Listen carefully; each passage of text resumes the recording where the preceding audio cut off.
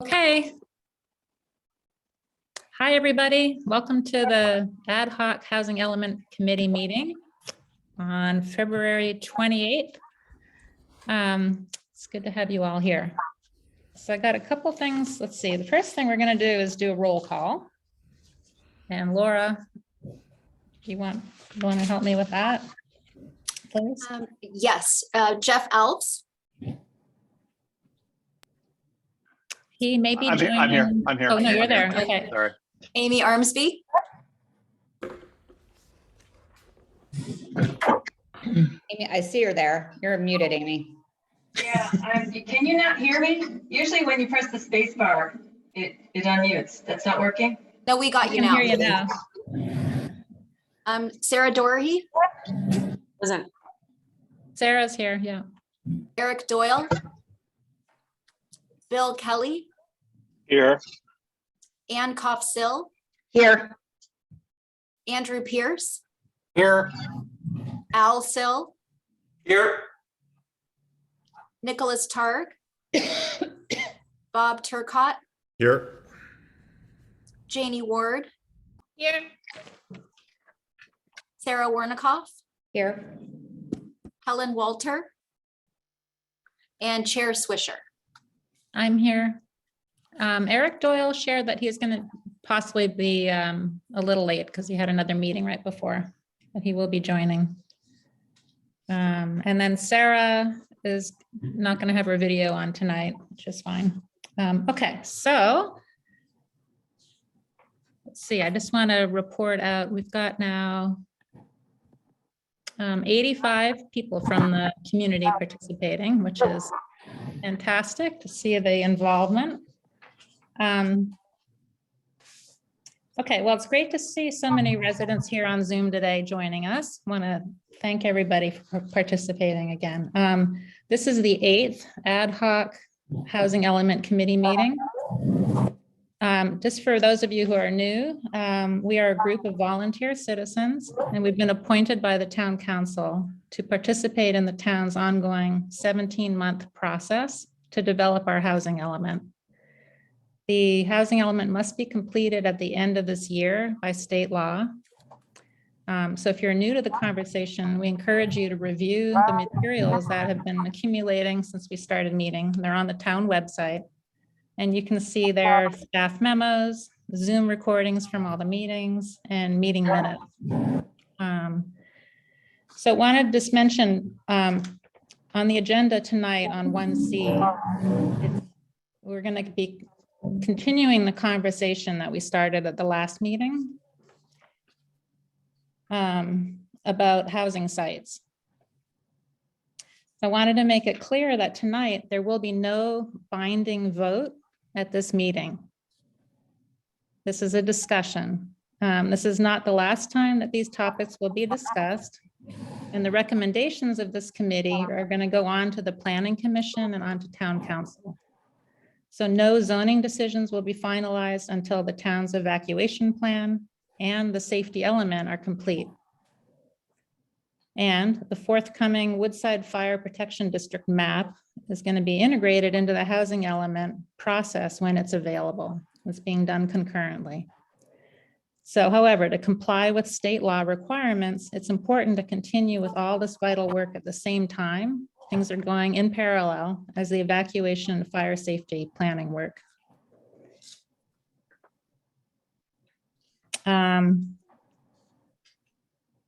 Okay, and then I wanted to share, especially for people who are new to this discussion. At our first meeting, our committee discussed what our role is and what our values are, and then what our decorum is that we want to uphold at our meetings. So as I mentioned just a few minutes ago, we're a volunteer committee. We've been set up by the town council, and our charge is to develop a housing element that complies with state law and that plans for the towns assigned by the state Regional Housing Needs Allocation, or the RHNA, RHNA, and it will be certified by the Housing and Community Development. Our organization is at the state level.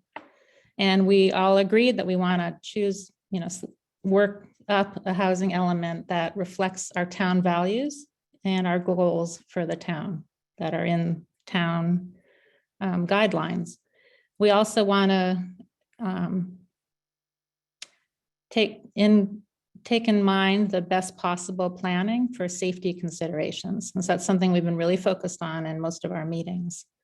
In terms of our committee's values, we support diversity, equity, and inclusivity.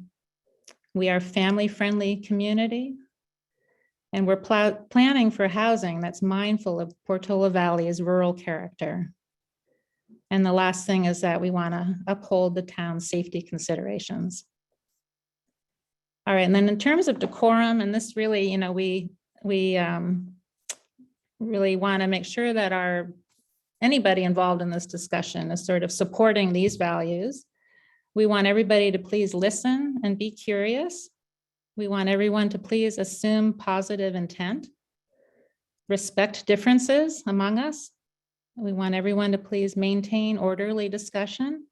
And then the last thing is seek consensus as a group and work together. And really, you know, we have a tough charge here in Portola, you know, for this housing element. And we're really looking for people to work with us on coming up with solutions, because this is something that we have to do by law. And it's not an easy problem to solve for, as you can imagine. So glad to have lots of people participating and helping us coming up with solutions that'll work for our town. Okay, going to move now to oral communications. So persons wishing to address the Ad Hoc Housing Element Committee on any subject not on the agenda may do so now. Please note, however, that the Ad Hoc Housing Element Committee is not able to undertake extended discussion or action tonight on items that are not on the agenda. Comments will be limited to 2 minutes per person. So before we turn to this part of the meeting, we invite comments, but I just want to say again that if you have comments about the housing site discussion, please hold that for when we get to that part of the meeting. Right now, it's oral communications is about making comments about things that are not on the agenda tonight. So if anybody has comments about things that are not on the agenda, please raise your little electronic hand and we'll get to you. Thank you. So the first one up, and I just, for everybody who's listening and participating tonight, we have 20 now people on our committee participating. And we have 131 people from the town who are participating from the community. All right, first person up for oral communications is Carol Russell.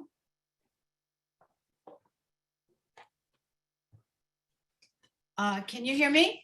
Yes. Okay, so I am here with my husband, Bill Russell, and I would like to give the floor to him to speak because there's actually 2 of us, but you're only saying one of us. We're sharing the same computer. So Bill? So I have a quick question. The comments that I have relate to the housing element. Do you want me to hold off on those comments or provide them to you now? If you are talking about the housing sites inventory, which is on the agenda, and housing site selection, we would like you to wait till that part of the meeting, please. Okay, I have something not on the agenda. Okay. And what I have is I would like to know whether the committee is aware of the local and regional housing trust funds that have been set up by the HCD, or the California Housing and Community Development Department. These housing trust funds will give matching funds dollar for dollar to government agencies and private concerns for the purpose of encouraging towns to create affordable housing. And what I wanted to mention is that my understanding is that the town has more or less $4.8 million that it had received as proceeds from a Blue Oak development lot that was subsequently sold. And the proceeds from that lot are $4.8 million. And query, could the town of Portola Valley approach the state agency for matching funds on that $4.8 million for a total of almost $10 million to facilitate low-income housing. Thanks for your question. So we're not really supposed to get into kind of a back and forth in this section, but I do, Cara, do you have or Laura, the correct number of what's in the fund and what's the name of the fund that she's referring to?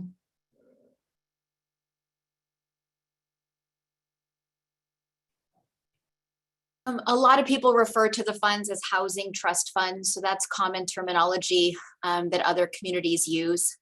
I'm sorry, I don't have that number right in front of me. Cara might be able to pull it up in a few moments for us. Yeah, my understanding is it's lower than the number that was cited. So I just want to make sure we get the correct number out there. Yeah, and generally speaking, anytime that you're trying to get funds for affordable housing, you have to have a certified and compliant housing element. So if we don't go through this process and get a certified housing element, it would be very unlikely to be able to get any funds from the state. Thanks for mentioning that. So we'll come back with the correct number of, what's the name of the fund that Sure. we've got yeah, Jeff? Yeah, two things. The fund in question is the Inclusionary Housing Fund, Thank you. which includes money from the Blue Oaks sale back in 2012, along with fees from certain subdivisions with town over the intervening years. And it's right around, I think it's just below 4 million if memory serves. I don't have the number off the top of my head.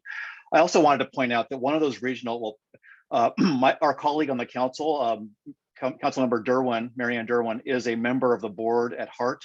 We are actually very familiar with the housing trust you're talking about, and we've worked with them on some smaller projects in town. And yes, we would absolutely be interested in working with them going forward. But as Laura pointed out, we need a certified housing element to be eligible. Thank you. Thank you. Okay, next person with a comment, not on the agenda, Aurangzeb Khan.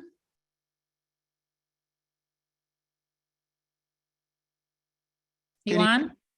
Can you hear me now? Yes. Yes, thank you. I was going to speak to the same topic that Bill and Carol spoke about earlier, so maybe I should hold on till you get to that part of your Yes, agenda. please. Thank you. I'll Yeah, do so so. thank you very much. People with your hands up, we're only taking now comments for things not related to the site selection. Things that are not on the agenda for this evening. So Craig Eckstein, go ahead.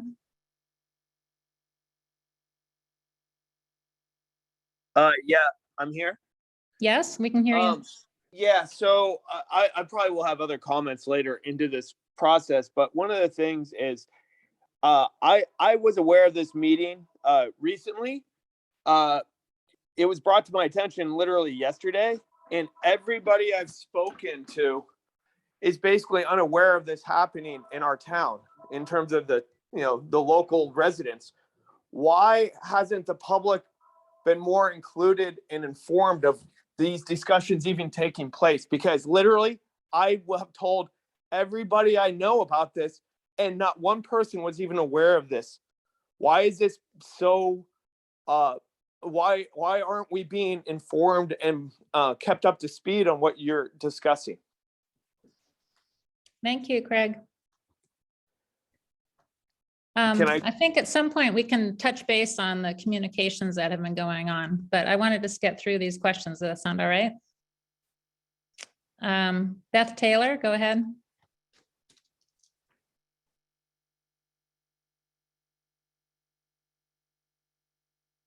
Beth? Beth, are you gonna go?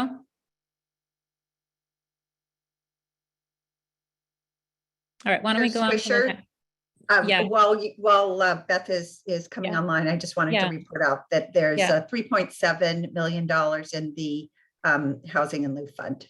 Awesome, Can you hear me thank you. now? Yeah, Beth, 1 second, please, okay? Okay, so I just want to repeat for everybody. Hearing me. Hello? Yeah, Beth, we can hear you. I guess they're Can you not wait hearing 1 me. minute, please? Wait, just wait 1 minute, all right? I don't know why I'm not being heard. Beth, we hear you. We hear Please you, Beth. pass. If you can't hear me, pass. Yeah, Beth, we can hear you.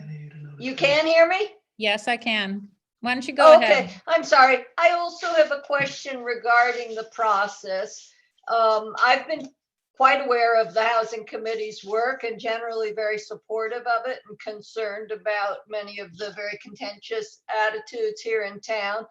But I have to say that I was quite shocked that there was actually going to be included in the agenda for today, the question of selection of specific lots. And I spoke with my neighbor just today who owns several of the lots under discussion and whose own personal home is adjacent to not one, but two of the lots that would be rezoned, whose attitude about this could easily go either way. But he was unaware that this was on the agenda for today and was already headed for dental surgery, so he was unable to attend or to respond. And so I do think that there's a question that is legitimate regarding transparency and allowing adequate time for response. That's my entire question. Thank you, suggestion. Beth. Okay, I'm gonna just, we've had a couple along this line. Sarah, do you want to address the communication, or Jeff too? Feel free to jump in. It'd be good to kind of just mention this now about the communications that have gone on, the involvement of the community, and the level of transparency that's been. Go ahead. Yeah, I think what I can share with the community is this process started back in August. And with the solicitation of members to the committee and included, application, requesting of applications, submittal of applications, interview process, selection. It's been on the town council agenda regularly since that time. And all meetings have been posted, through the town website, through the town communications, as well as through PV Forum. So we have, we also have, social media where we're posting it, YouTube channel where we're posting it. We have banners up at Ford Field and Town Center for trying to encourage people to sign up to, get notices about all aspects of what's going on in town, including the housing element. And Jeff, please fill in if I've left anything out, but I would say on average, there's at least probably 3 emails a month that go out related to the housing element. And so we really encourage people to sign up for notifications, and we're trying to get the word out about that. Jeff, I don't know if there's anything I forgot. I was just going to say that if you do want to be kept, we have a email list with several email lists actually. I was just trying to find them. It is a little confusing on the town website, but you can in fact sign up for email lists, including one specifically for housing, which would keep you updated on these meetings and other events related to housing in Portola Valley. We do, as Sarah mentioned, we've been meeting for 8 months, about once a month. Every meeting is public, and we have published all of the agendas, and we've announced them through all the social media channels that Sarah was just listing. So we are doing our best to, the more the better as far as we're concerned, as far as this conversation. So we are not trying to keep this from you. These meetings happen every month, and they are posted on our website and several other places. I guess the other thing I would say is the other, if you're not signed up, because I realize that people are not signed up and not checking the town website regularly. That's why we use PV Forum as another tool. And I also want to reiterate that this is an ongoing process. We're in month 7 of 17 months. And, we're thrilled that there's so many people here tonight, and we hope the engagement continues. Nothing is being decided. And this is if you're just learning about it, we're happy you're here, and look forward to all the feedback. One additional thing I can say is there's going to be throughout the process, I think we have 3, in addition to these housing element committee meetings that are monthly, we have 3 meetings that are called, Laura, correct me if I'm wrong, on the, it's called a community something meeting. Community-wide meeting. Community-wide meeting, even though I'm sensitive about that one because all the meetings are community-wide, but particular community-wide meetings. We had one about 6 weeks ago, and there's another one coming up, I believe, on March 16th, and there'll be a third one. In addition, these are, again, they're discussed in the town council meetings, the planning commission meetings, and I don't believe the ASCC, I guess. So For people who like participating in meetings, there are a lot of meetings that you can participate in. will Thank you guys say- very much. Just to I just want to mention now that we had our town attorney, Cara Silver, looked up the amount that we have in our inclusionary housing fund, which is the Blue Oaks money and fees from other projects. And it's 3.7 million that's in the fund that the town has for affordable housing work. The town council has not yet decided how to use that money. So that has to be decided still. Okay, we're going to go back to oral communications, and we're just looking for people with comments related to things that are not on the agenda for tonight. Rita Comas, go ahead. Hi, my comment or observation is something that's not on the agenda for tonight, but I've been attending a lot of different meetings in town, and some of the members of this committee have been recused in other meetings regarding builds because of their relationship with those, and had to recuse themselves from those different meetings. But I noticed that on some of the areas that are marked for possible rezoning, those properties that they have been, or other builds that are associated with this rezoning, are things that they are possibly associated with. And so I'm wondering if that needs to be revisited, or perhaps some transparency to the community should be discussed about those individuals, so that people are just made aware. So thank you very much for taking my comment, and I look forward to any kind of clarification on this. Thank you very Thank you, Rita. Thank you very much. Okay, Bob Adams, go ahead. Go ahead, Yes. Bob. Well, I'm waiting for the unmute. I just now got Yeah, sure. So I was in the last meeting, and in the last meeting, there was to be a vote in this meeting, and now there's not to be a vote. And I'm interested to know why. But more importantly, I'm interested in, did I hear correctly that you say that there will be no housing element approval until after the safety element is complete, the evacuation plan is complete, and the fire district mapping and code sections are complete? That's the basic of my question. That's what I thought I heard you say, but I'd like to make sure that's true, because we had this conversation last time when I said, I thought the safety element should come before you finalize the housing element. And Laura said, no, we're going to go ahead and do it in parallel. And now it seems to be not in parallel. No, we're going to be doing it in parallel, but they will be factored in. And like we said last meeting, if there's any, major issues that come up, we'll have to go and revise the housing element that we're going to submit. So I did not hear it correctly that the housing element would follow the safety element. Laura? At the start of this. Can I answer through the chair? We are Yeah, please. working on them in parallel.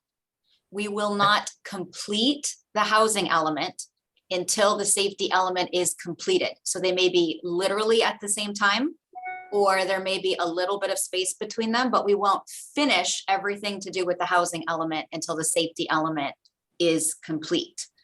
Okay. And then in regards to the evacuation study, yes, we expect to have the evacuation study done before the housing element is done. In terms of the fire district's work, they are working on mapping, and they are working on fire code amendments. And our commitment to the community is to integrate those things as best as we can when they become available. But we do not control the timing of those things. So we're going to do our best to bring those into the process when the fire district has them for us to do that. Okay, thank you. Thank you. And so Laura, tonight, are we going to be doing a vote of our committee on direction? There certainly can be informal voting, there can be Mhm. consensus taking, but the Mhm. distinction that we were trying to draw was that this was not a formal vote that will be binding. Right. That there's still going to be a lot of discussion around these topics at a community meeting with the planning commission and with the town council. So that's the line that the distinction that we were trying to draw. Not that this committee couldn't take votes amongst itself to see where consensus is building or to come to some conclusions, but they're not going to be formal binding recommendations or votes tonight. And what we decide tonight, we can continue to massage and, edit as we go forward at the process, right? Yeah, there'll be additional adjustments when there's a full draft housing element that's produced for this committee's review and the full town's review. All of the town committees will have an opportunity to participate in reviewing the full draft. Yeah. So these are just the steps along the way Yeah. to be So we're able going to to get do us kind there. of an informal poll at the end of the meeting to sort of see where the committee is and see if we've reached consensus or not to move to the next step. Okay, Linda Brothers, go ahead.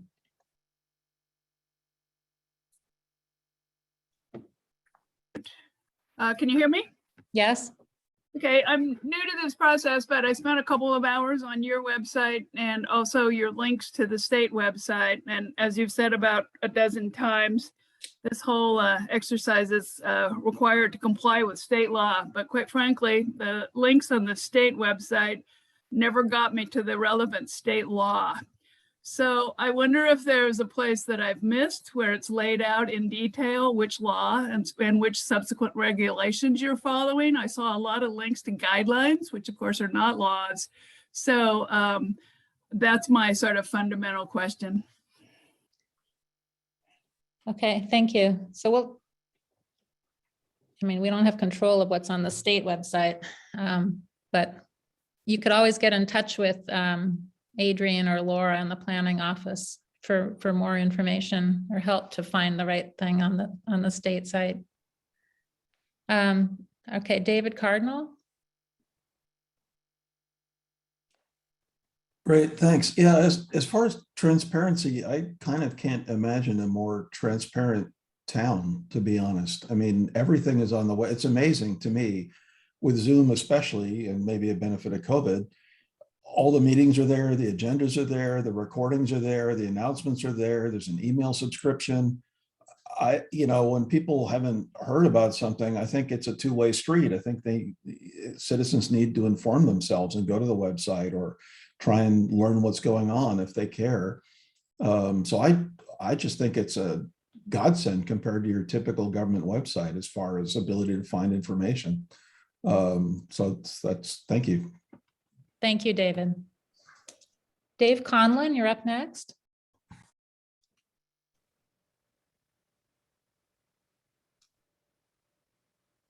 Hi, thanks for taking my question here. I think maybe the best way to ask my question is first tell you what my understanding is, what I'm hearing, and then perhaps maybe you can tell me if my understanding is accurate or not.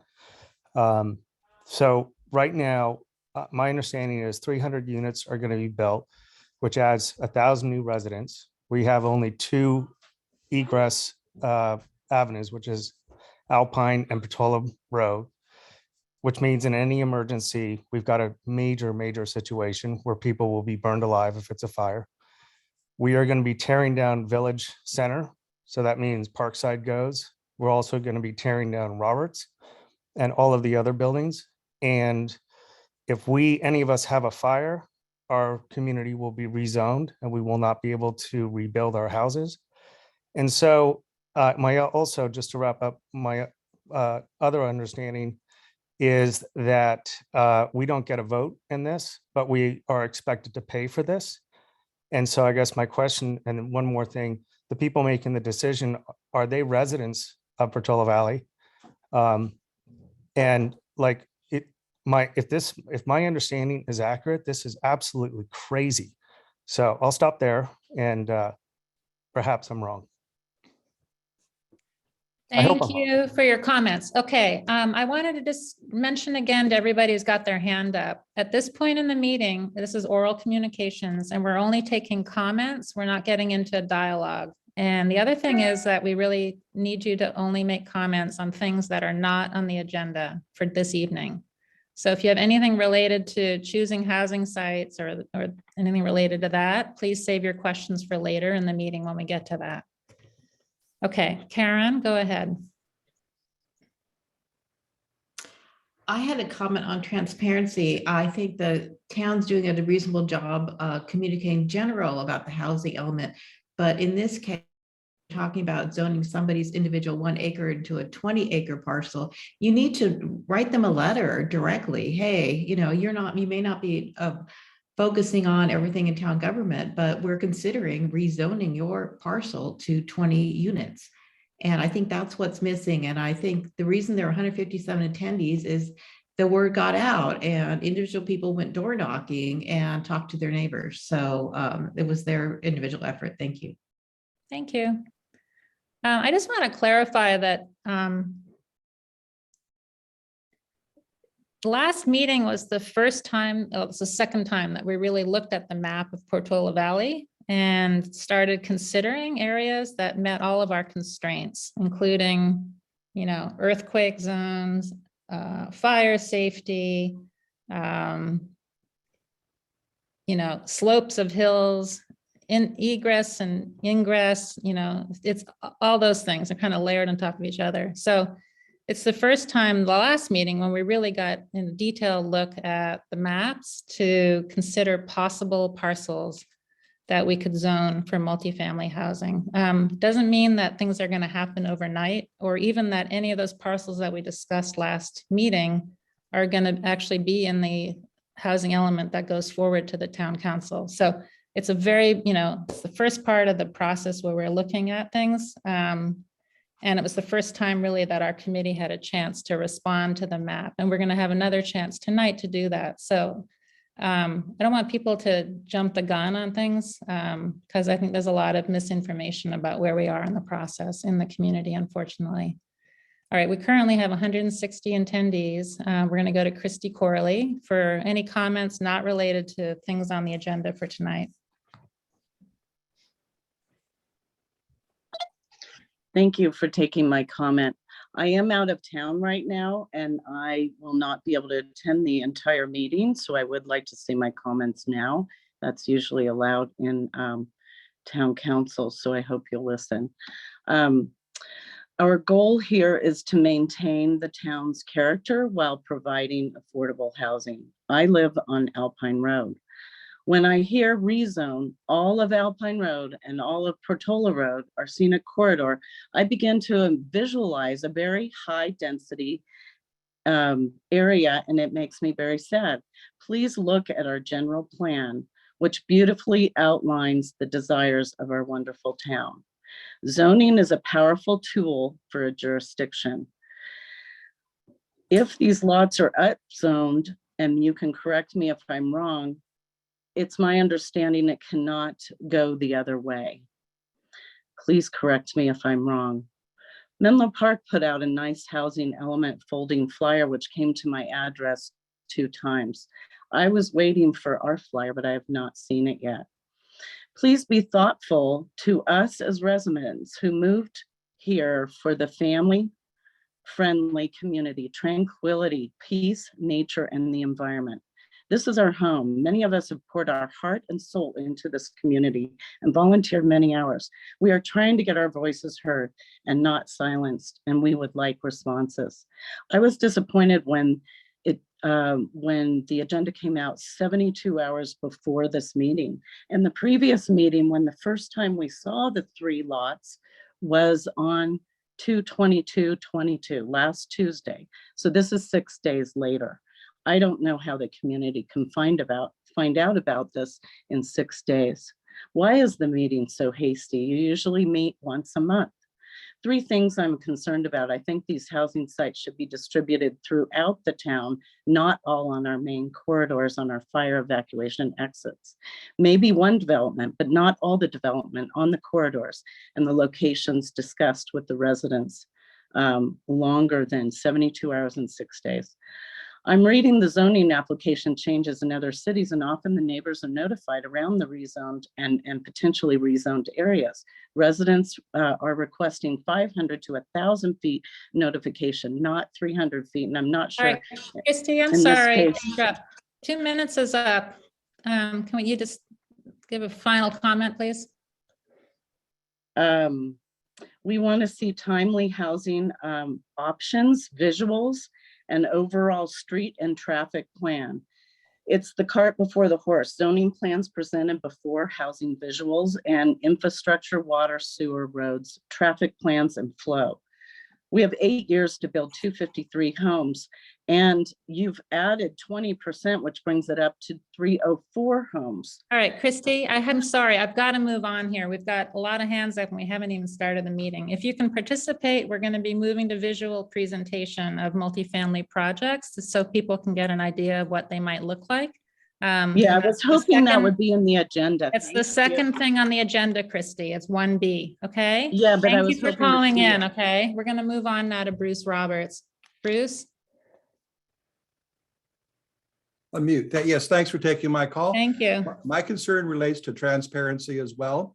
I've lived in town 45 years, and only recently have I become aware of this because I don't use PV Forum. I only signed up for it because I learned it. I learned that that's where I could find out some information. It seems to me as though something that this important, we should all be getting mailings from the town. That's the only way you can assure that people are going to know what you're doing, especially something this major. You notice you got 160 or more people on this call because all of a sudden we're concerned. We've finally been warned that something is going on. So I don't know how else to say it, but I think the citizens of this town deserve more transparency vis-a-vis mail and not having to rely on PV Forum and other places to find information, notwithstanding what Dave Cardinal thinks. Thank you. Thank you, Bruce. Okay, Ron Eastman, go ahead.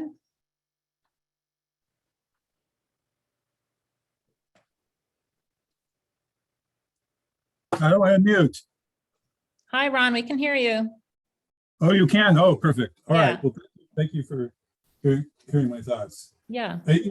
Just in respect to the communication, it isn't enough if you do X, Y, and Z if you still haven't accomplished the goal.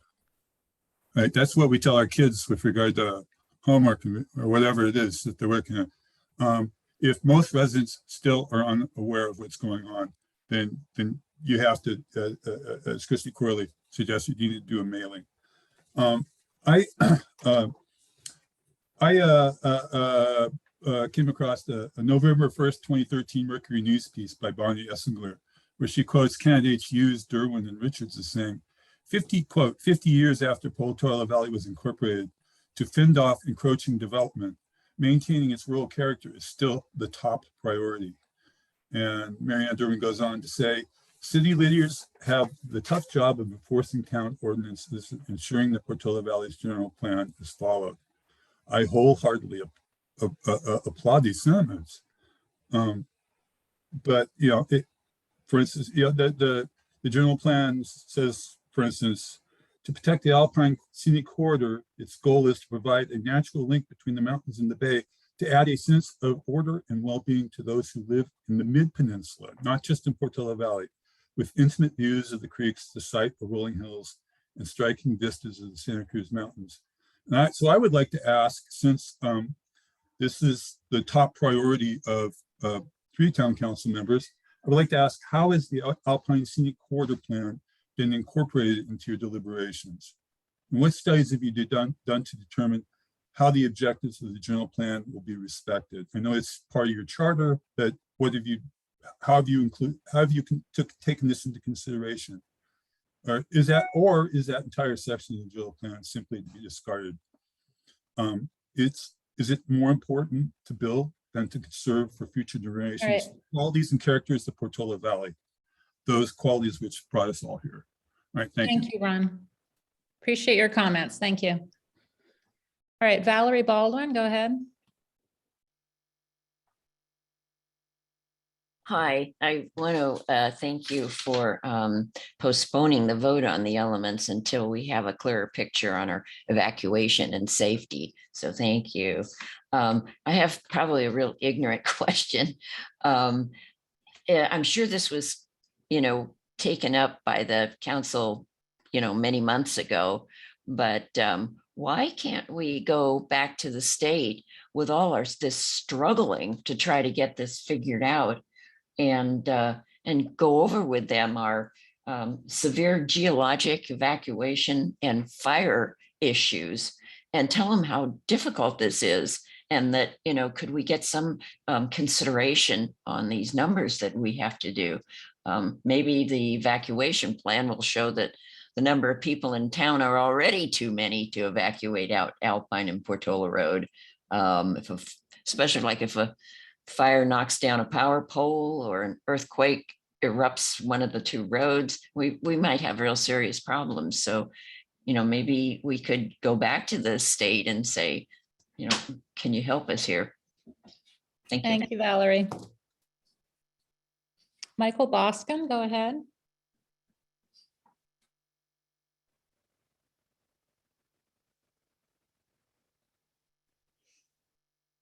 Michael? Yeah, I'm on now. I think you got me. Okay, great. Hi.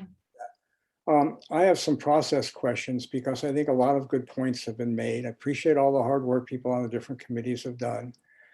Number one, I think it's important that anything this fundamental have a broader representation and probably a vote of the town rather than just of the town council to forward this. If we want to add a bond financing of something that affects my finances trivially, we have to go to the voters. And this will affect my fire insurance, which was canceled in the midst of the last fire, by the way, as happened to many people around here, far more than that. So I just think it's important that we get broad representation. I also think it's very important that the timing of this, you're saying these things are proceeding and we won't finalize the housing element till we get input. If we do, for example, on the fire maps, I think it's really vital that nothing goes up as a plan that either hasn't been fully vetted on those grounds or include legal language that we can support, that we retain the right to revise this subject to those things. I think that's really important in the process. I've been involved in lots of things at many different levels of government. And you say we won't finalize something, it's going to be very hard to change something late in the process. So I think we have to keep our options open to some extent while work continues, and we not get really far down the road without having that kind of input from the town, and make sure we have the fire maps and implications for insurance and all those kinds of things spelled out that people can rationally consider. So that's my general point. It touches on some things that are on the agenda, but it links all of them together. And as devoted to the process going forward, I would very much hope the town council would follow down that path and would commit to doing that for the sake of the town and for the comity of the town. Thank you. Thank you, Michael. Laura, during your comments, can you kind of review the process a bit and touch on some of those points?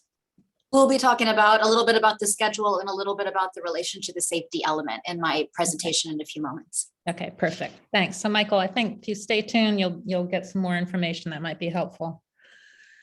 Okay, Dana, go ahead.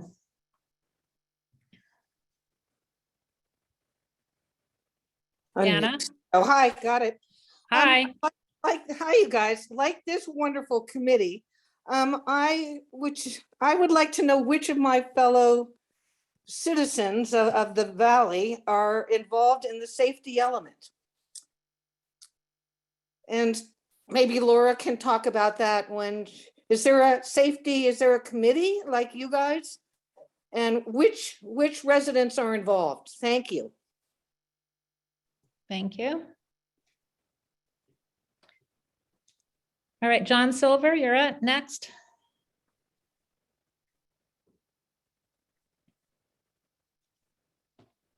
John?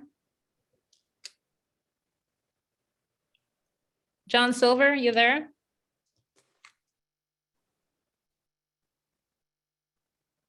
Did you unmute, John?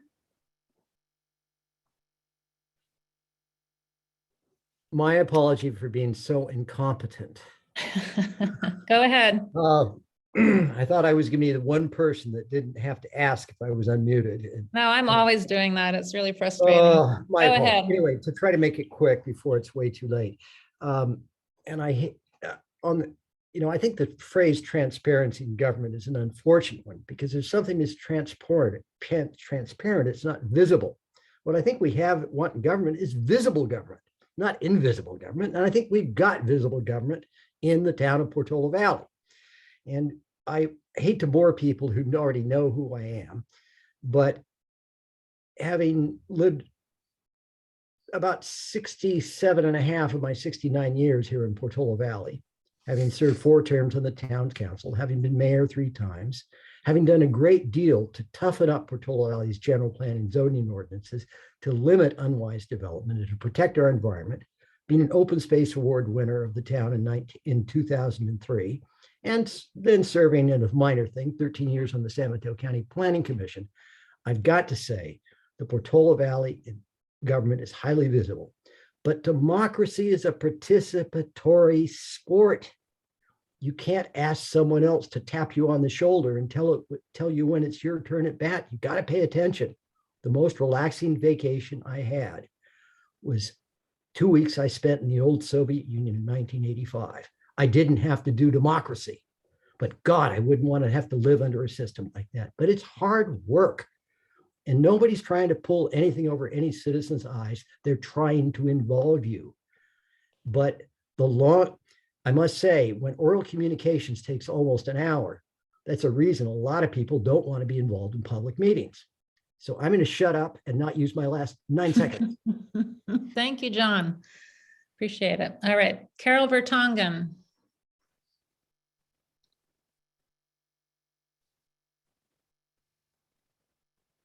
Carolyn? Good afternoon. Can you hear me? Hi. Yes. Thank you very much. Oops, my document just disappeared. I just want to remind you that for all the people, all our town residents have given great feedback, so I will not repeat that.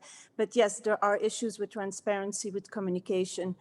But also, we want to go back to the inclusionary bill that existed in '79. And this is not the first time that the town has done collaborative efforts to find affordable housing spots. And so to say from this committee that this is the first time, yes, it might be from this committee, but it has been approached on several other occasions. This inclusionary law has certain exemptions. And one of the exemptions are public safety and risk factors that we have continuously highlighted since you started these meetings in September, and they continue to be ignored. We had a safety element with the maps showing our earthquakes and our high fire safety since 2009, and they were adopted in 2010. We had a housing element that was adopted in 2015. Any project that came after that had to be approved following the guidelines, all the guidelines, not just the safety, not just the housing element, but all 7 guidelines that are in the general plan. And unfortunately, that did not happen. And so, yes, we have a big mess that we have to fix before we do more housing. Thank you. Thank you, Caroline. Laura, maybe you can touch on some of that too. Carol Russell, you're the last one to go, and then we're going to move on to the meeting. Go ahead.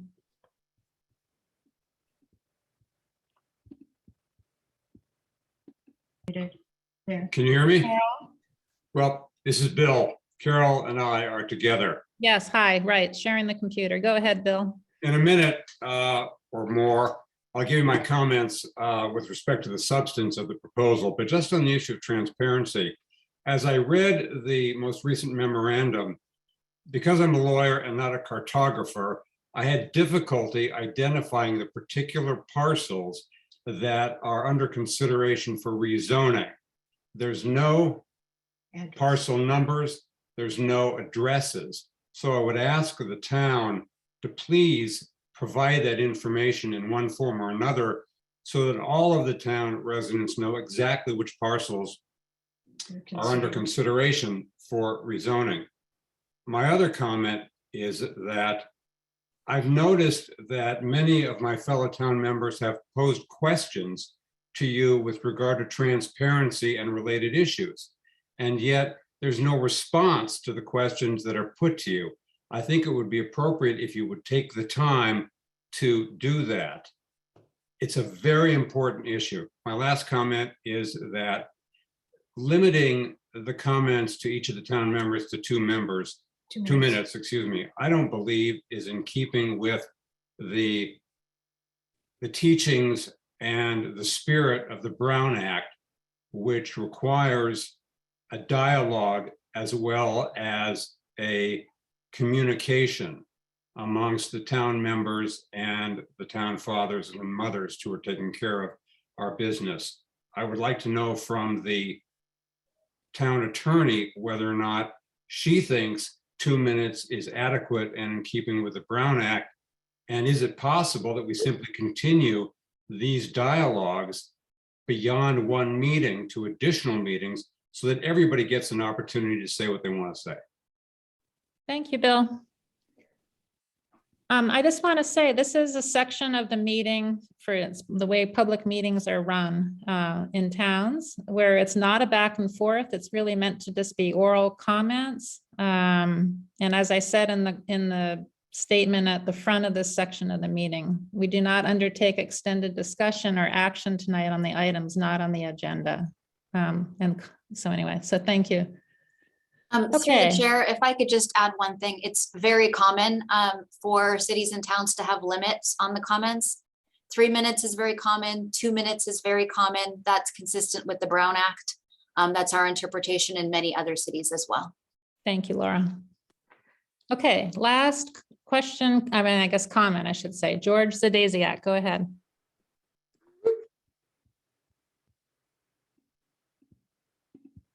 George? Here, I just unmuted myself here. Terrific. All right. I share a lot of the same feelings about other people have expressed having to do with transparency, and I don't want to repeat those. I also wanted to make the point that even though you may have all this stuff posted all over the place, many of us are very busy. We have family issues and things like that, and time management is a big deal. I don't spend my time on the Portola Valley town website. That's not my place where I have enough trouble with getting through my email, let alone surfing the web for all kinds of different things that I should be looking at.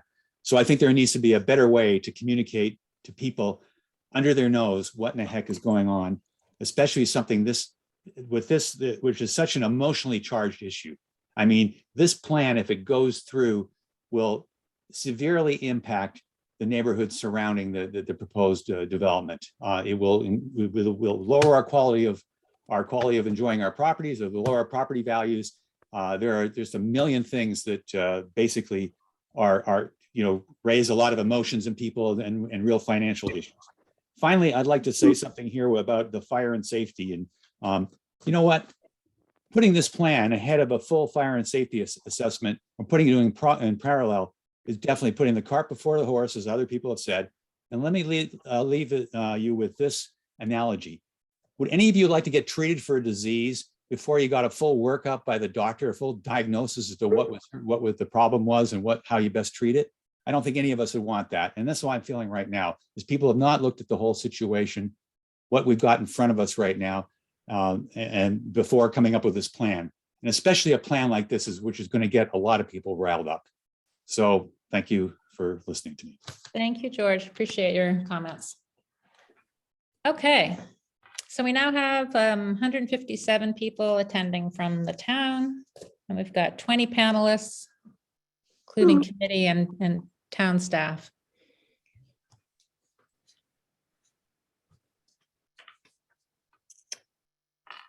All right, well, I think there was some good comments about ways that we could improve communications. Doing a mailer is something that probably makes a lot of sense once we get a little further on in the process. But we'll definitely consider that. Okay, so the first item on the agenda for tonight, under Housing Sites Inventory Part 3,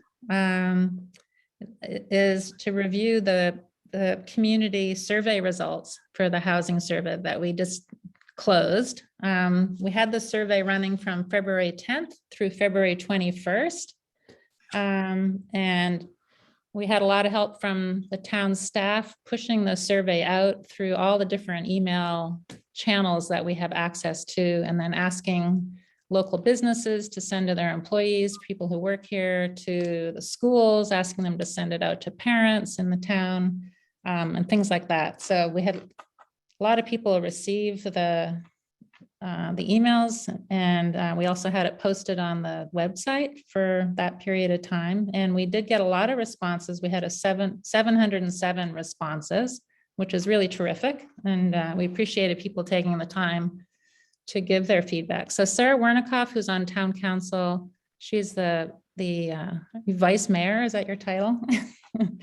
And I are going to go through the survey results that we've compiled.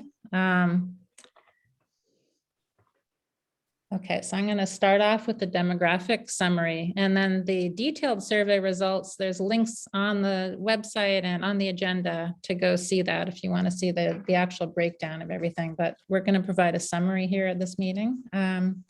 So I want to confess I made a really bad mistake on the first bullet point here, which is, I think, in the materials that people got for the agenda tonight. It's 85% live in Portola Valley who answered the survey, not work in Portola Valley. So we're going to correct that on the website and the other links tomorrow, but Adrian kindly helped correct this for tonight. So 85% of the survey respondents live in Portola Valley. 18% live and work in Portola Valley or work in Portola Valley. And on these questions, people could choose more than one answer. So they don't add up to 100 if you do the math, okay? 86% of the respondents own homes in Portola Valley, 8% rent homes, and 7% are other. Majority of the respondents have lived in Portola Valley for more than 21 years. And then 21% have lived here for 11 to 20 years, and a quarter of the respondents have lived less than 10 years in town. In terms of age, 30% of the respondents are 70 and older. About half of the respondents are between 50 and 69 years old. 16% are between 30 and 49 years old, and 2% are between 18 and 29. So we didn't have many of the younger people in town. In terms of race and ethnicity, 74% of the respondents are white, 4% Asian, 2% Hispanic or Latino, Latinx, 1% Black, and 18% did not answer that question. In terms of income, majority earn more than $144,000 a year. 30% of the respondents did not answer the question. 8% earn between $117,000 to $144,000, and 4% earn between $73,000 and $117,000. Okay, then we had a section on the survey that was asking people for input on preferred types of homes that they like to see in Portola Valley to address the regional housing needs allocation target that's been handed to us by the state, which is 253 units. So the majority of the respondents favor single-family homes, and each of these, there was 61% of the people that answered for these answers. Single-family homes, accessory dwelling units or ADUs, and then clusters of small cottages was the other popular response. There is strong support for homes targeting a specific purpose or population, like the Sequoias. Something like that. There's modest support for townhomes. Only 30% of the respondents had indicated interest in that. And then in terms of all of these options, there's the lowest level of support for multifamily condominiums, 22%, and then multifamily apartments got 16%. So that was interesting input. All right, and then I'm going to turn it over to Sarah to do the next section. Thank you, Jocelyn. And again, on just wanted to reiterate, on the packet, you should have a hyperlink to the actual survey results so you can see the detail behind these summary comments.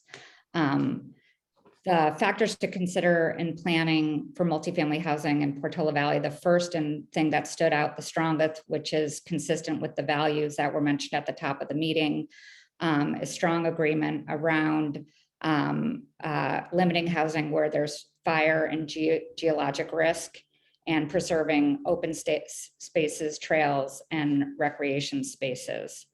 The majority consensus was to prioritize affordable housing that offers fair and equitable housing opportunities to lower barriers, to retain younger people and seniors in Portola Valley, and to provide viable options for the local workforce. The next point was that while 56 believed that affordable units should be near commercial businesses and other amenities, 43% disagreed with increasing the maximum number of homes along Alpine and Portola Road, which this is an interesting, comparison to think about, given, there's general support for being around commercial businesses and other amenities, but then when that is along Alpine and Portola roads, there is disagreement there. Majority support incentives for ADU housing and rezoning to co-locate homes at churches, institutions, and businesses in Portola Valley, which would be consistent with our affiliate housing program. And then last is that the community is split on integrating multifamily housing throughout the community versus just along the corridors. 33% disagreed that we should do that. 46% agreed that we should integrate multifamily housing throughout the community. So again, I think it is worthwhile and interesting to look through at the detailed results through the link that you should have on the electronic packet. Great, thanks, Sarah. And thanks to everybody who participated on the survey. That was helpful. Okay, so we're going to move now to the 1B on the agenda, which is a visual presentation of representative varying multifamily projects. And I believe, Laura, you've got that one. I'm going to do an introduction first that brings some background information to this. I think it will help with both B and C. And then Adrian will give B when I'm done with that. So give me just a second to share my screen. Thank you.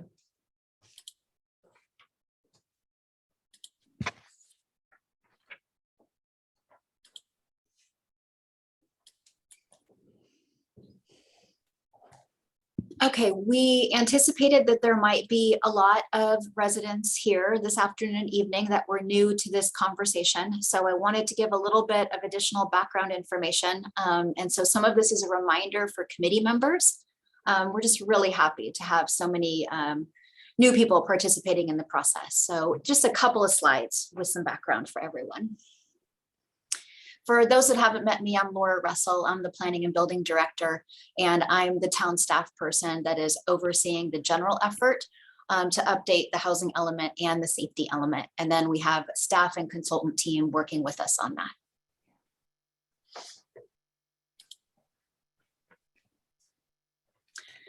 So the big question that we keep asking ourselves is, why do we have to do this? Do we really have to do this? Is there any way out of this? You ask yourselves all the time, and so do I.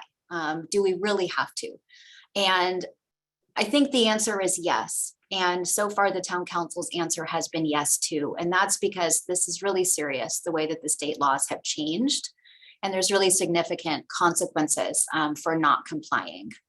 So if we don't go through this process and have a certified housing element, there are enforcement actions and tools that the state now has in place. And those things have gotten much stronger over the last couple of years to force cities and towns to make these types of changes.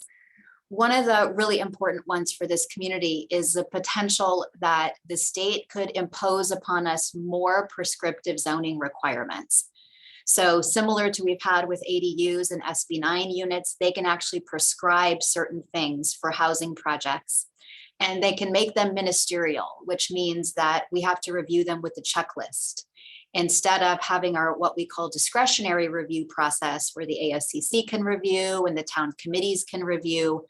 So these things would be just another loss of local control that we're trying to avoid if we go along with the overall process. There's also been increased activity from the Attorney General's office, and it's possible to have judicial action. There could be monetary penalties. They could be 10,000 to 100,000. They may be increased, doubled, or many times over. And this has happened in some other communities recently. And there's been letters threatening these kinds of actions from the Attorney General. There can also be civil lawsuits. So developers and housing advocates have the right to sue cities and towns for non-compliance. And so the court can issue orders with things like forcing the town to comply with housing element law. They can suspend local control over all building permits. So that would mean even if you were just trying to remodel your home, we wouldn't be able to have control over that anymore. We could have court approval of housing development projects, penalties and attorney's fees. And you can see a list here of some of the cities that have been dealing with those kinds of actions in recent times. So big picture in the overall approach to this, it's important for everyone to understand that generally speaking, cities and towns do not build housing themselves. There's some exceptions, but that's the general rule. Developers build housing. For-profit developers, nonprofits, people who specialize in certain types of housing types.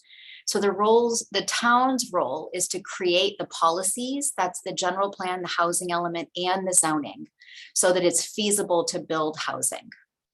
And a fundamental assumption as part of the town's work is that the town should keep some of that local control to the extent that we can. Keep that discretionary review over projects, allow for ASCC and town committee review, and address some of the site-specific things that come up on projects in the community. One of the real challenges to this is the schedule that is laid out by the state housing and community development. And some of this comes from the law itself, and then some of it comes from HCD, Housing and Community Development, the state department that actually implements it.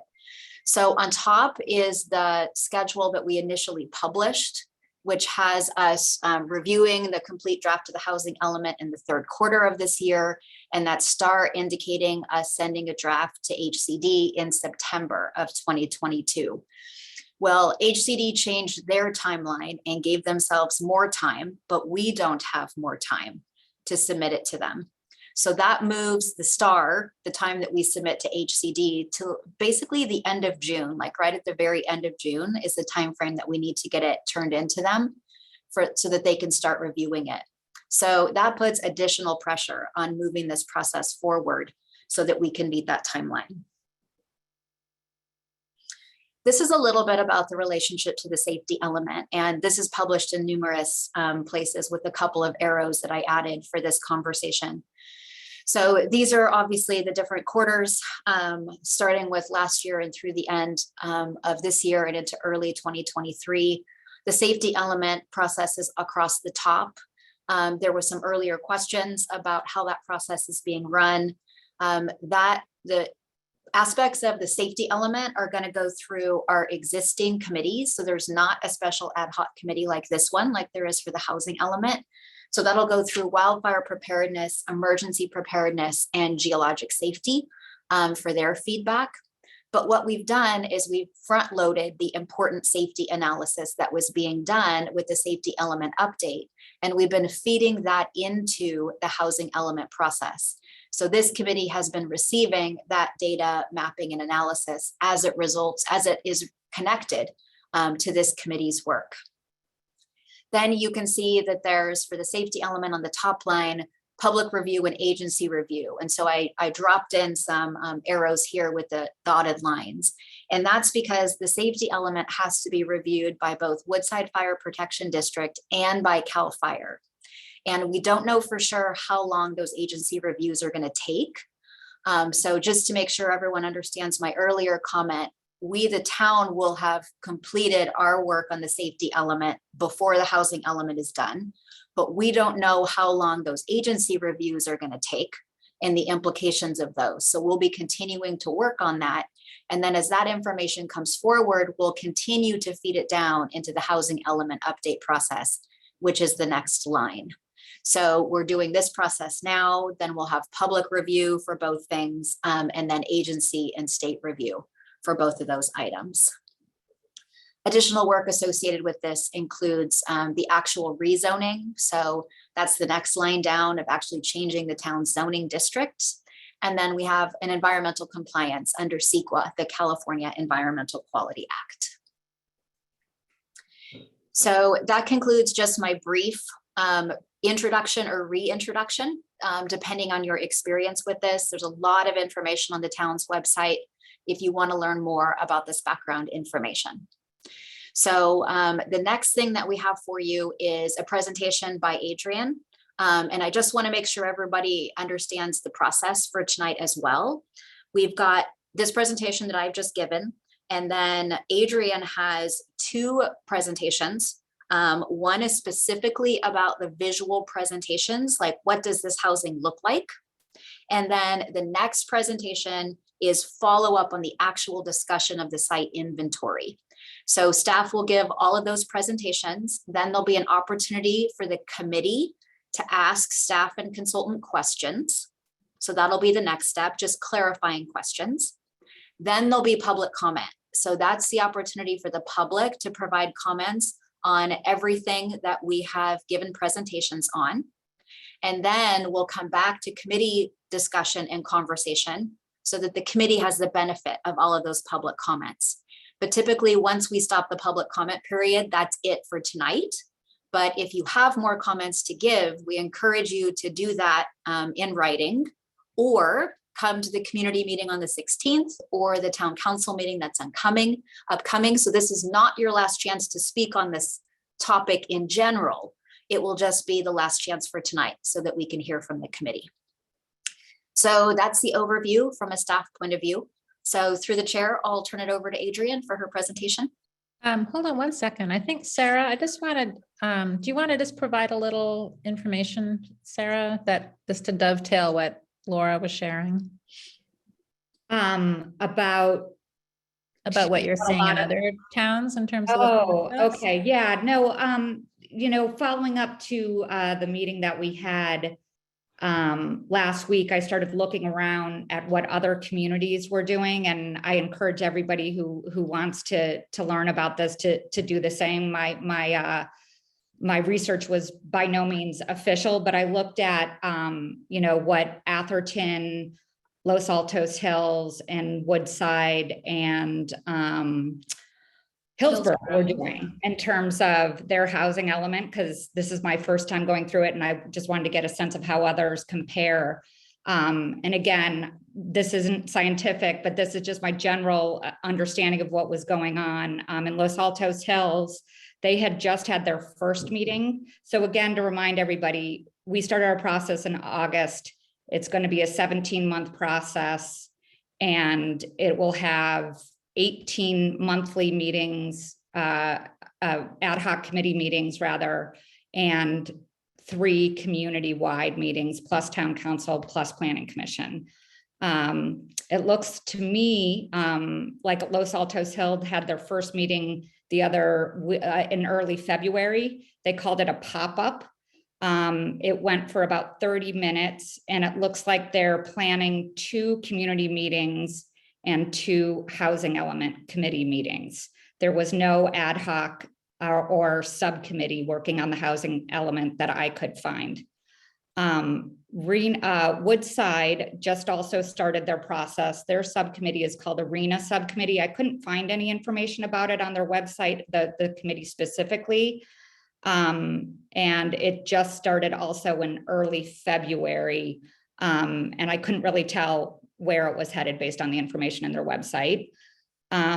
Atherton had pretty limited information on their website, didn't say anything about a subcommittee.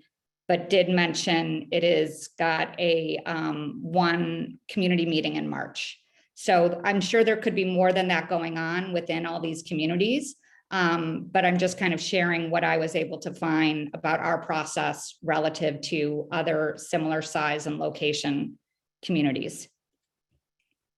Is that what you meant? Thanks, Laura. Jocelyn? That's, Okay. yeah, that's really helpful. Thanks for sharing that. Okay, Laura, go ahead. Adrian. Thank you. Just give me a second here to pull up the presentation. Thanks. I see Peter Drager, I see your hand is up and you're going to have a chance to comment soon after this part of the presentation and the committee discussion. Thanks. Okay, thank you, Chair Swisher. So my name is Adrian Smith. I'm a senior planner. I'm assisting Laura in the housing element update process and working closely with this committee month to month. So this presentation is largely a visual one. As the town contemplates how to meet the state's housing sites requirement, we're looking at various sites in varying densities. We'll talk more about this later in the next presentation, but part of achieving Portola Valley's RHNA numbers is looking at introducing multifamily zoning. Understandably, it's difficult to contemplate how multifamily density might fit into the town's landscape, since there isn't any multifamily zoning currently, and no project examples other than the Priory's 6-unit faculty housing development, which is a much smaller development than what we're contemplating. So hopefully the following images and descriptions of how we can achieve density in the town will be helpful as we move forward in this housing sites inventory process. So firstly, we're just going to talk about just a general idea of how to think about density. Then I'm going to take you through the missing middle housing typology. So this is a collection of housing types that fall somewhere between single family homes and larger scale condos. And then we're going to go through primarily just image by image, just to give you a taste of the different density options out there. So this is a great example of what we're talking about when we look at density. All of these 6 squares are meant to show 1 acre each. And we see at the very bottom, the 1 unit per acre type of housing development. And then we go to 6 units, 18, all the way up to 75 units in the top left-hand corner. That's not something we're currently contemplating in town. We don't believe we need to get up to that kind of density to achieve our RHNA numbers, but at least it gives you a good, just a good overview of what we're talking about when we think about density on a single acre of land. So missing middle defined. So it's a term to describe multiple units on a single parcel. So they can be attached or detached.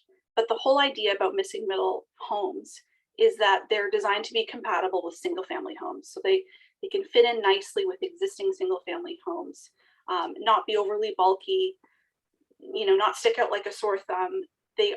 There's great ways to integrate this type of housing with single family neighborhoods. So we could see this in types including duplexes, triplexes, fourplexes, and so on, all the way up to stacked vertical triplexes and live workspaces as well. So there are 8 missing middle housing types with variations for each.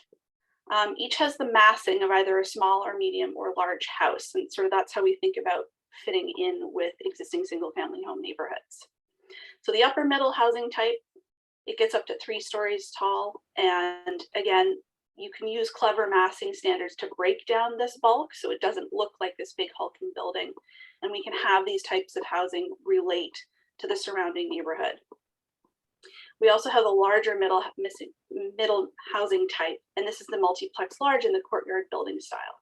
Again, we can play with massing standards to integrate it better. And what I mean by massing is it doesn't have to be a single outside wall, of 3 or 4 stories. You can have creative step backs and insets so that it doesn't feel like a hulking structure hanging over the sidewalk.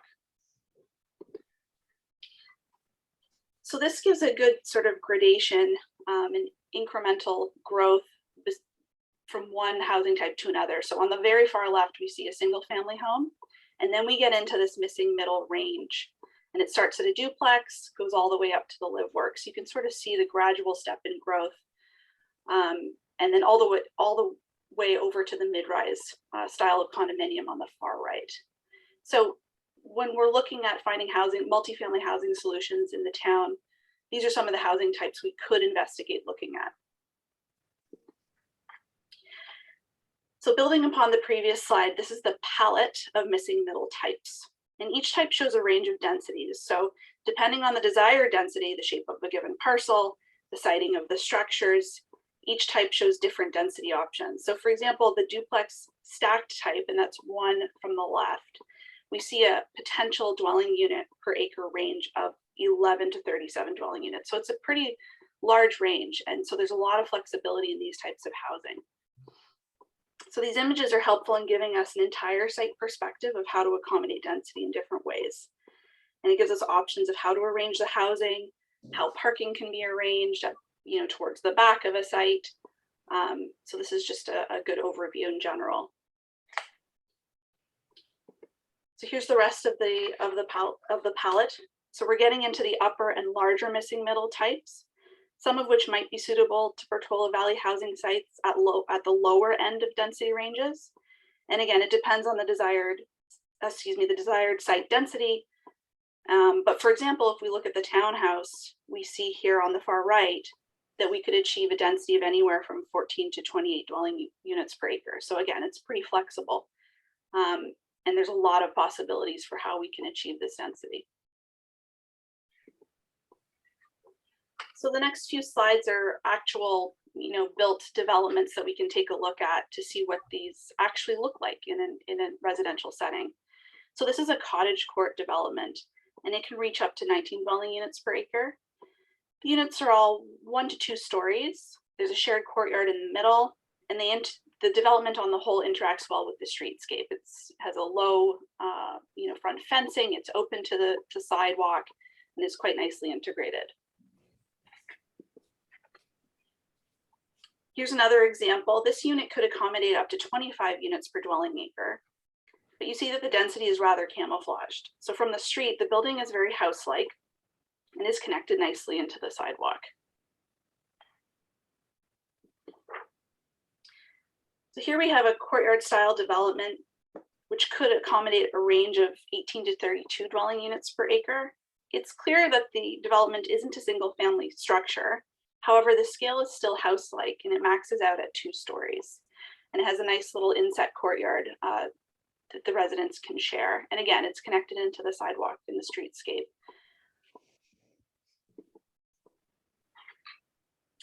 This example is a craftsman-inspired development that offers a range of 16 to 18 dwelling units per acre. It shows nice interaction with the streetscape with articulated front porches and stoops. So again, it's nice and open. It's not a closed off building, with entrance at the back. It's very sort of welcoming and integrated into the neighborhood. So I want to call out a creative use of physical space to achieve density, the use of attic stories. So we see in this image a 2-story middle housing type. However, there is a 3rd story that's tucked within the roof area. So you can achieve additional habitable living space without the appearance of adding another story. So that's a nice benefit about this kind of design. So that's it for this presentation. I do want to mention that for those not familiar, we do post all of our staff presentations after the meeting, and you'll find everything on the Ad Hoc Housing Element Committee page. And it's arranged by the meeting date. So if you just look in the additional resources drop down, you'll see all the meeting dates, and then all the presentations will be posted there. So if you're curious to look back, I'll have that posted for you in the next couple days. Thank you. Thank you, Adrienne, and thank you, Laura. Okay. So Laura, do you want to turn it to public comment now, or are we going to have the committee's going to ask questions, I guess, right? We would like to go ahead and give the next presentation because it kind of everything builds on each other. Okay. So next, Adrienne is going to go over what happened, a little bit of recap from the last meeting. Sorry to everyone, that's a repeat, but we'll bring 150 people up to speed a little bit on the last time. And then our consultant from Urban Planning Partners, Carla Violet, will go over some of the additional mapping that we did since the last meeting. And then Adrian will wrap it up with some discussion questions for the committee. Thank you. Okay, thank you. All right. Okay, so how we're going to arrange this presentation is I'm going to spend a little time just doing a brief recap of our meeting last Tuesday. And then I'm going to cover some of the committee direction that was given to staff and consultants that came out of that meeting. I'm also going to circle back on a few other discussion items, again, just for the broader audience tonight to bring everybody up to speed. And then we're going to take a look at some maps that we've since updated, and we've added some new mapping in as well.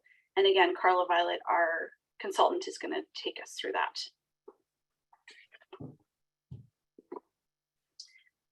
But firstly, the committee has seen this before, but I did want to pull it up one more time. This is just sort of the process of how we're building the housing sites inventory. So we're in the committee work stage right now. We're identifying sites, and we're looking at specifically identifying sites to accommodate low and very low income RHNA. We're also looking for sites for the committee to identify moderate income sites as well, and above moderate sites. So we're doing all of that work right now, but we're still in the middle of all this discussion. So after we proceed through, the committee will give staff a recommendation on what they'd like to see in the sites inventory. That's going to move forward to capacity analysis. So we're going to really drill down on how many units we can get on a specific site and start fleshing all of that out.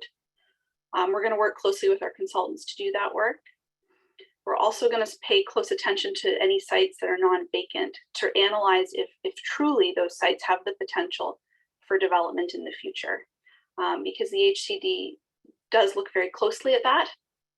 So if any given site in the inventory has an existing use on it, we need to be able to make a proper justification that yes, indeed, there is potential for that site to develop at some point during this housing cycle. And this upcoming housing cycle that we're planning for is 2023 to 2031.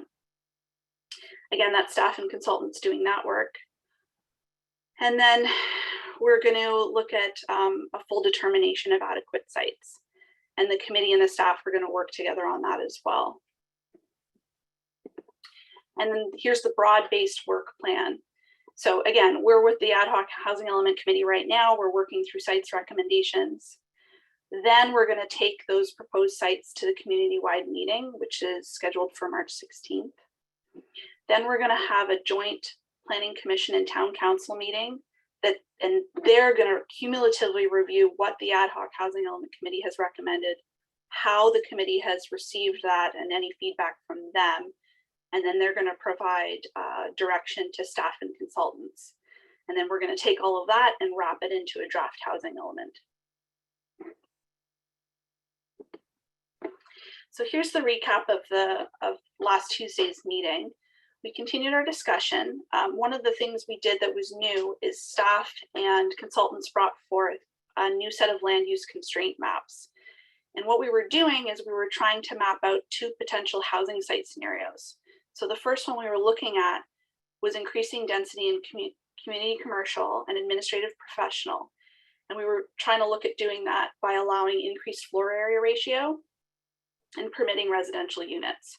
So this wouldn't be a windfall scenario of new housing units, but it would be a nice sort of small amount. We thought perhaps in the range of 20 to 30 units we could get out of this.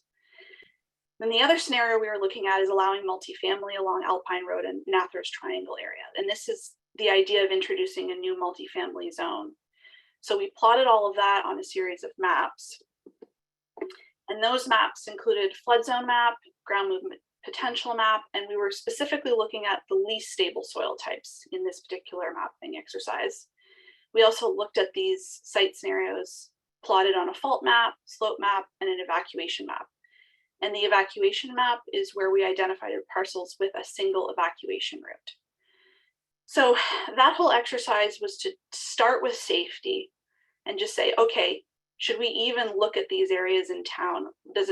Does it pass the safety sniff test? Let's look at all of these physical maps and see what we have. So after going through that exercise, the committee did express support for ongoing consideration of both site scenarios, but to continue studying it, to continue looking at it, and to continue contemplating what kind of densities are appropriate on each site. So the committee also gave new direction to staff. They asked us to refine the land use constraint maps to combine the housing site scenarios. So previously, all of those maps had the separate housing site scenarios on each one. So there was a total of 12 maps. And the committee said, you know, let's put everything into one map. Let's make this an easier way to study.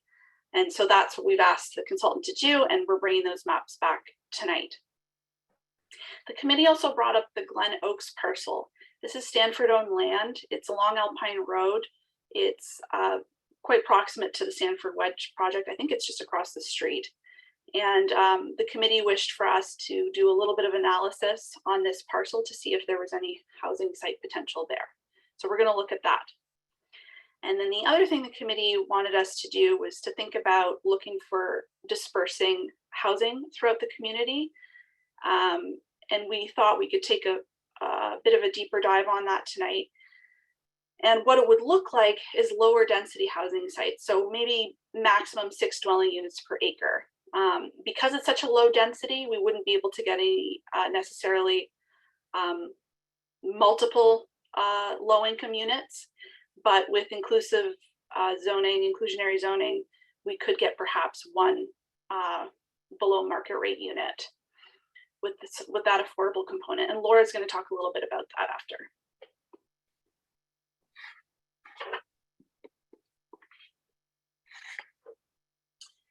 So the staff, you know, as we were going through all of the instruction from the committee, we also thought that we wanted to reintroduce the CAL FIRE very high fire hazard severity zone map. So we did include that in the packet. And we do find that it's well aligned with the other mapping that we've done that show all the land use constraints. So there's no conflict there. And then the other thing the committee asked for, I think the community as well, is just that all proposed housing sites, we had more detail. So we knew which addresses we were considering and what the relative acreage was of each parcel. So we have that information as well. So Laura, I'm going to hand it over to you to cover a bit of the additional geological study information. Thanks, Adrian. So we got questions over the last couple of public meetings related to geologic safety. So I wanted to provide the committee some additional information. So staff had a conversation with the town geologist from the firm Cotton Shires. It's been the town's geologist for decades, all forever, basically. And this is a specific feedback that he gave me based on the questions that came in. There was questions related to liquefaction zone and that there's areas that were in consideration that are in a liquefaction zone and some of our older maps. And if you're in a liquefaction zone, it doesn't mean you can't develop. It means that you have to do a geotechnical study, and that's required to be site specific. So it's looking at that specific site. It's sometimes possible that you would not be able to develop that site, but it's pretty rare in this community for that to happen. Usually there's an engineering solution. So that analysis drives how the building is designed and how the structural engineers design it. So it's more about how it's built than whether it can be built. So it would be pretty rare for us to have something that would be excluded because it's in the liquefaction zone. There was a question about a symbol that's on our geologic map that talks about 1906 ground cracks. So there's just a little symbol right at the corner of Alpine and Portola Road. And so this is an area where there was ground cracks that resulted from the 1906 earthquake. That's true. There were, I guess, several different places where this occurred all along the San Andreas Fault. It's not mapped as a fault in town documents, and there really has been a lot of study of the San Andreas Fault in all of these intervening years. So the town geologist's recommendation on this is just to say that for properties that are fronting along Portola Road and that vicinity, then the design team needs to acknowledge that in their analysis and make sure they're designing it appropriately. So we've had one project in that area, and that's what we're doing. So again, this is about how it's designed, and that there is typically going to be an engineering solution. It's putting people on notice, basically. Then there was some questions about additional faults in town, and specifically the fault that's by Alpine Hills Swim and Tennis Club. There are a couple of other smaller faults that are in the community or areas that may be a fault and we don't know for sure. And what happens when that comes up is our town geologist requires them to do additional study. So they do a geotechnical study, and then they find out kind of what's going on there. And if there's a potential for there to be a fault, they do excavation, and they actually climb down in there into a trench, and they look at the different rock and soil types that are in there. And then that's usually peer reviewed. Then the geologists come to determination about whether there's a fault, whether it's potentially active, and what actions would need to take place. So given the example of the Alpine Hills Swim and Tennis, it's well-studied fault at this point. There is a fault there that had to be designed around. So in that case, it resulted in increased setbacks. And so you can apply this to other smaller faults in the community. But I just wanted to give you an order of magnitude of what we're talking about. So it's something like maybe 30 feet, anywhere from 15 to 30 foot setback from the building to the fault. So much smaller setback than you might have at the San Andreas fault with 100-foot setback, for example. So I just wanted to give the committee a sense of the order of magnitude that we're dealing with. So it's the opinion of the town geologist that none of these things would typically prohibit development. So we did not think it was necessary for us to remove any of the sites.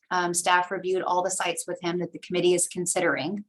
But he wanted everyone to note that if the sites were small enough, so if they were very small sites, or if they were divided for some reason, it could be possible that they would then be so small that they couldn't be developed if there was something like a fault, because you wouldn't be able to achieve the setback. But that would really be an unusual case for us to experience. So that's the update that we received from the town geologist, and I'll hand it back to Adrian. Thanks, Laura. So this is something that we've looked at multiple times now with the Ad Hoc Housing Element Committee. It's a chart that's rather iterative as we've been going along in the process.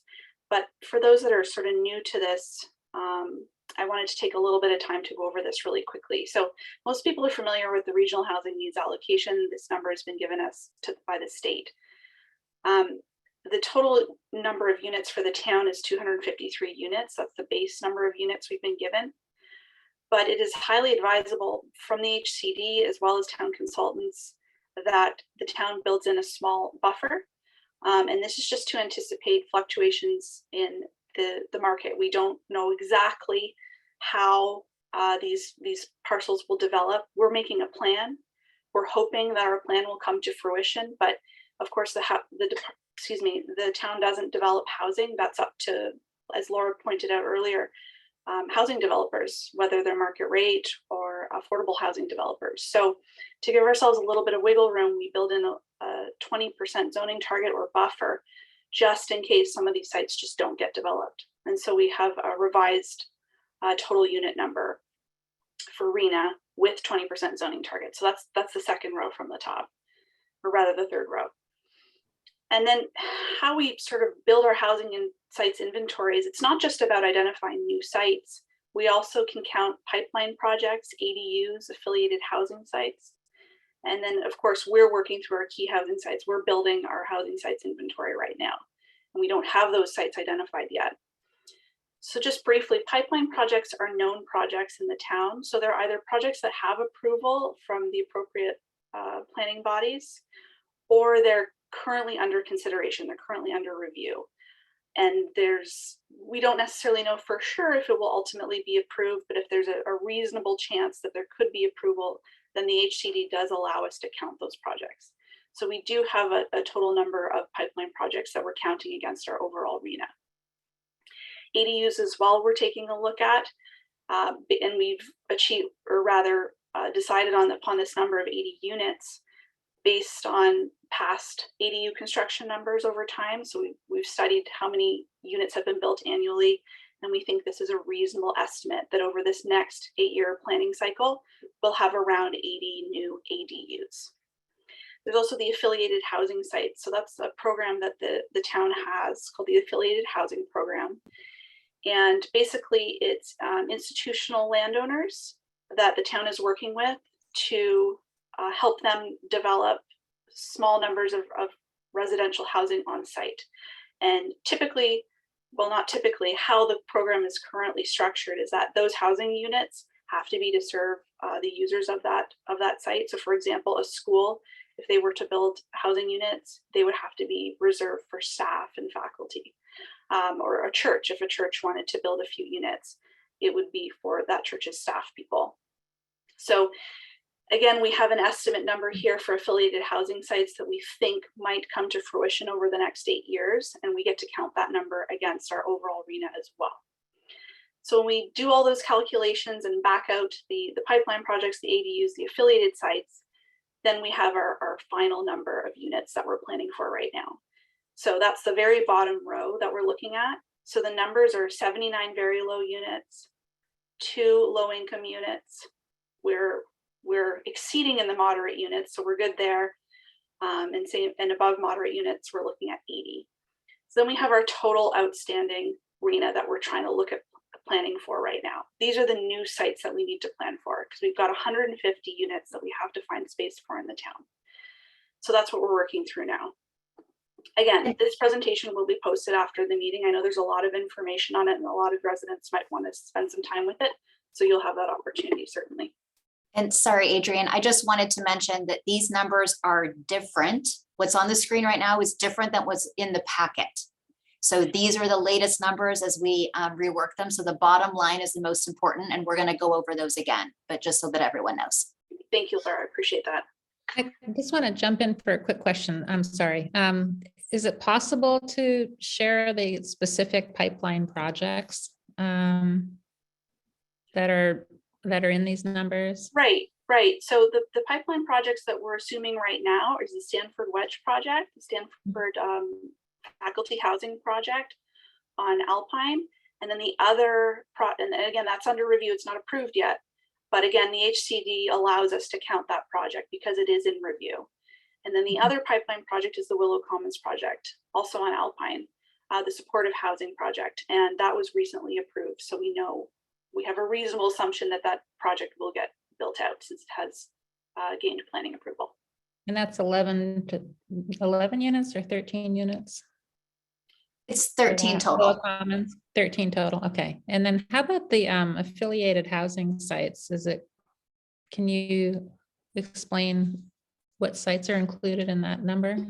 Right. So we know from discussions with our affiliated housing partners that, for example, Sequoias would like to construct around 8 units. We have a new partner that's coming to the table. That's Ladera Community Church.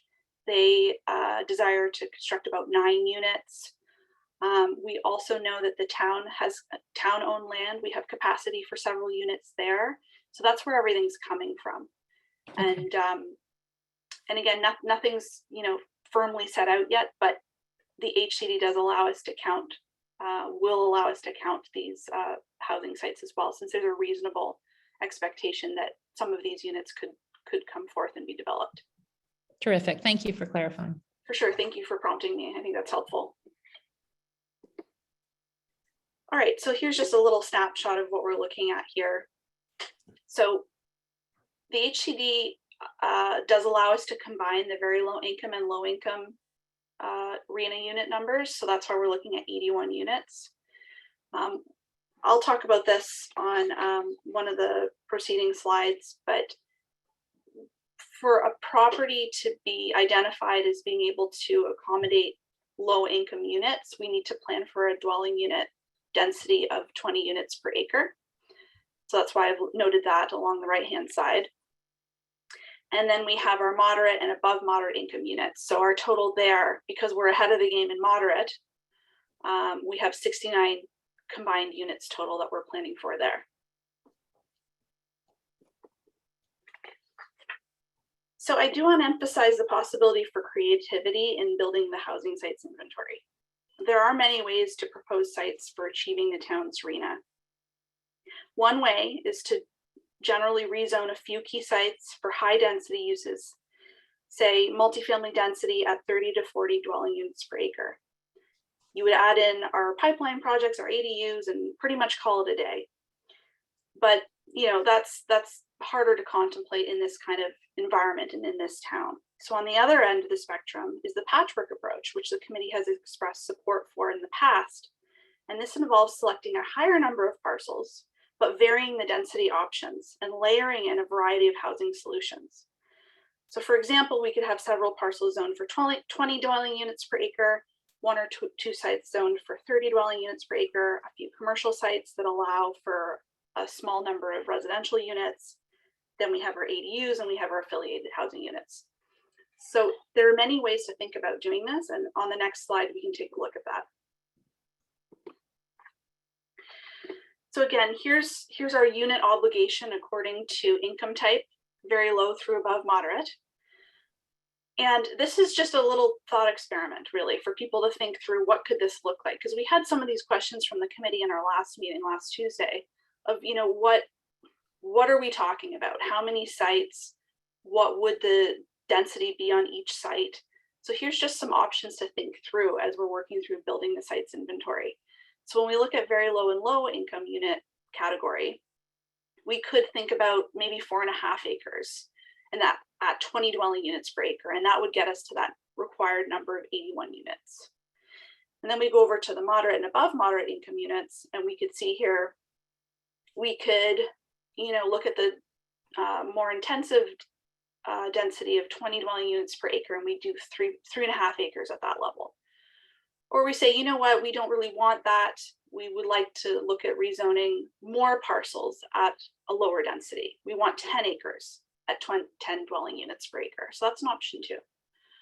Or we could do something like just taking the total number of units we require, 150, and saying, hey, let's just do 8 acres, zone them all at 20 dwelling unit per acres, and then we're done. So that's an option too.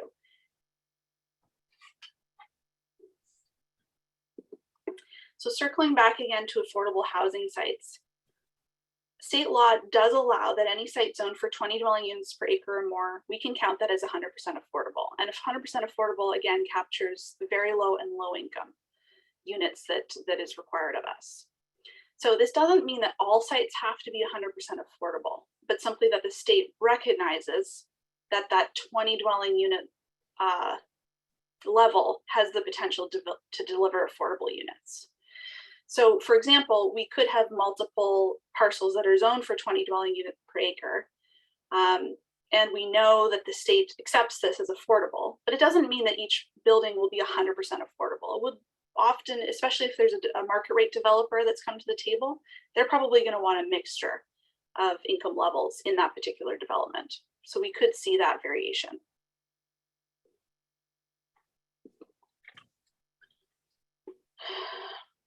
So when we talk about rezoning commercial areas, what we've been contemplating so far in the committee is rezoning existing commercial areas at the Village Square and the commercial areas of Bertola at Alpine.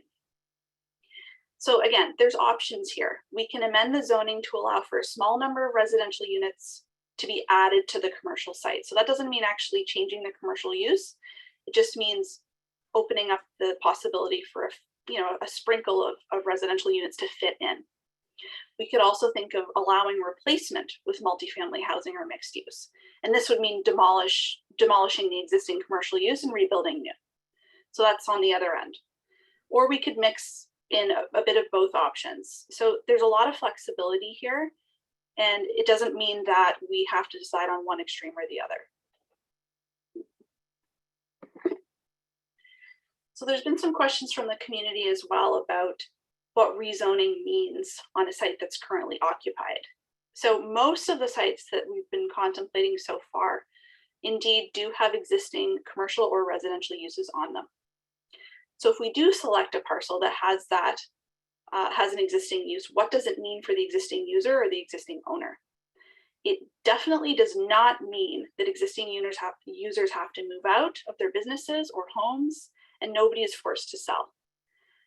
When an occupied land is rezoned to a new use, that existing use is generally deemed illegal non-conforming. So basically what that means is the existing use is legal and is permitted to continue on in perpetuity, subject to certain limitations. So generally speaking, those limitations would be that you could not demolish that existing structure and rebuild to that exact same use. Once the structure is demolished, you do have to build to the new underlying zoning.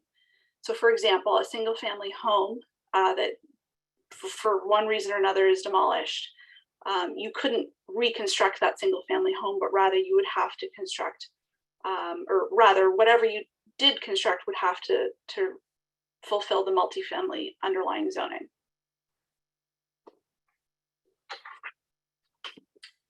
So now I'm just going to send it over to our consultant, Carla Violet. She's going to take some time to go through the updated maps and a couple additional maps that we'd like to introduce to the committee and the public tonight as well.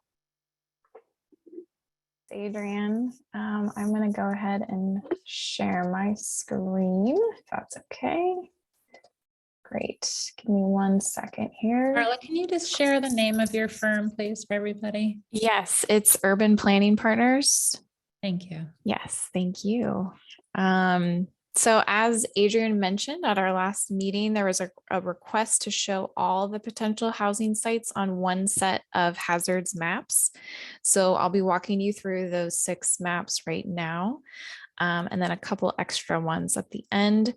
So some of this may be, you have seen this already for some of you, but we have a lot of new attendees. So I'm happy to kind of reshare this. We also added numbers to each of the parcels, and that should help us when we start our discussion later this evening. So the first composite map, this represents hazards and development constraints related to flood, soil, stability, fault, slope, and evacuation routes. And as I mentioned last week, other hazards like dam inundation or wildfire are either not applicable in Portola Valley or they are being studied in greater detail. So the darker gray represents areas where multiple constraints overlap. And not all of these constraints outright ban development, but they would limit the feasibility for development. So there are portions of some of the potential housing sites in pink that would be limited by one constraint. So the next map I'm going to show is related to flooding. So we mapped zones with 1% annual chance of flood as identified by FEMA. So that just means that there could be a flood event that has a 1 in 100 chance of being equaled or exceeded in any given year. And development within these areas is subject to additional requirements and review. Fortunately, none of the sites are impacted by flooding that we have identified so far. The next map is soil stability. So we identified areas where soil types are known to be less stable, and this is based on the town's ground movement potential map. The soil types shown restrict or disallow new development according to town resolution number 2746. Again, none of the sites, potential sites, are impacted by soil stability. The third map here is our fault map, and this covers known faults. The San Andreas Fault runs through the Portola Valley, as Laura mentioned, and the town geologic map and ground movement potential map identify required setbacks for occupied buildings around this fault. And that's shown in a lighter pink on this map. There are some sites impacted by fault setbacks in the northern portion of town, which is A, shown here. So we can zoom in on those as needed Just wanted to call them out. Then we have our slope maps. We mapped steep slopes greater than 30 degrees, and this is using the town's geologic data. And there are certain sites impacted by 30% slopes on the northeastern portion of town, and that's in C. So this cluster here. And then our last map, hazard map, is the evacuation routes. State law requires jurisdictions to identify residential developments in hazard areas that do not have at least 2 emergency evacuation routes. So the parcels in yellow are considered constrained because they are located along single access roadways. That just means there's only one route in and out. The sites that we have identified, they are not impacted by single access roadways.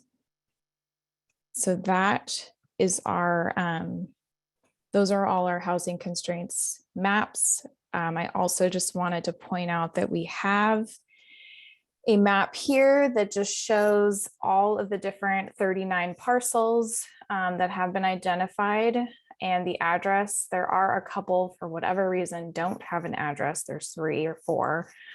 But I think having this will be useful for the discussion once we start to get into it. And we have added, I think as Adrian mentioned, the Glen Oaks parcel. And that concludes my portion of the presentation, but happy to share these maps as needed.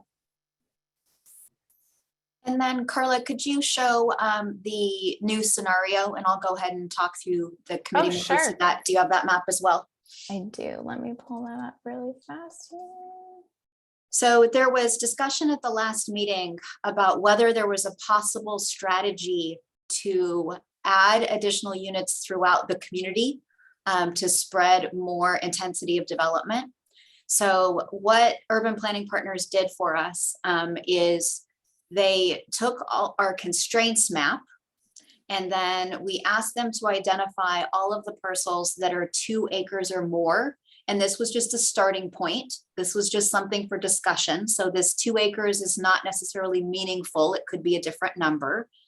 And then we found the parcels that are unconstrained according to the hazards constraints map and greater than 2 acres. And so those are shown here in purple.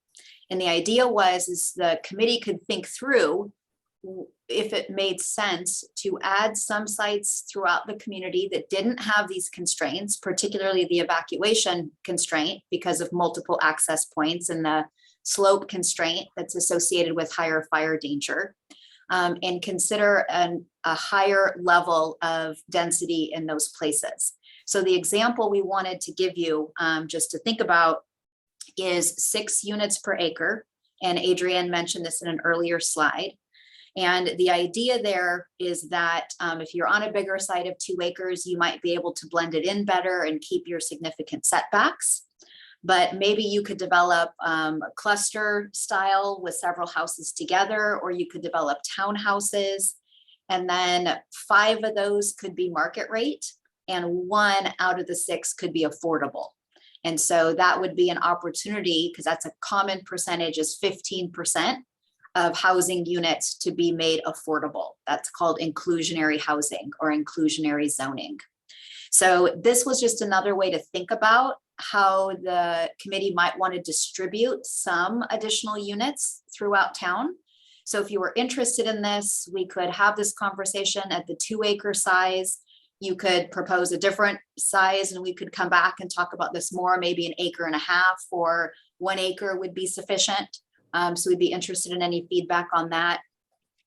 And then I wanted to say that we don't think we can include these sites in our housing inventory in detail because we wouldn't be able to demonstrate the feasibility. We don't think to know that these sites might redevelop. We haven't done any market analysis on those.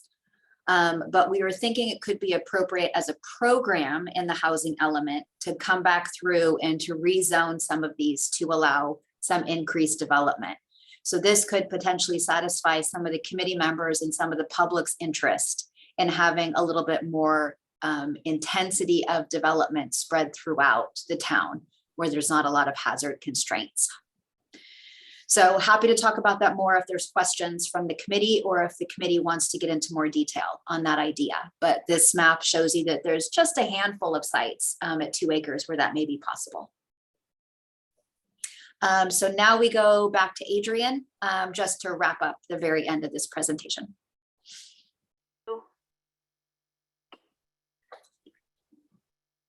So we just have one last slide here.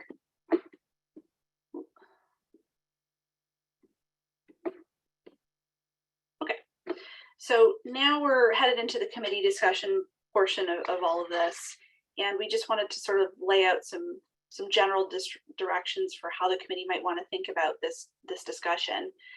So we encourage you all to keep talking about the multifamily sites that we building upon our discussion last week, and specifically where we should locate them, what ranges of density we should be looking at. Let's discuss the possibility of the Glen Oak site now that it's been mapped.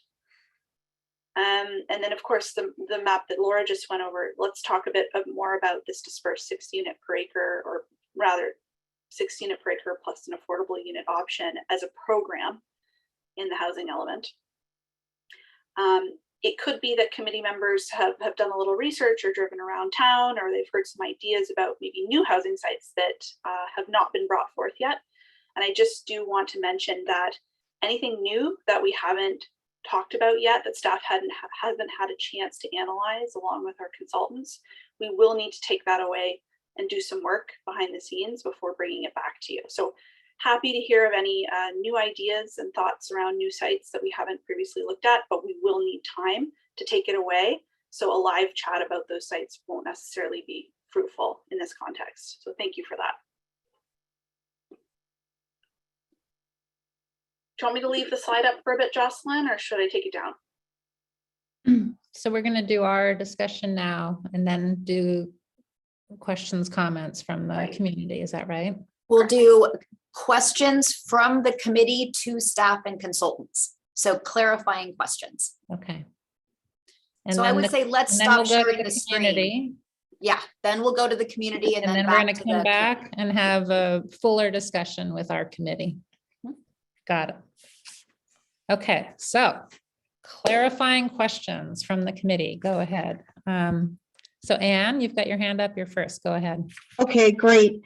Do you all have any analysis on the value of property when it's currently a single family house? And then if we zoned it to be either those 2 acres to be 6 properties or some other properties to be 20 units?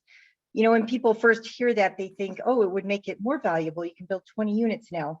But my understanding is that single houses in Portola Valley are so valuable that it's actually hard to get the money to work out. Do you have can you give us anything on the rough figures? I don't have a lot of the specific numbers, but this was modeled for us along with other communities in the county. So they set up a model that estimated construction costs and did an actual, like a giant pro forma analysis for different properties. And we gave them these scenarios in advance. So they did model these scenarios for us, and there was a production of units. So that tells us that we do think it is economically feasible to add these housing units in the places where we've shown you in these scenarios. So of course, it's going to vary by the different conditions. Single family is very valuable in Portola Valley, but the multifamily housing that is market rate would also be very valuable. So the typical scenario is for property to go up in value if it is up zoned, which is what this is called, to increase the amount of units. So that's what's typical. We could have some variation in this community because we are unique in terms of property values. Okay, let's see. My second question is, I do not like the, imposing this on some homeowner, But do any communities, and is this reasonable to kind of send out a flyer or put on the form and ask homeowners if they would prefer that their property get upzoned to higher density? A typical way to do this when a city or a town undertakes a process like this is to notify people and encourage them to get involved.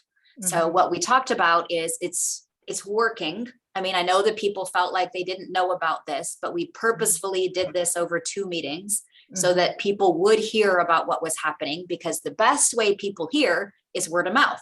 That's why we have 144 people here today and we usually have 40, right? So it worked.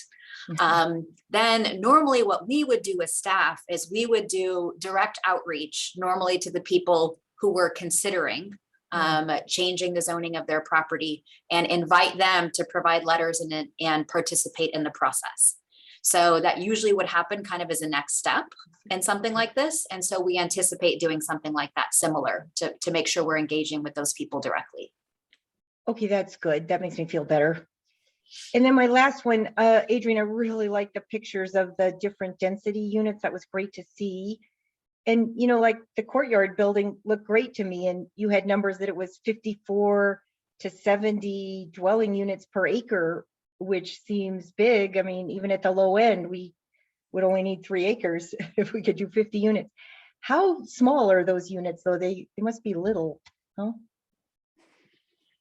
That's a really good question. I don't have that information in front of me, but I can certainly look into that and bring it back next time just to get into the more fine-grained details. Great, thank you. That's my 3 questions right now. Yeah, and a lot of those, and we have to be candid with each other. A lot of these units by Portola Valley standards are going to seem small. So we have to kind of work through that adjustment period and how we're thinking about it. Because, you know, living in 700 square feet is typical for most people. So, you know, we have to expand our thinking in terms of evaluating these. And that's why some of these really have a range. And so some of the existing developments like courtyard buildings that are very common, they're in Menlo Park, they're in Palo Alto, you know, they're in Southern California. Some of them, there's no parking on the site, so the density is really high. And in that neighborhood, it's acceptable. But for us, that wouldn't be acceptable. So like a courtyard building, we'd be way on the lower end of the courtyard building density range. But probably townhouses would be about right. Cottage development, courtyard development, those would probably all be in the right neighborhood for what we're trying to achieve. Yeah, thank you. Okay.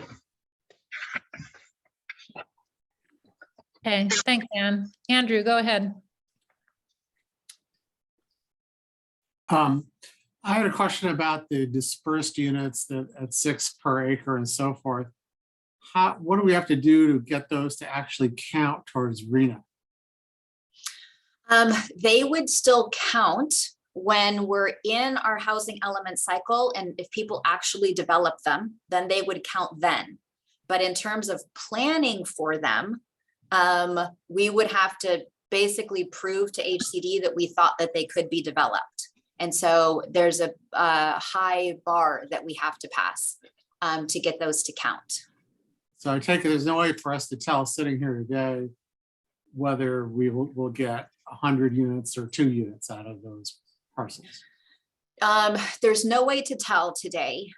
When we ran the original scenarios to kind of understand the market feasibility, we did run scenarios that did have a little bit of increased density, but they weren't to this level. So the increased density that the scenario that we ran was changing it to 1 unit per acre. So if you had a 7-acre lot, you could build 7 units. So we ran that scenario and it did produce units. So I think we can assume that it probably would be effective and we would have units we can count, but I don't think we'd be able to pass the bar of proving it to HCD. So that's why we'd recommend it potentially as a program instead of being specific sites in our housing element. Okay. And so how does that help us with RHNA, or doesn't it? It does help us because if the other sites that we identify don't develop, but these do, then we're still getting the number of units that we need to be built. So we're kind of coming out of this with a patchwork plan of bringing all the tools together. It gives us another tool in the toolbox. Okay, so maybe this could be part of that 20% extra. I think we still need to plan to get certified by HCD. I still think we need to plan for the 20%, the buffer or the zoning target we've been talking about. But we know, as we're hearing from residents, and you'll hear from a lot of residents later, that they, specific sites, they have concern about some of those sites redeveloping. So it just may be a way to fill in that gap. Thank you. I'm sorry, can you say again what that scenario is that you mentioned? Yeah, it's very technical, so I'm sorry. Okay. I'll try not to do it in planner speak.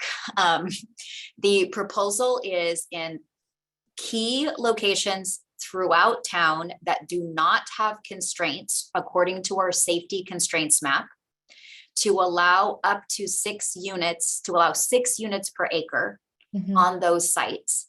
So 5 of those units per acre would be market rate and 1 would be affordable. So that developer would be required to build an affordable unit with 5 market rate units.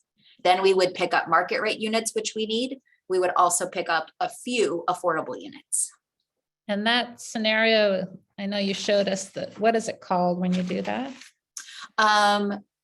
We haven't come up with the best name for it. This is new that we're presenting to you. So I would call it like the dispersed housing scenario. That might be a good word for it. So it's intuitive, like this is spread out throughout the community. Great, thank you for clarifying. Al, go ahead.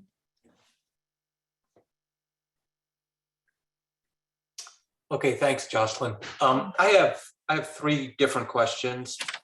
Just kind of following up on the dispersed 6 unit per acre proposal.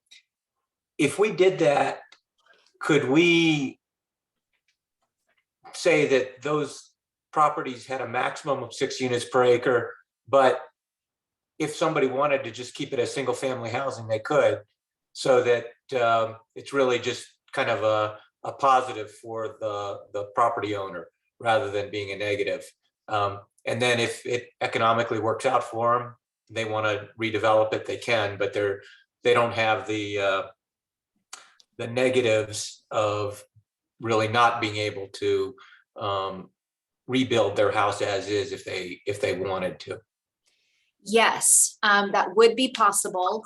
And that is sort of what we had in mind, because it would not be rezoned in a new multifamily district. We would come up with a technical mechanism to allow increased density. So you could still have single family. You could have between 1 and 6 units per acre. If they built, let's say they built 4 though, instead of 6, then they would have to pay an affordable housing fee and pay into the inclusionary fund that we were talking about earlier, like an in lieu payment, like a partial unit payment.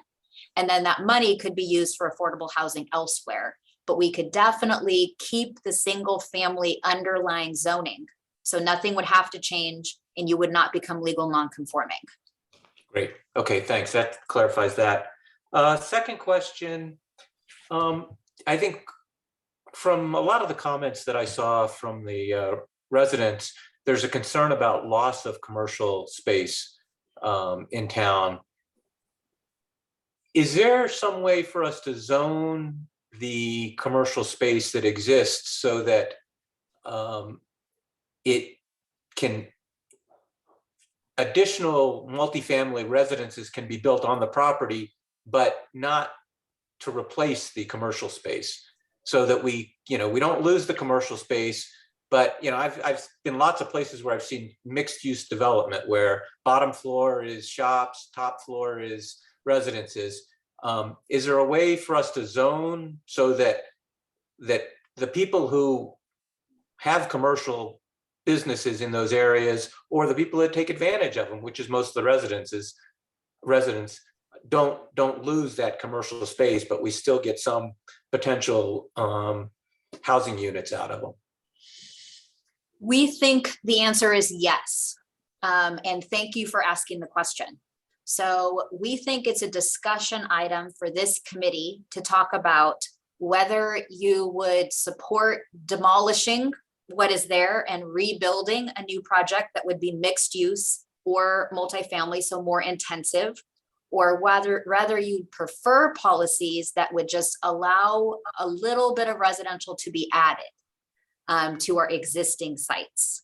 So in some places that could be a second story. In some places it could be repurposing parking if there was any extra. In some places you might have maybe one part of the building is obsolete or a small separate building is obsolete. And then you could take, a portion of it down and rebuild something more intensive. So we think there's a range of options. It takes some creative zoning code writing to do that, but we think it's possible. And we think it's an important discussion point. And for members of the public that are listening, it's important to know that this is not a discussion about a wholesale tear down everything and rebuild everything in our commercial areas. That has not been my understanding from what the discussion that this committee has been having. So we would like you to flesh that out a little bit more after the public comments. Okay, good, thanks. And then my last question is related to Glen Oaks. I saw that we basically looked at Glen Oaks from the point of view of, does it have slope issues? Does it have flooding issues? I guess I had hoped that we would also take a quick look and say, well, based on the property, it's feasible to build based on creek setbacks and alpine scenic corridor setbacks, or it's not, or what would have to change to make it feasible. So I guess I still don't have a real good feel for, is Glen Oaks a real possibility or not? So in the discussion portion, we can certainly pull that up and we can walk you through our thinking. So we did start to analyze it. We just don't have a map to show it. But there is a named creek that goes through and there's a trail, and given the shape of it, I think it would be pretty limited, but we can zoom into the map and I can explain those things to you if the committee would like to hear that later. Okay, great. Thanks a lot. Those are my questions. Thanks a lot, Al. Helen, go ahead. Hi, thanks. Such good questions. So my questions, could I clarity? Does staff need direction on the types of housing or just the amount of density that we're looking at? Ultimately, both. In terms of the critical path, right now, it's the amount of density, like the number of sites and the density of those sites. Ultimately, this group will be talking more about the specifics, like the design of those buildings. But we wanted to show you design so that you can start to picture the density. So it's a little chicken or egg, but so we don't need to get into detail on design over the next couple meetings. Great, thanks. Next question. Are the potential 6 units per 2 acre sites that you guys featured, are they, my assumption, but I don't want to assume, are they zoned currently single family homes, and are they all, we'll start with that. Are they currently all zoned single family? The majority of them are zoned single family. It also, the map that we have also includes, I think, a priory site. So that's different. We'd have to take that out if we continue this scenario. And then it also includes the Frog Pond, otherwise known as the road remnant, that we would have to take out if we continue with this scenario. And why would those 2 sites, Priory and road remnant, need to be removed? Because Priory will already be in the affiliated housing program. And so we'll be analyzing their units there and providing flexibility to them through affiliated housing, assuming we keep it, but it sounds like we're going to from your previous direction. And then the Frog Pond, otherwise known as the road remnant parcel, was taken out of consideration for housing by the town council after considerable public comment, I think in December of 2019. So that one is now permanently open space. So wait, you just showed it as a potential, but then you're saying it would need to be taken out. I'm confused. Yeah, it's just because the mapping, we didn't get to that fine level of mapping yet. Got it. Okay. So if you're interested, we could do that fine level of mapping. Okay, and so potentially, for instance, in the road remnant, if I remember correctly, that was under 2 acres. When we're doing this kind of mapping, sometimes if it'll grab the parcel next to it, or if it's not clear because we're using different data sources. So that's the kind of cleanup and analysis we would have to do. Got it. Actually, I think there was a parcel there that I believe was actually, I think it was actually Corte Madera School, if I was reading the map correctly. Okay, so maybe that was it. So maybe I'm mistaken. Okay. And would that, so like any new housing sites will need further study? Would the road remnant fall into that, for instance, or is it, I mean, I know now that I realize that the council voted it into open space, but as public land, and if they're looking at open space on the Nathorst Triangle, that potentially would be rezoned as well, right? From open space into something else. I thought my interpretation with the council's direction was quite clear, that they did not want to consider the road remnant as a housing site. Okay. Okay, thanks for that. And for the 6 units per acre for single family residential sites that are at 2 acres, is there a possibility of also doing something like for 1 acre for 3 units or something? Absolutely. So if there was interest, then we could look into that and map some of those scenarios as well. Right, and got it. Okay.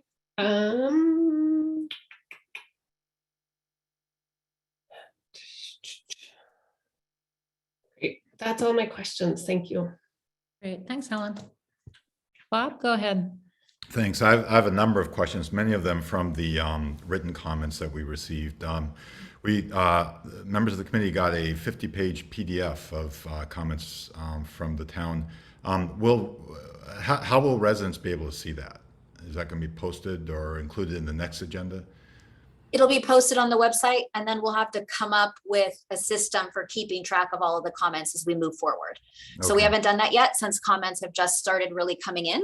But we'll create like a widget on the website and start posting them with date ranges so that everyone can see. The timing of these kind of comments becomes really important, because sometimes an issue is resolved and we want to make sure that the chronology is right. So we'll be working that up. But everyone who submitted a written comment will have their comment publicly accessible. Yes. Okay, cool. Thank you. I apologize for being a dullard. You explained this. It didn't register. Dispersed units can't be countable for RHNA. Why? Okay, they can count for RHNA overall. If they're developed. If they're developed. But we can't count it simply based on planning. We can't put it in the sites inventory. Okay. So that's a specific part of the housing element where we have to do this rigorous analysis on the sites. Okay. So I don't think we'll pass the bar to put it in the sites inventory, but it can be in another part of the housing element, and it can count for our units. Why remind me why it can't go into the sites inventory?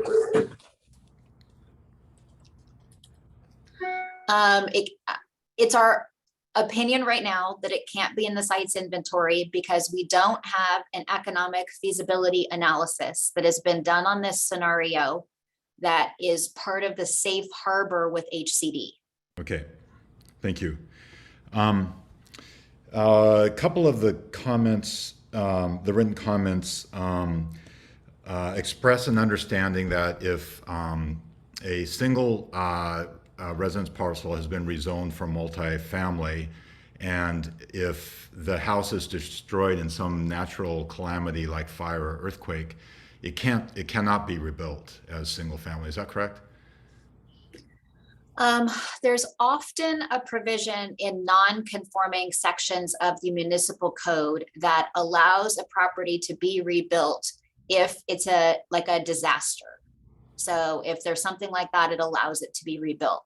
So we would have to look at that section of our code, and it would be a policy decision about whether those units could be rebuilt or not. Okay.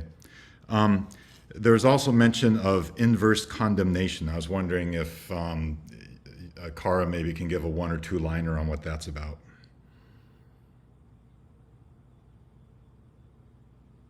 Or maybe it's something that to come back to later. I didn't mean to put you on the spot. I was just wondering if you wanted to comment on that. Sure. So I think there were some comments about the fact that taking an R1 or an RE property and rezoning it to an R3 or multifamily property would decrease the property values of the property and would result in what we call an inverse condemnation or a taking claim, which is a constitutional claim regarding the taking of certain property rights. We would have to analyze the particular situation, but in general, courts have construed when you go from a single family zoning to a multifamily zoning, that is characterized as an upzoning that results in increased property values. Again, Portola Valley's real estate market is a little different, but in general, this rezoning would actually increase the value. Also, the state requires that the towns rezone properties to multifamily if their existing inventory is insufficient to satisfy the RHNA. And so we don't think that would create a legal problem with the state for that reason as well. Okay, thank you. Another question I saw or issue I saw in the written comments was, last week I had asked, hey, these parcels are populated with houses. How can we rezone them and count that towards RHNA? And the answer was, well, the aging demographic in Portola Valley is such that there's enough turnover of property ownership that we can anticipate those properties being developed. But I'm hearing now that it actually requires a more detailed analysis. And so I'm wondering if you could elaborate on that, maybe Laura. Is HCD looking for a parcel by parcel analysis that justifies the expectation that it would be redeveloped, or can you provide some color on that? Yeah, there's our best understanding is that there's a variety of ways to meet HCD's expectation. Now, I say best understanding because it's very hard to get clarity from them, and they won't put things in writing very often. So what we did through 21 Elements, our countywide consultant, was to do that economic feasibility that I was talking about. And HCD has indicated that economic feasibility meets their expectations. So that's why we're using that terminology of safe harbor, that approach was sufficient and will be considered sufficient from HCD. In some communities, they're taking a little bit different approach. Sometimes with very large sites, you actually analyze every site individually, but that would typically be in communities that may have 10 acres or 50 acres or 100 acres, that they're dealing with. Mm-hmm. So when we're in this range, there's kind of this safe range with HCD. It's like above half an acre and less than 10 acres. Then those are pretty much, you can assume they're housing sites. And then our feasibility analysis have a safe harbor. So it's our best judgment that those sites will be accepted by HCD. Okay, thank you. I recently learned, this might not be correct, correct me if I'm wrong, but the parcels along Alpine Road towards Ladera are actually part of the West Ridge Homeowners Association, and I understand that their CC&R prevents the sort of intensification that we're talking about here, and so it seems like that would be an example of properties that couldn't have the increased density that we're envisioning. Do you have any input on that? Our input on HOAs is that we should proceed in this process, even if we are including properties that are in HOAs.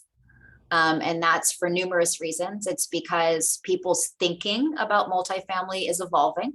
So perhaps homeowners associations will change their policies and their CC&Rs. The state law continues to evolve. As many of you know, the state law doesn't allow HOAs to prohibit ADUs, for example. And so some of that legislation may continue to broaden. So there could be variables that come up over the years. So we understand that it is a constraint to be in an HOA that doesn't allow it. But we also, that may change over time. The town has so many constraints, and so many of them are safety related, that we really thought it was most important to prioritize the safety related constraints. HCD will be fine with that?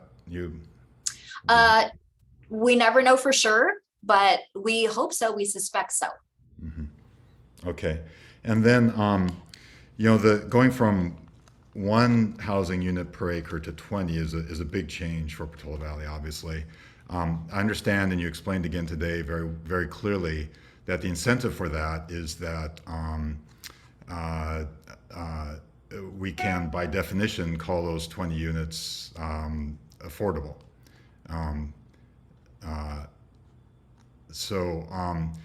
But my understanding, I'd like to confirm this, is that a developer would develop that property.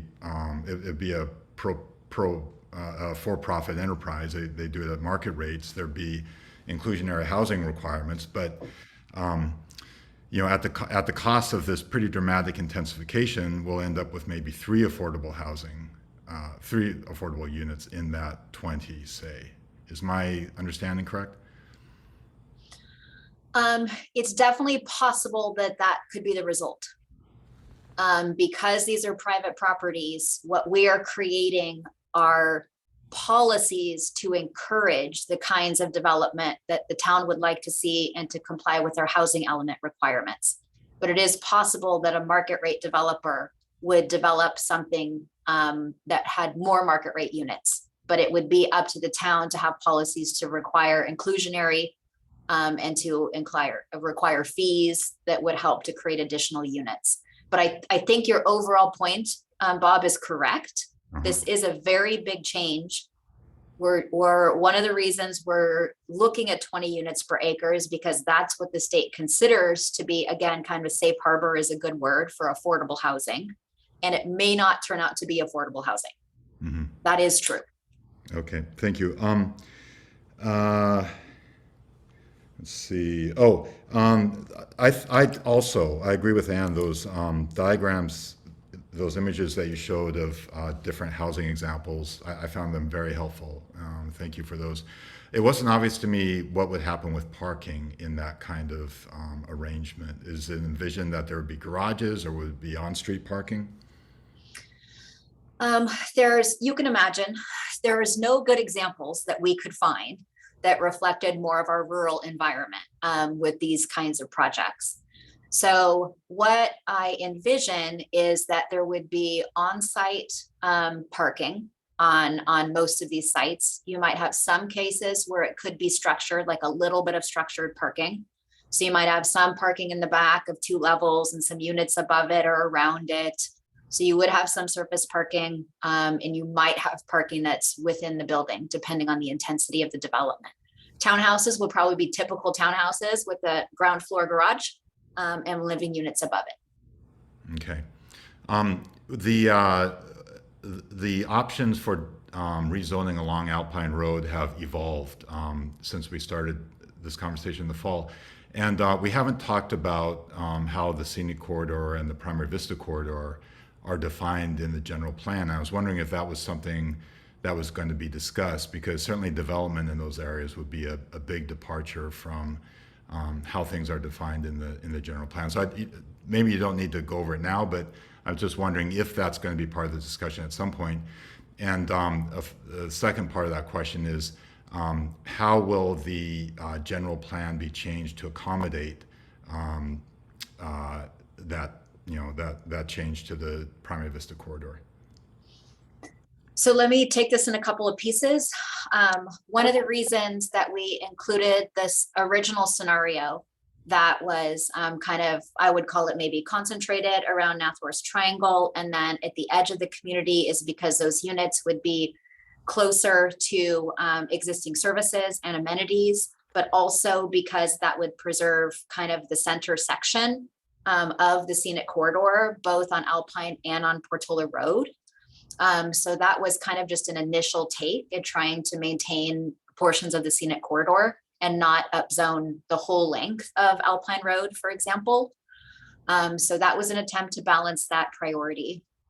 In terms of kind of really balancing that with all of the policies of the general plan, I would say this committee has kind of a light touch on that because you want to be thoughtful about what the general plan says about the scenic corridor. If some of you have not read it before, I really encourage you. The town has specific scenic corridor plans. They're not long. It's kind of easy to get through. You can think about balancing those priorities. We wanted to focus mostly here on safety. And then the Planning Commission and the Town Council have a really important role in balancing all of the different priorities together. That's often kind of where a lot of that happens. So you should think about it lightly. It should be part of your considerations, absolutely. And then Town Council and Planning Commission will tag in for their part. Really, the onus is on the committee members to get informed about what the current definition is. Sounds like. Yes, I would encourage you to do that because there may need to be some consideration for some reduced scenic corridor setbacks in order to make some of these sites more developable. And then my last question is, Pat McCrory on the Geologic Safety Committee also submitted a written letter with a link to a geologic map. And I appreciate the extra information about the thrust faults that you provided. My reason for asking about those, the safety element actually refers to 2 faults that cross Alpine Road. My reason for asking was not so much impact on development, it was impact on evacuation capacity. And so my question is that at some point, will we hear from someone with expertise in geologic safety about how the presence of those faults should influence our thinking about where additional housing is located? That's a very good question. The evacuation study, the larger one that I'm not leading, does talk about if different roads are available or not available. So you kind of turn some roads on and off and think about how people can still move throughout the community. But I just don't know off the top of my head how the geologic safety is playing into that. So that's something we'd have to get back to you on. Certainly it would influence my thinking about where we should put houses. If it turns out, they may not be active faults, which would be good to know. But if it turns out that they're active and there's a high likelihood that within the next 100 years there's an event there, that would shift my thinking about where we should put things. So it'd be useful information. Okay. That's all I got. That's it. Thanks. Great. Thank you, Bob. Who has not gone? Nicholas, go ahead. Yeah, I've got a question regarding the feasibility of other than going to 20 dwelling units per acre. It sounds like that is the only safe harbor, if I'm understanding correctly, that the HCD is looking at for low income affordable housing. Is that correct? Yes, that's the only automatic safe harbor. The only other way that we could demonstrate that would be to have almost like pipeline projects where people had ownership or control of a property and we're specifically proposing projects that would meet our requirement. And we have a small knot of those, if I'm correct. Is that right? Correct. We just have the supportive housing project at Willow Commons that we're counting as a pipeline project. Great. And how many units is that? That's 13 total for residents and managers. And we're presumably also counting some number of ADUs that are projected to come in as well? Yes. And how many units are we thinking that would be? We're counting 80 ADUs right now, 80. So it's something like, in round numbers, we'll have 100-ish or 83 units that would be affordable coming online that we would be able to count? Our estimate right now is that we've got, and this is just, it's round numbers, right? Because we don't know about the affiliated housing project, but 48 low and 9 very low is what we've gotten to count so far. So the ADUs then are limited to some percentage are low income. So they, Yes, and for right now, we're using the more conservative estimate, the more conservative safe harbor on ADU production. And we're still working with HCD and other cities to see if we can adjust those numbers and make them a little higher. But What we is wanted to the- be conservative for now. what is last cycle versus this cycle, please? This cycle would count less units in the very low category. But it's the same number for affordable overall? It pushes a little bit more into above moderate. It pushes, well, it's similar. It's similar. I would have to check the exact numbers, but the biggest difference is it's less very low income units. Got it. So again, our two numbers are 13 and what is the other, please? Very low is 9 and low is 48 right now. So we have, what is that, 57? So we have to plan for 79 very low and 2 low. So call it 75 units that we would need to plan for. I would prefer to call it 81 and add those two together. Because of the 20% cushion as well. Yes, all this includes the 20% cushion. So that would give us, so if it's 80 and if we're looking at safe harbors, then basically we're looking at 4 acres of 20 DUA. Is that correct? Yes, so Adrian had those slides that kind of outline some different options. Mhm. So those would be the things to discuss when we get to the discussion, but yes, and then we, on all these things, we want to round up a little bit because we can't have it be too tight. Fair enough. We haven't gotten there at this point, but at some point we should have a conversation about CEQA and whether these will be, how these additional units will be taken into consideration. And whether this is their project level or whether we'll have, we'll do some analysis for where we believe these units would land. We've made some assumptions and we are underway on the initial steps, like the technical work of gearing up for our CEQA analysis. So would these be considered to be project level or is it program level? Program level. Okay. All right, thank you. All right, thanks, Nicholas. All right, Helen. Yeah, thanks. Go ahead. Thanks. I have one quick question. Can I just be clear? Portola Valley does not have an inclusionary policy of 15% officially. Is that correct? We have an inclusionary policy for subdivision. So we have an inclusionary lot policy. So people have to pay, and it's based on property value, 15% of property value. So we would be proposing, staff would propose with this housing element, we create a traditional inclusionary housing, inclusionary zoning requirement. 15% is a reasonable starting point. A little bit higher percentage may be possible. Great. Thanks for clarifying. Thank you. Bob? Jeff was in front of me. Oh, you know, I'll let Jeff go or I'll jump or I'll elbow my way in either way. Why don't you go and then we'll go to Go Jeff. ahead, Bob. Thank you. It's a quick question.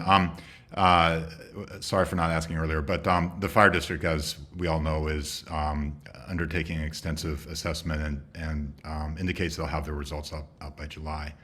I'm wondering what the process will be to integrate those findings into the what we're planning for housing, and whether whether we will view those as sort of suggestions or as requirements that we have to comply with, and again, what the process will be. Thanks. So we don't know for sure. We have their estimated timeline, but we don't know for sure when their work product is going to be completed. We have a pretty good sense of what we think the type of results will be based on a lot of analysis that they have done and we have done. We've been working together and talking. Obviously, they have to do the work, right? We're not predetermining an answer, but we are hopeful that the proposals that we're preparing for this committee will still work after their mapping is done and after their hazard and risk assessment is done. If there's conflicts, if their materials are completed and available. If there's conflicts, we will have to come back and discuss where those conflicts are. We'll have to evaluate where we are in the process, and then we will have to come up with a plan to address any potential conflicts. It would probably, my best guess at this time is it would probably be a full council level decision, because it would bringing together multiple policy things together. So an example may be maps are released in August. We're well underway. We've got outside agencies reviewing our documents, and we realize we need to make a change. Then we would go to council and say, here's different options for how we would consider this. Here's how we might pay for it. Here's who could do the work, and give council choices of how to integrate that. And then, you know, depending on what that feedback is from council, maybe come back to this committee, revise things that need to be revised, you know, take a look and pivot. If it's later in the process, in a worst case scenario, in terms of conflict, we might have to turn right around and do another revision to some of these materials that we're producing here. Thank you very much. That was helpful. All right, Jeff Alves, go ahead. Thanks. I had a couple of questions about legal non-conforming uses.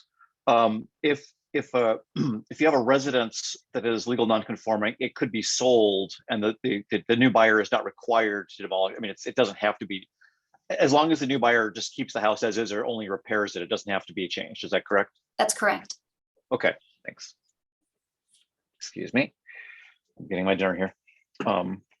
And then the other one was, if, you know, just hypothetically, if we took a commercial site and rezoned it for mixed use, is there a way to require that sort of in a future development include both residential and commercial, or, you know, is there really no way to prevent someone from coming in and say going either all commercial or all residential after it's been upzoned or rezoned, so to speak? It's common for zoning codes to require a certain amount of different types of use. And that can be by square footage or the amount of FAR or percentage. Okay. So we absolutely could require it to have multiple uses in the future. So we could protect this, we could ensure that their business area remains, but also has some residential. Okay. All right.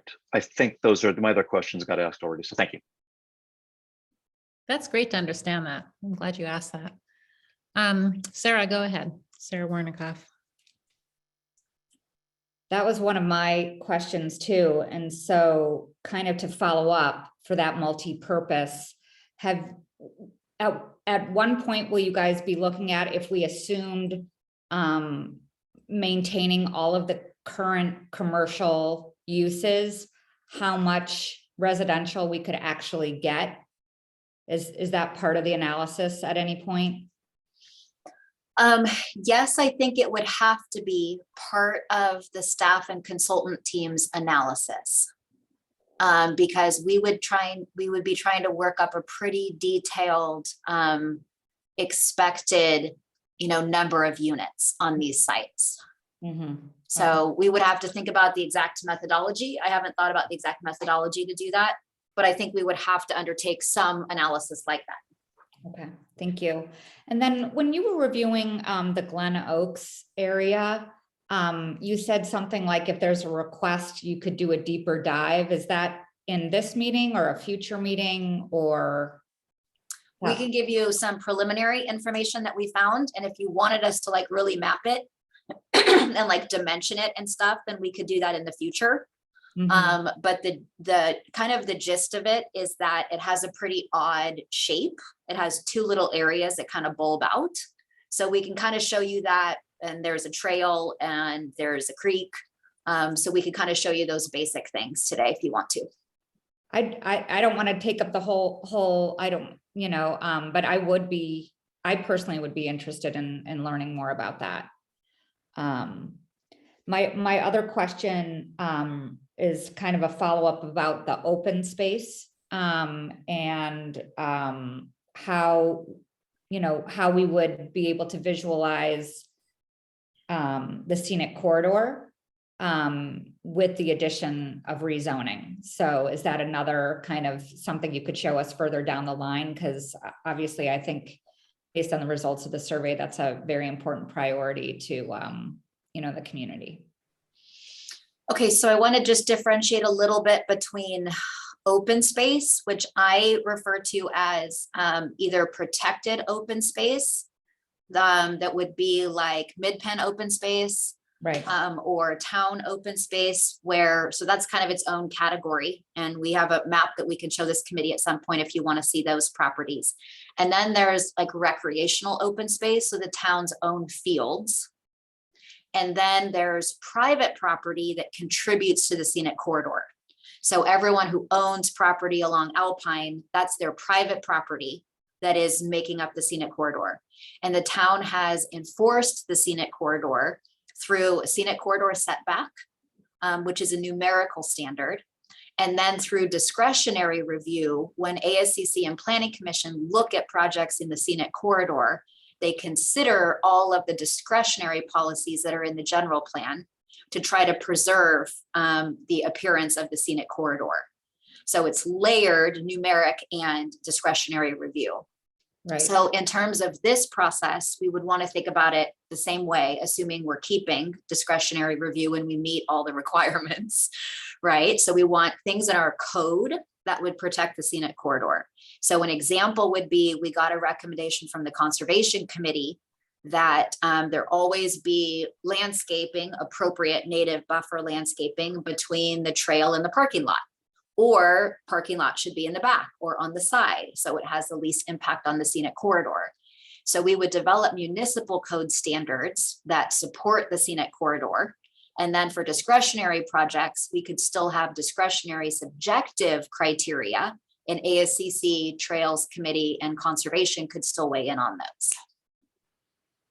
Does that answer the question? I feel like I took a long way around there. No. I think as you were answering it, I realized I misspoke, and I really was talking about the setbacks and how that would be handled. And so that's super helpful. I guess, given all that, does the setbacks requirements on the lots that are on the scenic corridor, does that change anything about the density that's possible if we were to retain the current setbacks? Yeah, great question. Yeah. You're taking an acre, but you're saying, well, whatever 10, 20% of it is not, in play. Okay, so the properties, let me take it in pieces. The properties identified on Alpine has a 75-foot scenic corridor, which is very big. Okay, so those properties, we would have to consider a smaller setback to make them viable for development. You could still have a setback, but it would have to be smaller, I think, for the ones that are up by Ladera, as well as the ones that are closer to Northwest Triangle area. So we would have to analyze, like, from a practical point of view, what kind of setback could still allow a reasonable amount of development to happen there. Okay. My other question, and I know this has already been kind of asked and answered, but I'm going to ask it one more time. It's related to the dispersed scenario. What I thought I heard is that it cannot be used in the site's inventory for HCD, but it can count towards RHNA. Did I hear that right? Okay, it can't. I don't think it can count in our projection. Like, we have the table with the different rows, and it's like ADUs, affiliated housing, sites inventory, right? That table that we're planning for, I don't think it can kind of go there, but it can be a program in the housing element that still ultimately creates units. And so we would be counting them each year in our annual report if those units do get built. Gotcha. Okay, that helps. Thank you. Thanks, Sarah. Janie, do you have a question? So unmute. This is going way back. Is there a potential to work with HCD in terms of, I keep hearing about the power lines and the undergrounding the power lines, and I was just looking up, like, PG&E however millions of dollars have been given them to do this.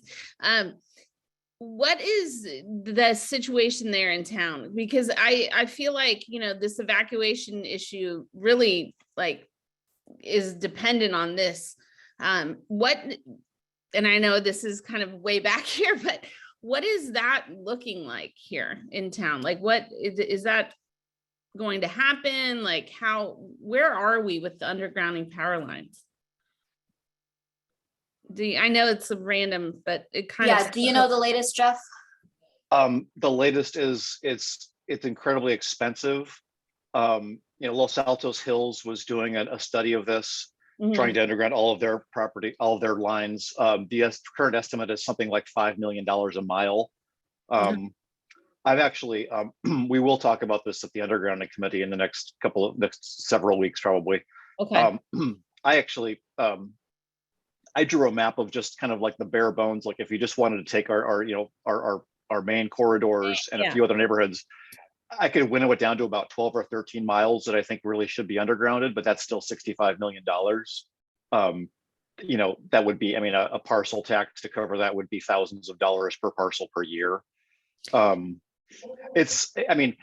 has a lot of money, and they actually have talked to us about, they are going to do some work here in town, undergrounding some things. But I mean,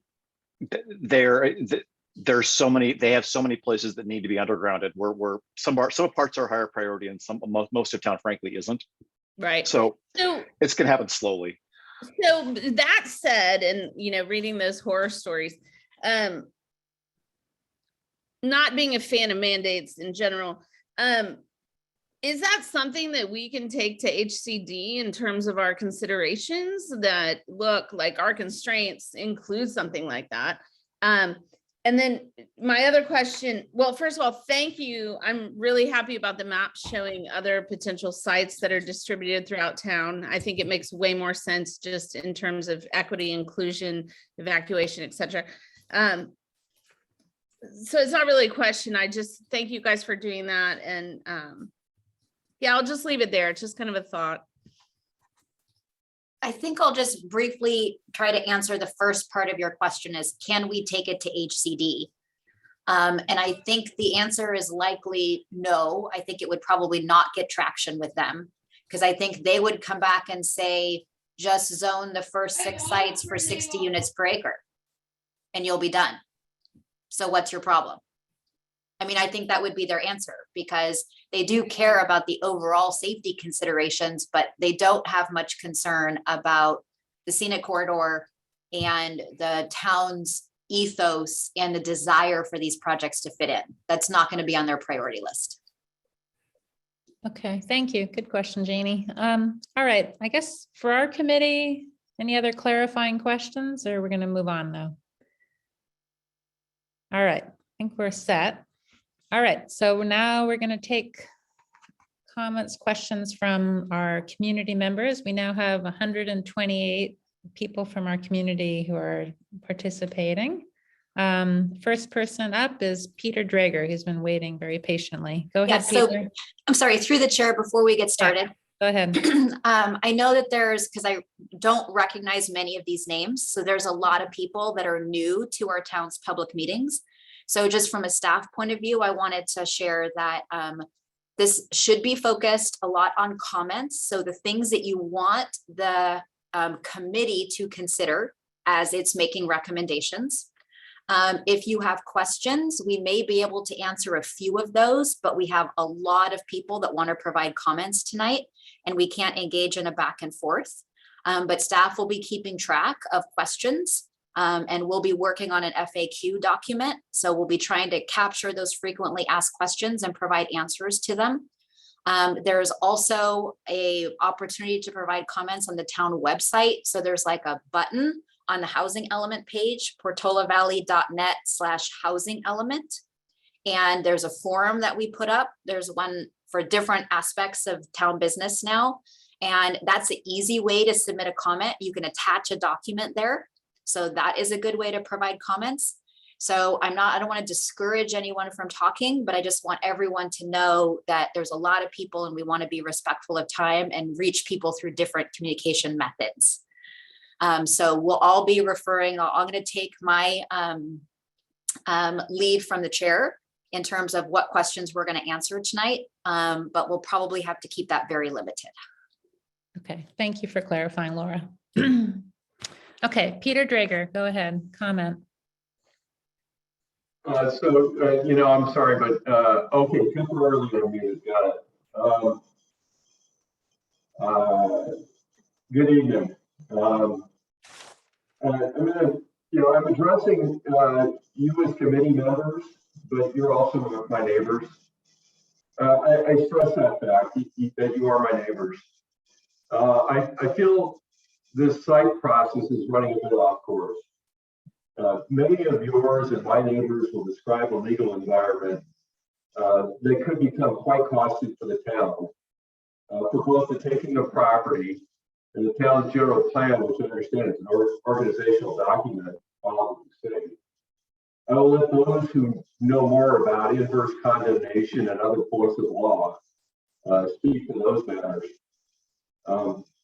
Though I wish to believe that scenario discussions so far have been fairly general and dispassionate, your maps, of course, represent a very real and physical landscape. And within that landscape are private properties where your neighbors have staked perhaps the highest level of personal and financial capital of any investment they have or will have in their lives.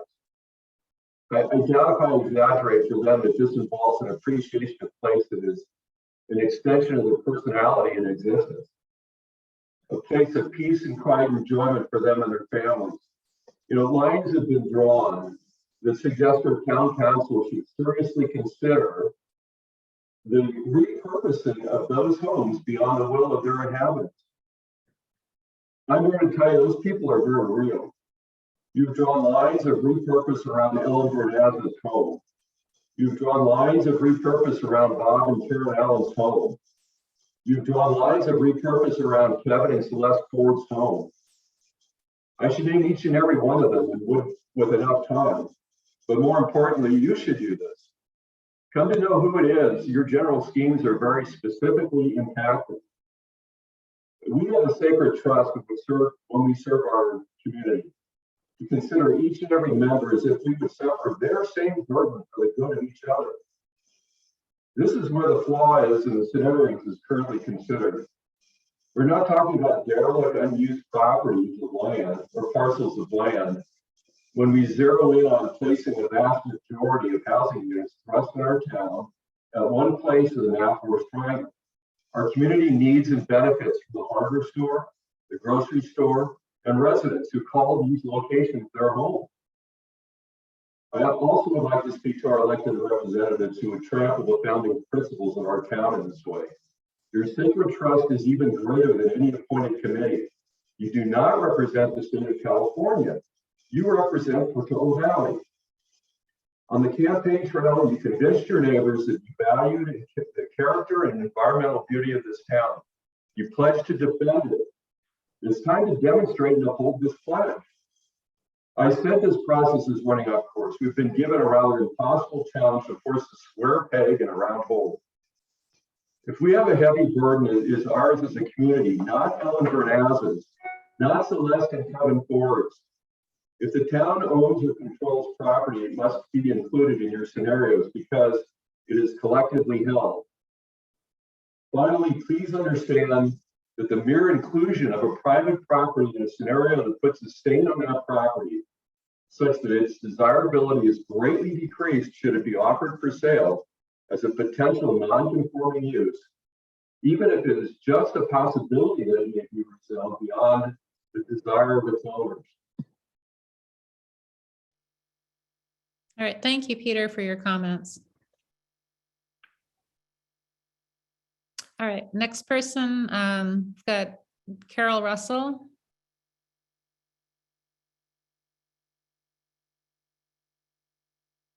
Hello, this is Bill Russell. I'm going to stand in place instead of Carol Russell. My wife and I have lived in Portola Valley for approximately 45 years. After meeting with multiple town residents and receiving their input yesterday, we put together and provided to the town a multi-page memo regarding the committee's proposed zoning changes. What we tried to do was to make simple, direct points. The first one being that rezoning occupied single-family residential property into multifamily zoning permitting 20 living units as a possibility is contrary to the town's general plan, and in particular places an unreasonable burden on the residents of one unique Portola Valley neighborhood, commonly referred to as the Nathorst Triangle and the Applewood development. To the extent that any development of affordable housing is construed as a burden because of increased density, increased fire risk, increased traffic conditions, and loss of privacy, fairness and due process requires that all of this be borne equally by all residents of the town to the extent possible, and not by singling out a single neighborhood for treatment. Rezoning, and I think this is crucial, rezoning of occupied properties within the Nathorst Triangle will not increase the number of affordable housing units acceptable to the state. The statute is extremely detailed and clear that there's an affirmative burden placed on the local governmental entities to establish that, in fact, the properties that are designated as qualifying for affordable housing be treated carefully and proven up to be well qualified. There's nothing, factually speaking, that establishes that the homes in the Nathorst Triangle are acceptable for development because they are currently occupied and existing within the period of time covered by the cycle. It is almost horrifying to me to consider that someone would use a mortality table to determine whether or not there was qualification. There was a reference to that. It wasn't called a mortality table, but it was quite similar, and the message was quite clear. So what we would ask the town to do through you is to do three things. First, revisit the possibility of using town-owned, unoccupied public lands in coordination with developers, thus spreading the responsibility for affordable housing equally among all residents of our town. In the slide presentation, it was noted that if you had 4.5 acres available for this purpose, you could accomplish all of the desired designations.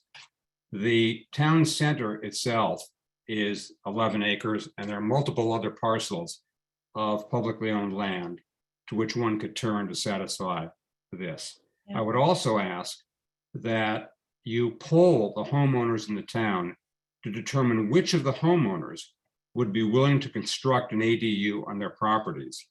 Providing this information to the state in the proper form may well satisfy many of the requirements for affordable house designation. I would also ask that you work with the owners of vacant land in the town to determine their willingness to dedicate at least part of their land to affordable housing. Building incentives can be offered to convince the owners to engage in this process for the common good. So I'm sorry to interrupt, Bill. I apologize. You've gone well over the 2-minute limit. Is it possible for you to just kind of wrap up? Sure. Appreciate Somebody- your sentiments and your comments. Okay, somebody raised a question about inverse condemnation. Very briefly, from my review of the manner in which homes for designation were selected in the Nathorst Triangle, it's arbitrary and capricious. There's no objective metric by which one can determine which ones were selected, which ones were not. That's a violation of due process. There's an entirely different question about whether or not it constitutes a taking. And I believe that it does for a variety of reasons, because you can't even determine whether or not, if a developer buys the property that there will be any affordable units constructed. That is telling, that takes precedence over almost anything else. Two final comments. I'd ask that you provide addresses of the 2-acre parcels that you are now considering. And I would also ask that you provide copies of the pro forma analyses of the value of properties if there is upzoning that were referenced by Ms. Russell. Those are my comments. Thank you very much. I guess I just want to ask, do people want to have a 5-minute break? Since we've been here for a long time, could we do that now? And then come back at 10:40. Well, I'm on the East Coast right now. Say 7:46, we'll start again. Okay, thank you. And then we'll get back to the comments from the community when we rejoin in 5 minutes. Thank you.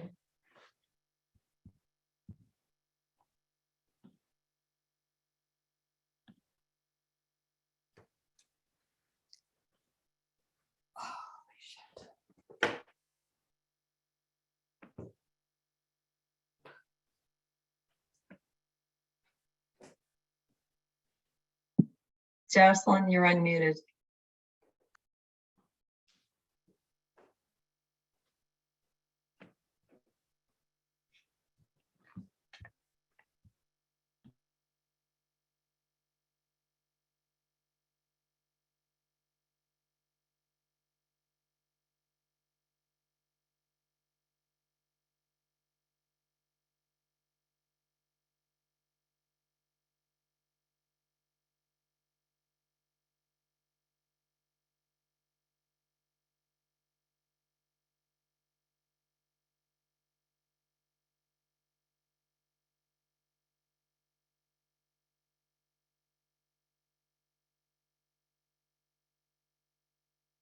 Let's go on to,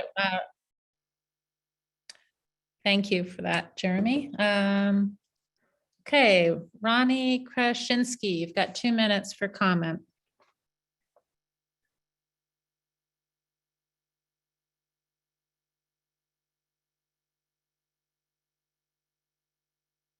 Just a second, please.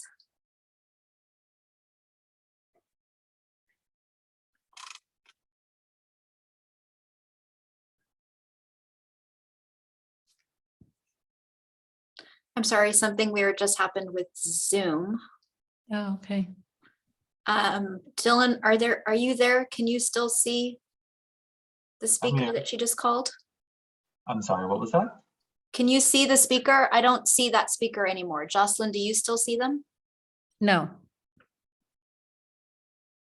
Okay, I think we just need to go on to the next person, and if somebody dropped off, we can pick it up later. I think we'll Okay, have to. sounds good. Okay, Julie Fouquet, go ahead.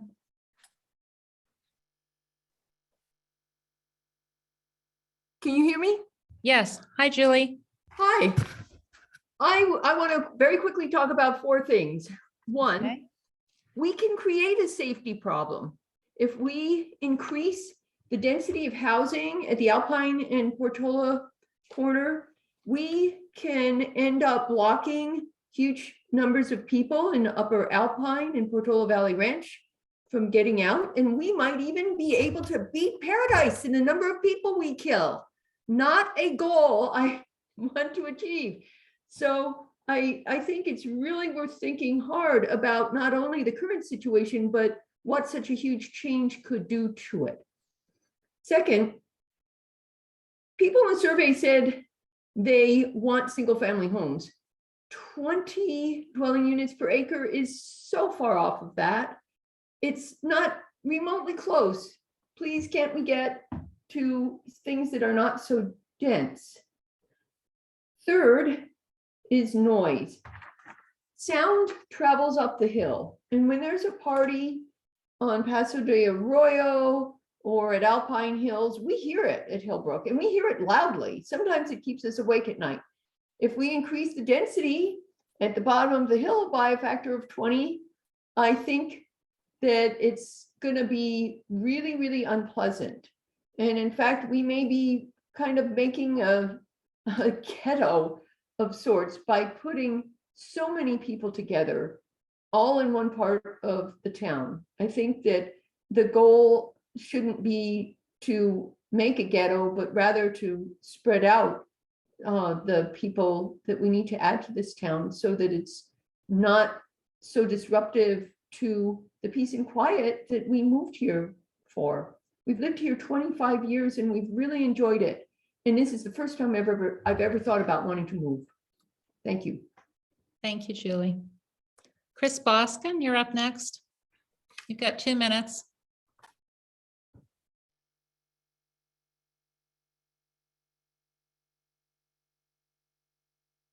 Go ahead, Chris. Unmuting. This is Chris, shut this off. I'm unmuting. This is Michael speaking for Chris, who asked me to speak. I have 2 practical questions trying to be constructive. Number one, we went way over last time on our 68 units. Is there any way to get credit for any of those? And on a smaller scale, we have some ADUs under construction, including one by me at the moment. Is there any way to make sure that we get credit in the 23 through 31 timeframe when you just waste those ADUs in a sense, not counting? We have to figure out a way to, if they actually have to have a 2023 start date, then we have to figure out a way to have those count without eliminating the ability to get insurance, do all those other things when the thing's finally built. So do you have an answer to either of those questions? Yeah, I could ask Laura. Do you want to just explain if there's ever a possibility to get credit? There's no way to get credit in the next cycle if we go over in this cycle. But we have to find out whether ADUs could potentially count as pipeline projects, so that maybe 4 or so ADUs might count, but it wouldn't be a big number. Well, according to you, there's about 10 a year, according to the numbers you gave, about 80 over 8 years. So it's like 10 a year, I thought was the number I heard earlier. If that's true, then there are going to be a bunch of those completed this year that won't count in the 23 cycle. So we should figure out a way to get those to count, even if there's some minor administrative thing we can get to have final approval that doesn't impede getting insurance on January 1st, 2023. So I'd respectfully request that we look into that. It might slightly ease the burden and avoid wasting these extra units in our previous. Thank you. Thanks, Michael. We've taken note, okay? Yeah. I think, is it Ryan or Dylan? Dylan. I think you could take Julie Fouquet off of. I got it. Yeah. Dale Fowl, you're up. 2 minutes for comment.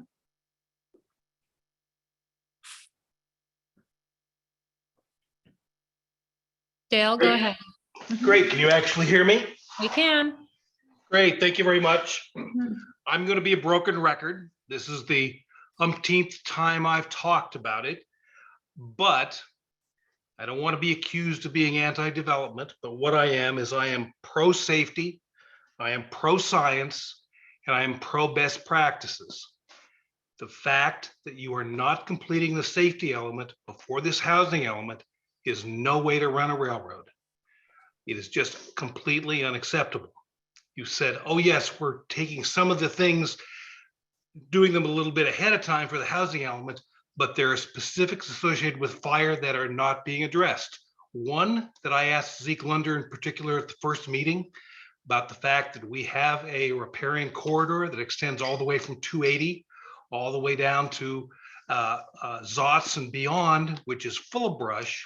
And that's probably a situation where an easterly wind will come right up that canyon to the center of Portola Valley. He said should be examined, and we have not examined that. So, but there are lots of other issues, but we need to complete the safety element before this is completed. So one of the first people to speak tonight was very concerned about the housing element moving forward. And then when it comes time for the safety element, not having time to incorporate those in. And that's unacceptable to me. My second comment is that I really had great hopes for this committee when it was originally formed. Intelligent, committed residents who wanted to use Silicon Valley ingenuity and out-of-the-box thinking to solve a difficult problem. Well, where you have arrived, high-density housing along the scenic corridor, was stated at almost your earliest meeting. You really haven't done anything new, nothing out of the box, nothing ingenious, same old stuff. High density along our scenic corridor. And guess what? You just did a survey. The residents do not want that. Thank you very much. Thank you, Dale.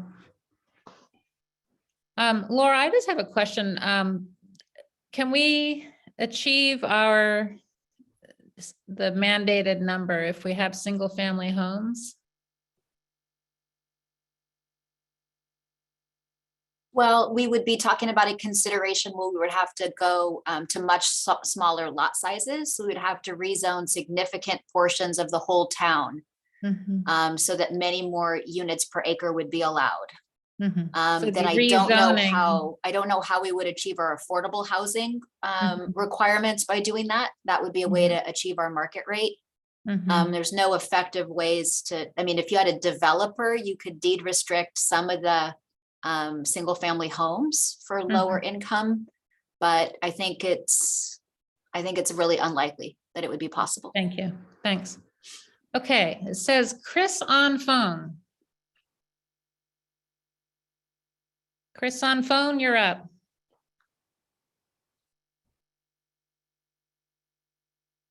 Hello? So sorry, that was an error. Yeah, no worries. Go ahead. You've got 2 minutes to make a comment. It was an inadvertent hand raise. Oh, I see. Okay, gotcha. Thank you. Maria, go ahead. You've got 2 minutes. Maria, go ahead. Yep, I'm getting there. Yeah. Sorry. I had a couple of questions and comments. I wondered if the town ever asked the residents if there were any existing property owners that would like to have their property rezoned to allow for more units. And I wondered if it was possible to have older marginal ADU units remodeled and have that could be considered as a new ADU unit. I'm not sure if that's the right vocabulary for it. And then I also appreciate all the time you all are spending on it and the people that have been involved as well. But I would love it if you would take a percentage of your time and communicate with other cities around this state to not have to do all this. I mean, we have limited resources in terms of natural resources, and this is just nuts to enforce this on the towns. So that's it for the moment. Thank you. All right, thank you. All right, we got John Matlock and Kathy Christie. You're up.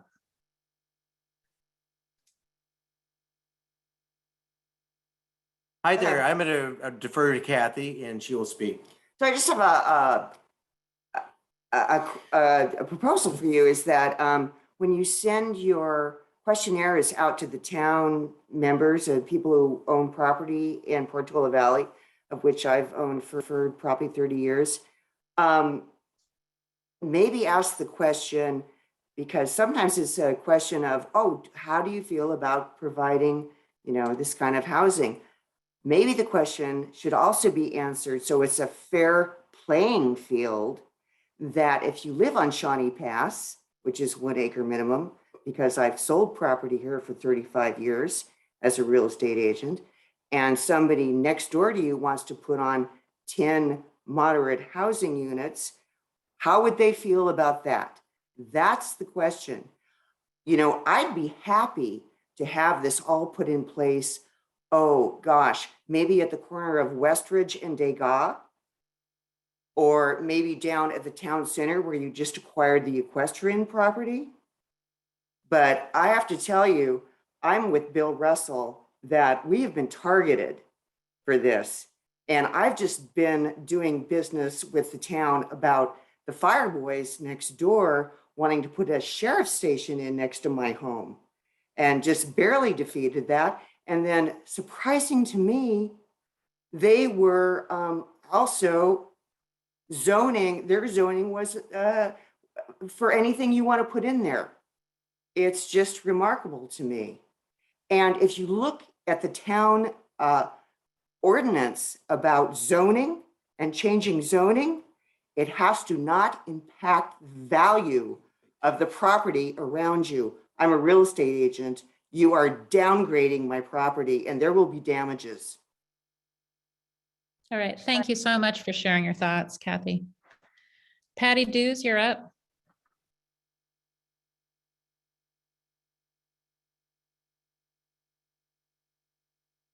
Hi, my name is Patty Dews. I'm an elected member and secretary of the Westridge Architectural Supervising Committee, or WASC. Tonight, I'm representing the views of our committee as they relate to our responsibilities to the 225 plus homeowners of this Westridge community. We are quite surprised to find that this rezoning selection process has included, without any prior discussion with our committee, 4 parcels along Alpine Road, which are within the Westridge subdivision. As you may be aware, all Westridge parcels are subject to the Westridge CC&Rs, which date to 1948. These CC&Rs expressly require that no Westridge parcel shall have an area of less than 2.5 acres, and all lots are intended for use as single-family dwellings, and that no flats, double houses, hotels, or apartment houses shall be built or placed upon said property. There is no ambiguity in the Westridge CCRs regarding these matters. This is the obligation and covenant undertaken by every Westridge buyer and owner to the other 225 plus homeowners in our community, recorded in the deed of every property which cannot be modified by or subject to an upzoning action by the town of Portola Valley. A member of our committee has already been contacted by an owner of one of these parcels who's astounded and outraged that the town of Portola Valley would now suggest that their most significant family investment and the place where they intend to raise their children is now, which they understood to be protected by these CC&Rs, may now be a neighbor of a multi-housing unit development.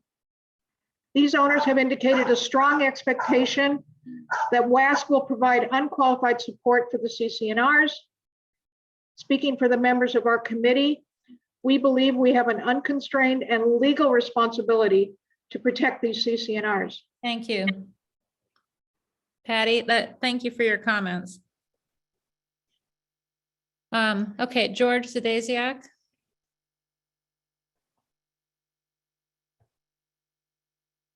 You have 2 minutes for your comments. Hello. I won't restate what a lot of other people have said already about the impact of not only lowering the value of the properties affected, but also the surrounding community. To think that you have a multifamily development or a high density development right near you obviously is not going to be a positive impact in your neighborhood. So I think that enough people have already discussed that. I want to make a couple of other points. One of them was they talked about evacuation and that everything was all hunky-dory in the evacuation plan. Well, I looked at that thing and I said, wait a minute, that's a static model. That's a static model. It means that that's what it is right now. But what about the dynamics of the situation? What about the dynamics when there's an emergency or something like that, and you have all of Upper Alpine and Portola Valley Ranch and everybody else draining into the Nathorst area trying to get out. And on top of that, you have this huge development of several hundred people there in that particular location. What do you think is going to happen? I don't think it takes a genius to figure out that you're going to have a problem there. So I don't quite understand this whole evacuation thing being okay. The other thing I'd like to talk a little bit about is some of the other properties that are sort of non-residential. I think the town really needs to look much more carefully at non-residential properties like Glen Oaks. So what if it has has a creek and a bunch of other things? There's engineering. A lot of that stuff can be engineered around. It has been. For heaven's sakes, there's a creek running through the Nathorst property, I believe, that you're considering. So I don't think that those issues should send one back from considering properties around town. They're currently non-residential. Perhaps the equestrian site. There's a lot of places like that that could be developed with some sort of housing, which will not impact will not impact the neighbors to the same extent the neighbors around, and also allow us to maintain our visual corridor. I mean, I think that's extremely important. And certainly what you're doing in Hillbrook is destroying the visual corridor by your plans. Thank you. Okay, thank you for your comments, George. Yeah. Rita Gomez, go ahead.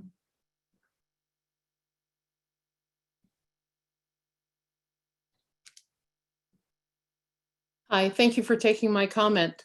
I noticed that there are 21 people on the panel, and all the members of the panel can see the names of the residents as what's been mentioned, but we don't know who's then watching us. So Any other comments, Rita? Yes, I'm not finished. Yeah, so I'd like to know who else is there.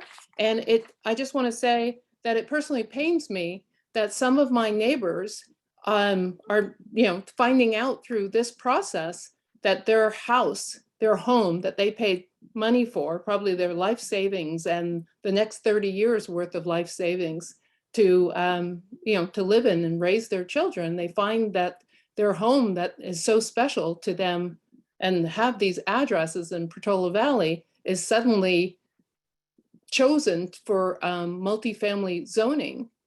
And they're not even, they find out in a meeting, they find out from a neighbor, they find out from somebody else. And yes, there's information on the website, but most people are finding out from someone else that their name is and their address is there. And, I just think that there's more, we're neighbors. We're neighbors and we need to communicate to each other. This is beyond transparency. This is about consideration for our neighbors. And there's one home on Alpine Road. I see a play structure and something else and then something else. And, those people just moved in last year and their house is on that list. I'm sure they're talking to their realtor right now about this. But this is a beautiful town. And I think we are neighbors and we need to look out for each other and be able to communicate, and not just these people, but everyone that's within 1,000 feet of these addresses. Thank you. Rita. Your point is taken. Karen Askey, you're up next.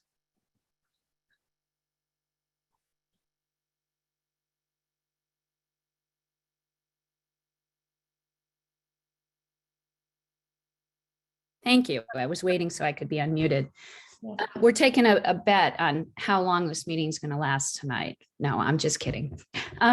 Anyway, thank you. I agree with a lot of everything that's been said. I think they're very thoughtful comments. And so I'll just try to talk quickly. I thought in the last meeting that actually some of the committee members asked to look at town-owned properties. So I'm disappointed that those actually aren't in the meeting tonight. And I strongly encourage the committee and staff to go back and look at those town-owned properties. And if there are 11 acres at Town Center, I think we need to really consider it. I don't believe in rezoning people's single-family lots. And my understanding is that they would not even be able to put an ADU on, even if they could stay in their existing home or provide upgrades to their house. So it does limit them. On the survey, Sarah, you talked about that 46% said they wanted it spread out and 33% didn't, but that only adds up to 79%. So I'm just confused about the other 21%. I would encourage the committee to decrease the buffer of 20%, maybe go to 10%. Do we need it to be that high? And I'm not in favor of decreasing the setbacks on the scenic corridors. And I also think that the side of Portola Road that has Ron Ramey's should be taken off the list, because that is already a very high density neighborhood with tiny lots. And those people are going to be severely impacted because they have a very small lot and would have a very large building next to it. And I'd like you to consider that. Thank you. Thank you, Karen.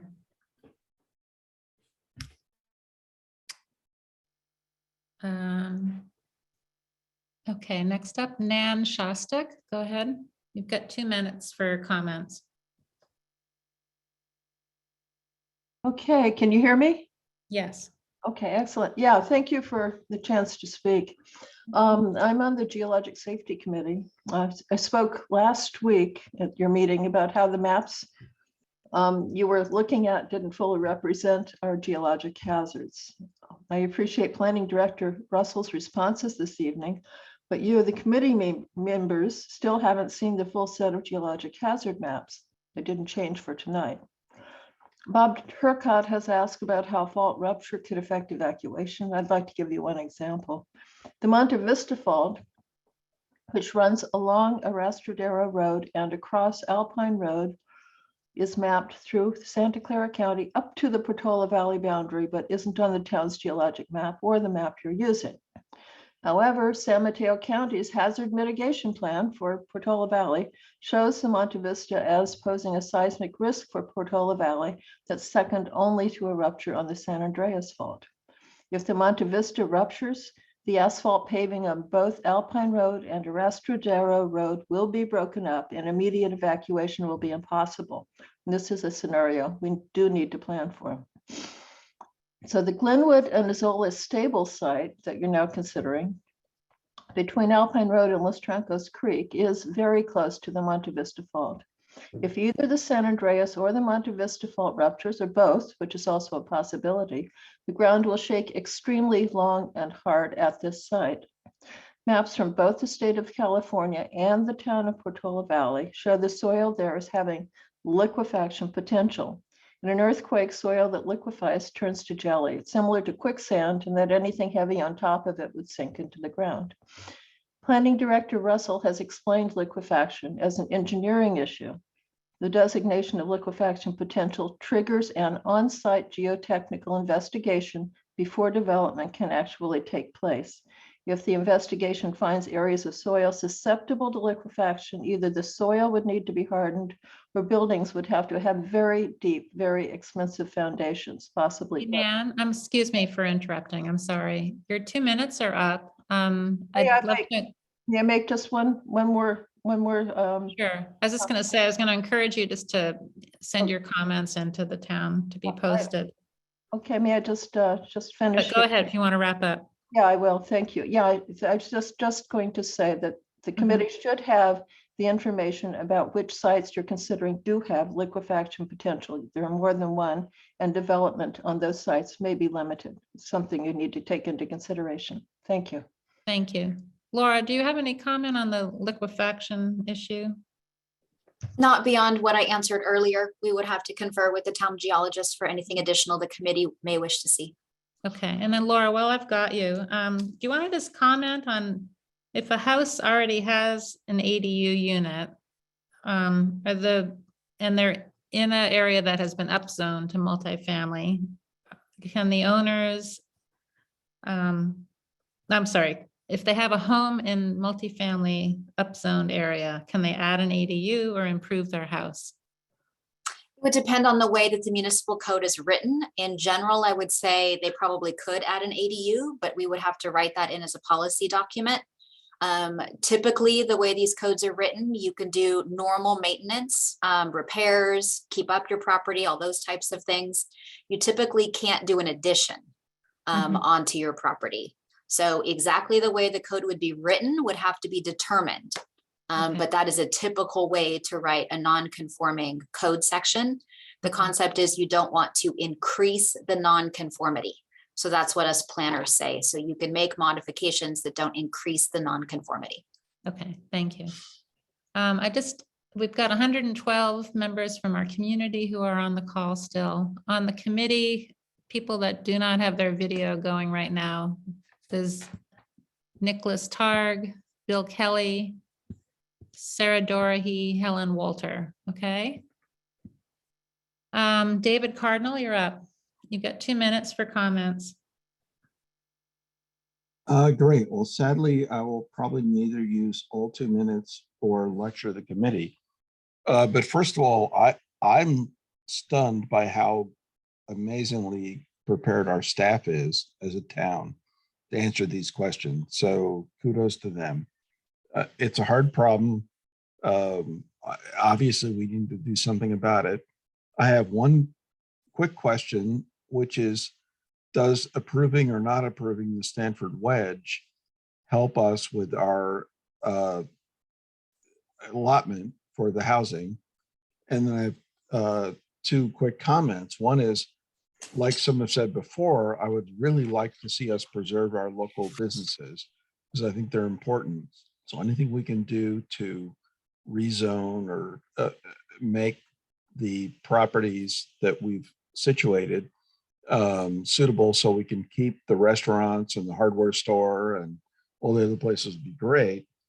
And I also think it'd be interesting to further expand affiliated housing because many of those businesses have relatively low paid workers who would be happy to live here if we could find a way that that was possible, which is not now given our current zoning, because they might live in small underfunded places. So I think that's worth exploring.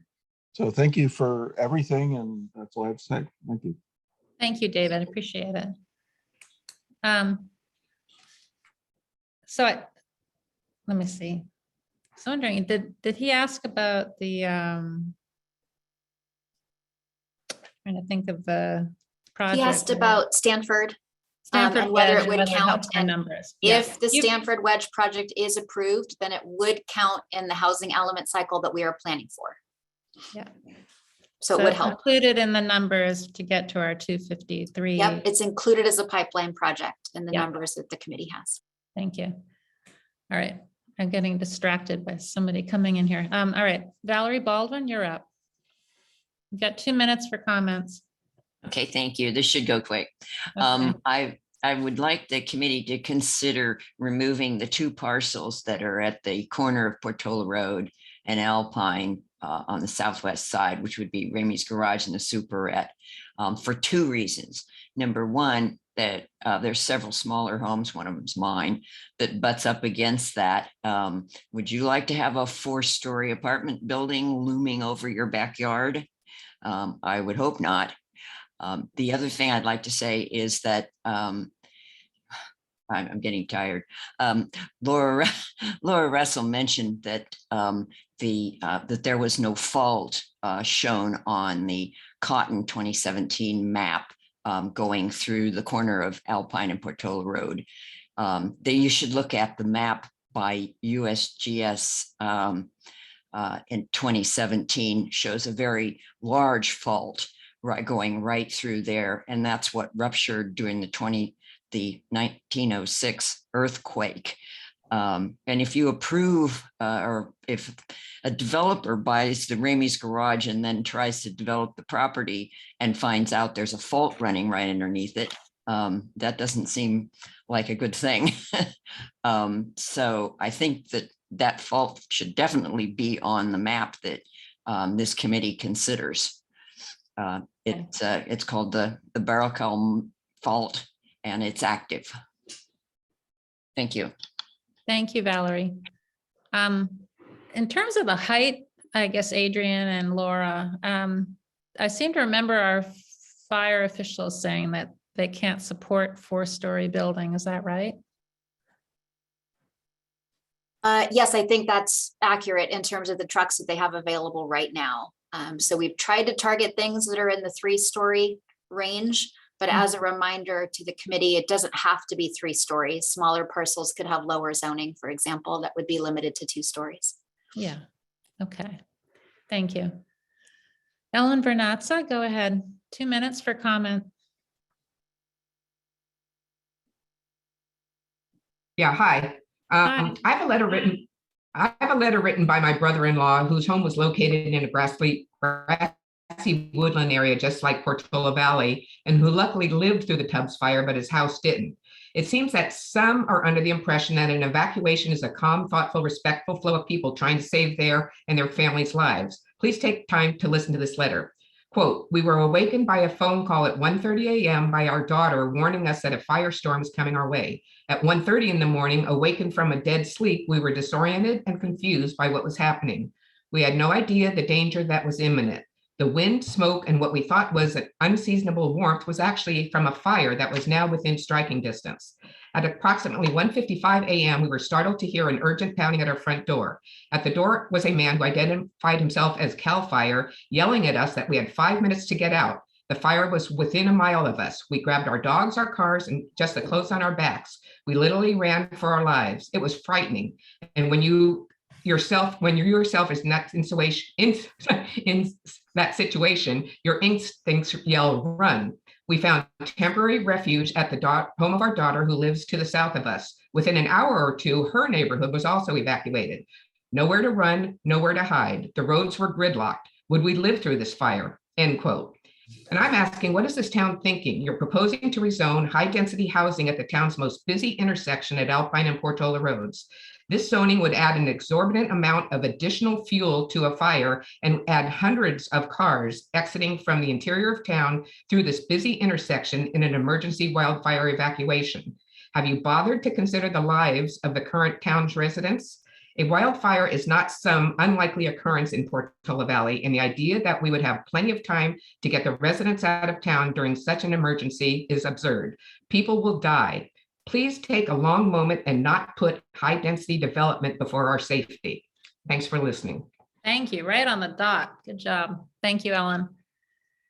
Beth Taylor, you're up next. Hello?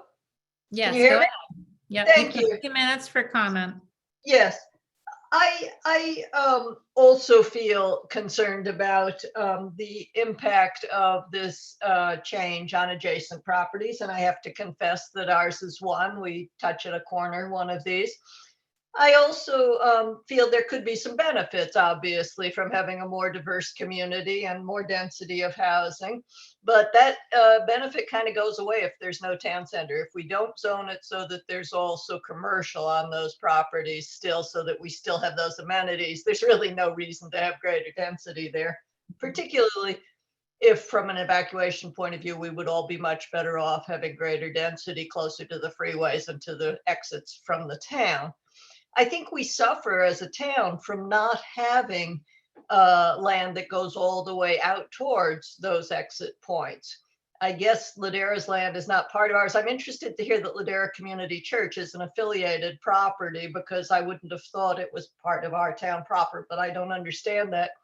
But have we ever considered collaborating with other towns? And is that possible, both from a planning and a legal point of view, to do? So for example, it would seem to me, now I'm an equestrian and I'm about to bring that up, but it would seem to me Stanford would have a way easier time developing, and it would be way safer to develop some of their lands along the freeway currently occupied by horse properties than, say, the Wedge, which goes up a very steep fire burning canyon potentially.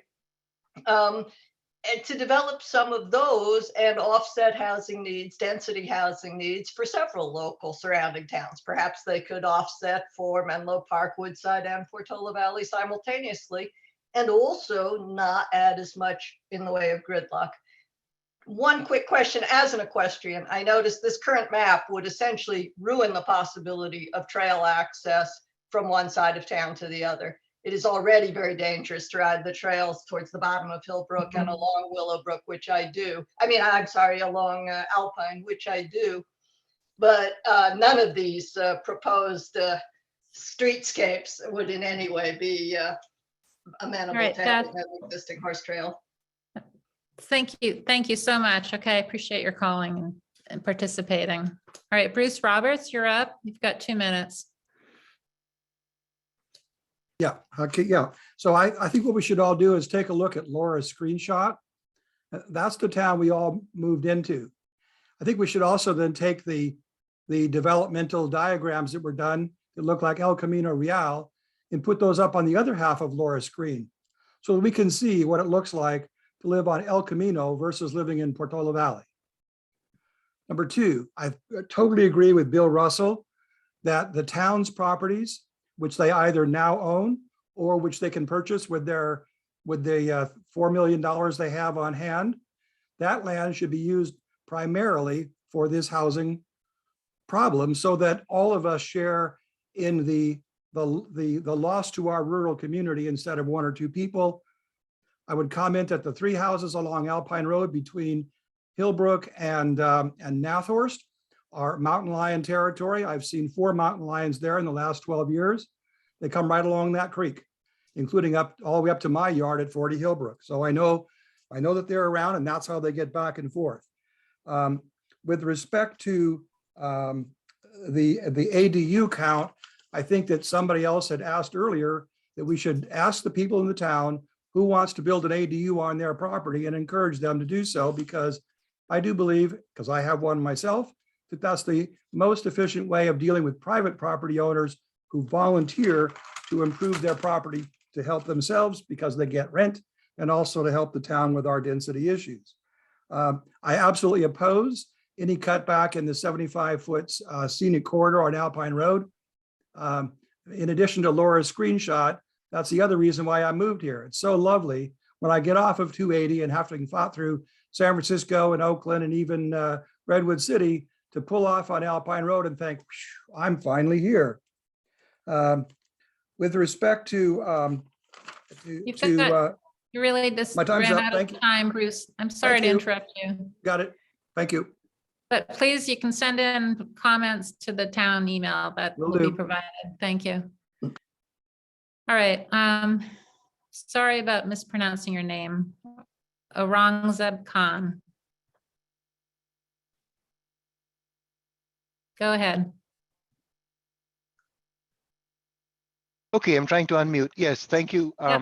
We can I'm hear you. Aurangzeb, and I live with my wife, Mary, and daughter in the Nathorst area.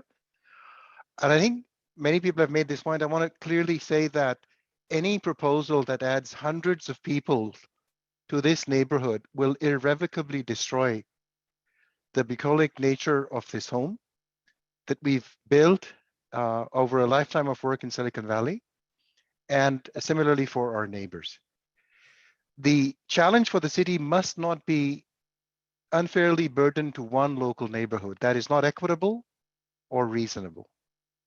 The town should find a solution to this that utilizes existing properties, which can handily accommodate this, and also potentially allow the town to use both Sandhill Road and Portola Road.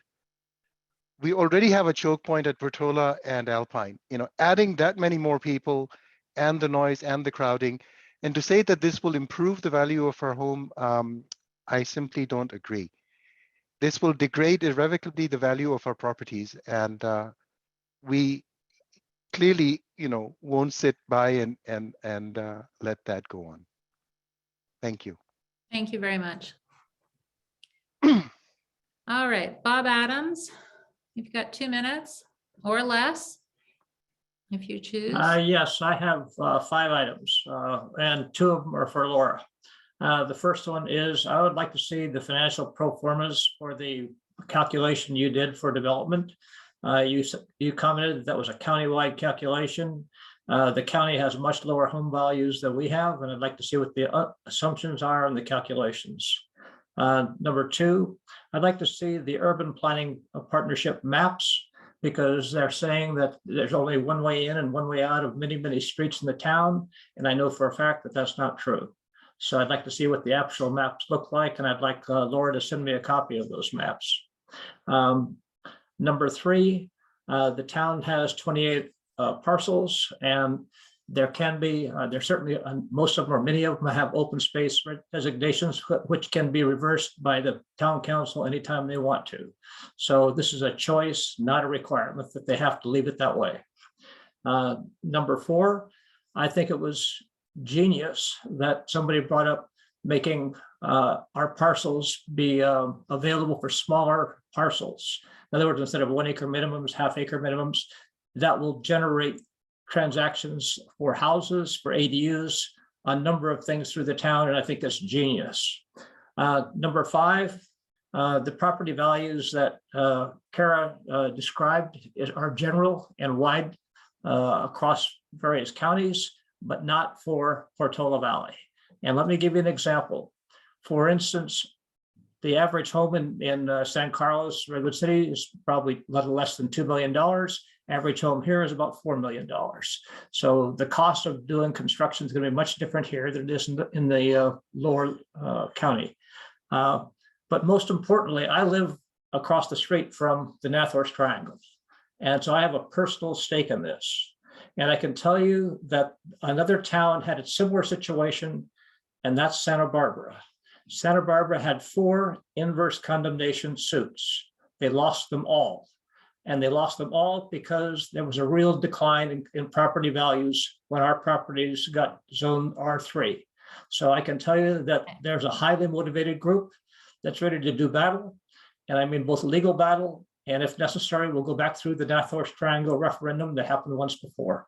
Thank you. Bob. Thank you. Ellie Mertz, go ahead. You're up. You got 2 minutes.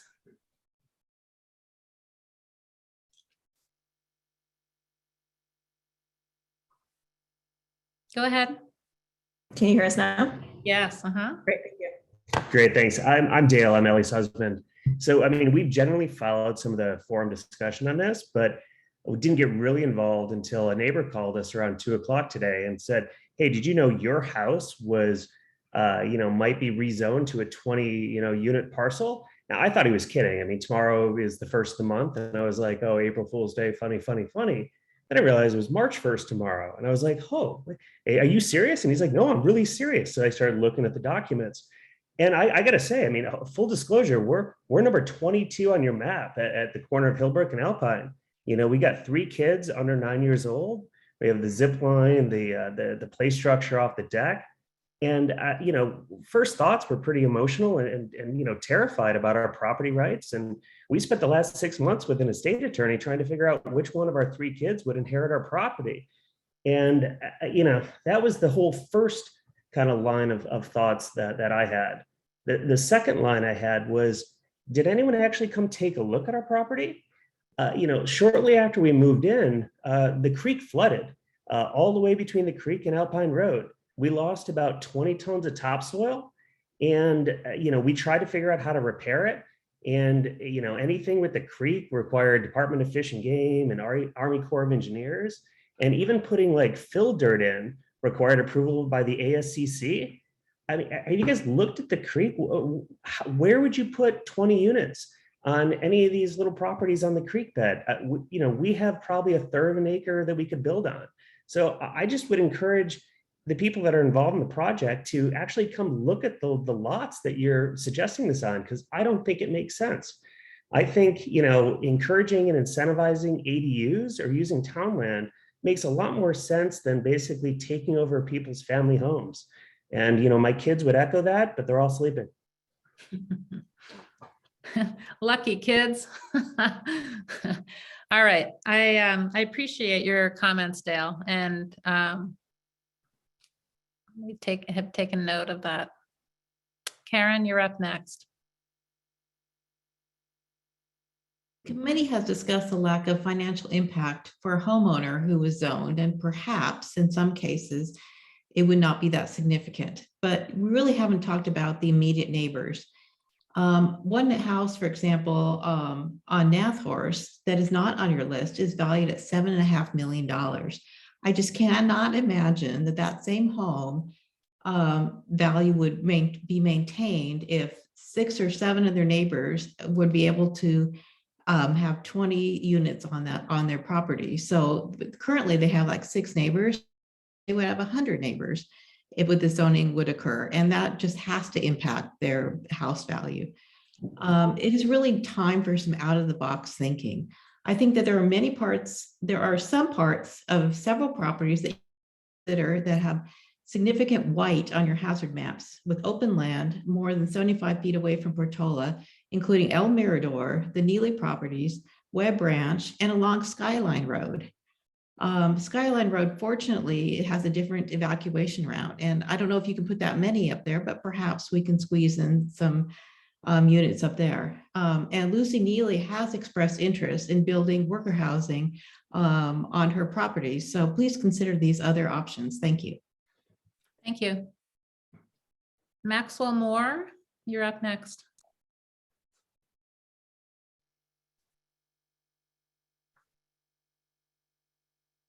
Go ahead. Everybody. Yeah, hi. Hi, I would like to introduce myself to the committee. My name is Dr. Maxwell Moore, DC, and I'm one of the practicing chiropractors at Portola Valley Chiropractic, located in the Portola Valley Village Square, one of the areas slated for rezoning. And our practice consists of 4 full-time Portola Valley residents and 4 part-time employees. Having to relocate the practice due to a zoning change would be an impossible upheaval. In fact, being that our business is called Portola Valley Chiropractic, without the Village Square as our place of business, there would be no place for us in Portola Valley to relocate. Local commercial spaces are very limited in our town, as we know. And we are currently the only provider of chiropractic care, acupuncture, and massage therapy in both Portola Valley and Woodside. We have helped thousands of local residents in our office, and removing our practice would jeopardize the health of all of those people. A relatively small commercial space in Portola Valley provides us and so much more to our workers, our patients, and the town as a whole. My parents are Dr. John Moore and Dr. Ellen Hoffman, who started the practice in 1987. And I'm their son, and I grew up in Portola Valley, attending Ormondale and Cord Madera. And I'm now aiming to give it back to the community that raised me by working with my parents in the office they started. I hope to serve the community I grew up in for a whole another 35 years. If the zoning change proposal goes through, my entire family might have to give up on our dreams of helping the Portola Valley community. Given the owners of our commercial space the option of developing it into a housing project would severely affect the livelihoods of the many people who work and shop in the Village Square. Local jobs are very rare in our small town, and taking them away to create a housing project does not make any sense. Please do not let us lose our livelihoods. We have built our lives around our business and would like to stay in Portola Valley as long as possible. Thank you. Thank you, Maxwell. Jeff Booth, you're up next.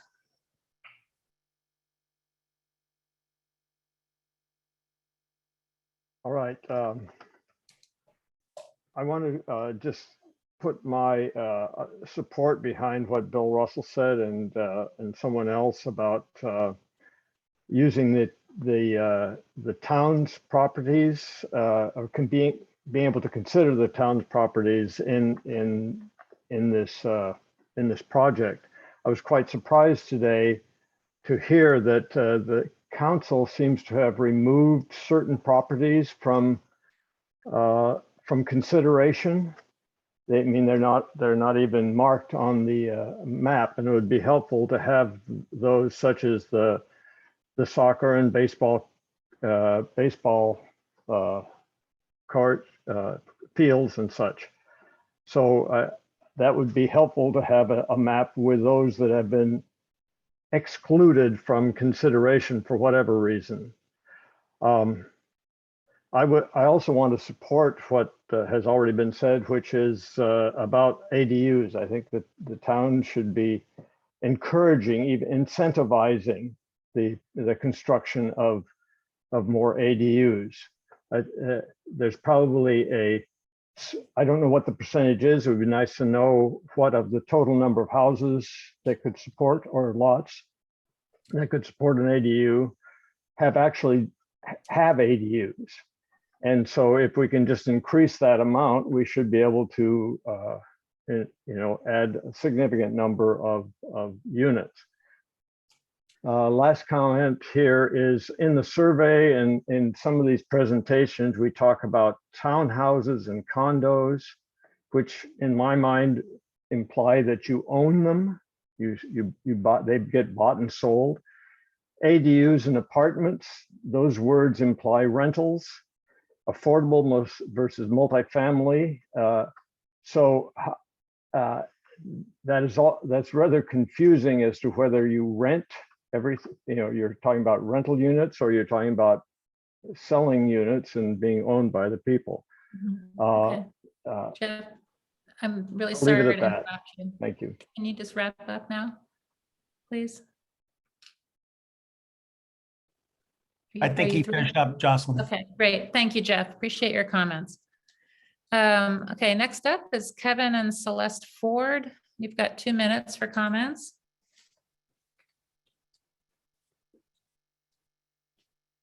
Go ahead. Hello? Can you hear me? Yes, hi. Sorry. No worries. Go Um, ahead. You've got 2 minutes for comments, Kevin. Yep. We live in the targeted zone of Nathorst Triangle at 235 Nathorst. We also are in the final weeks of completing an ADU in our backyard that took 2 or 3 years working with the town or through the town to get it finished. So we've made our contribution, I think, there to our housing stock. What I submitted some written comments, so you've already got all of that. So I thought I'd just summarize. I think the most important point is I like the concept of a dispersed housing scenario to meet these state mandates. I think the rezoning should be a last resort. It's kind of a draconian measure to target a particular area and focus the attention on all this for a particular group of residents as opposed to sharing it across the community, because it is a community-wide problem. And I think I like the strategy of providing some incentives like the ADU for residents to add housing to their property, or for the town to provide incentive to meet these requirements, as opposed to arbitrarily picking particular neighborhoods to bear the burden of this. And finally, I do agree with those who have said that we should be evaluating the existing town property and the suitability of that for meeting these requirements. So encourage the committee to take another look at that. Thank Okay. you. Thank you, Kevin. John Golden, go ahead.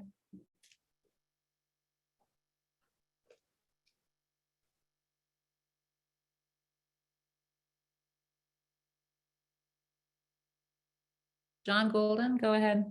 Unmute. Okay, I think I Yes, unmuted. hi. There we go. So just so everyone knows, I'm on the local planning commission. So my very first question is to Kara and Laura.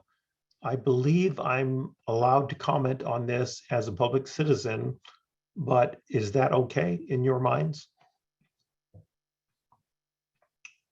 Hi, John. Thank you. Cara Silver, Town Attorney. So we are actually scheduling a meeting for the Planning Commission and the City Council on the housing element, and Yes. it would be more appropriate for you to make your comments at that meeting. It could be considered a unnoticed Planning Commission meeting if you make the comments now, since this particular committee already has 2 planning commissioners on the committee.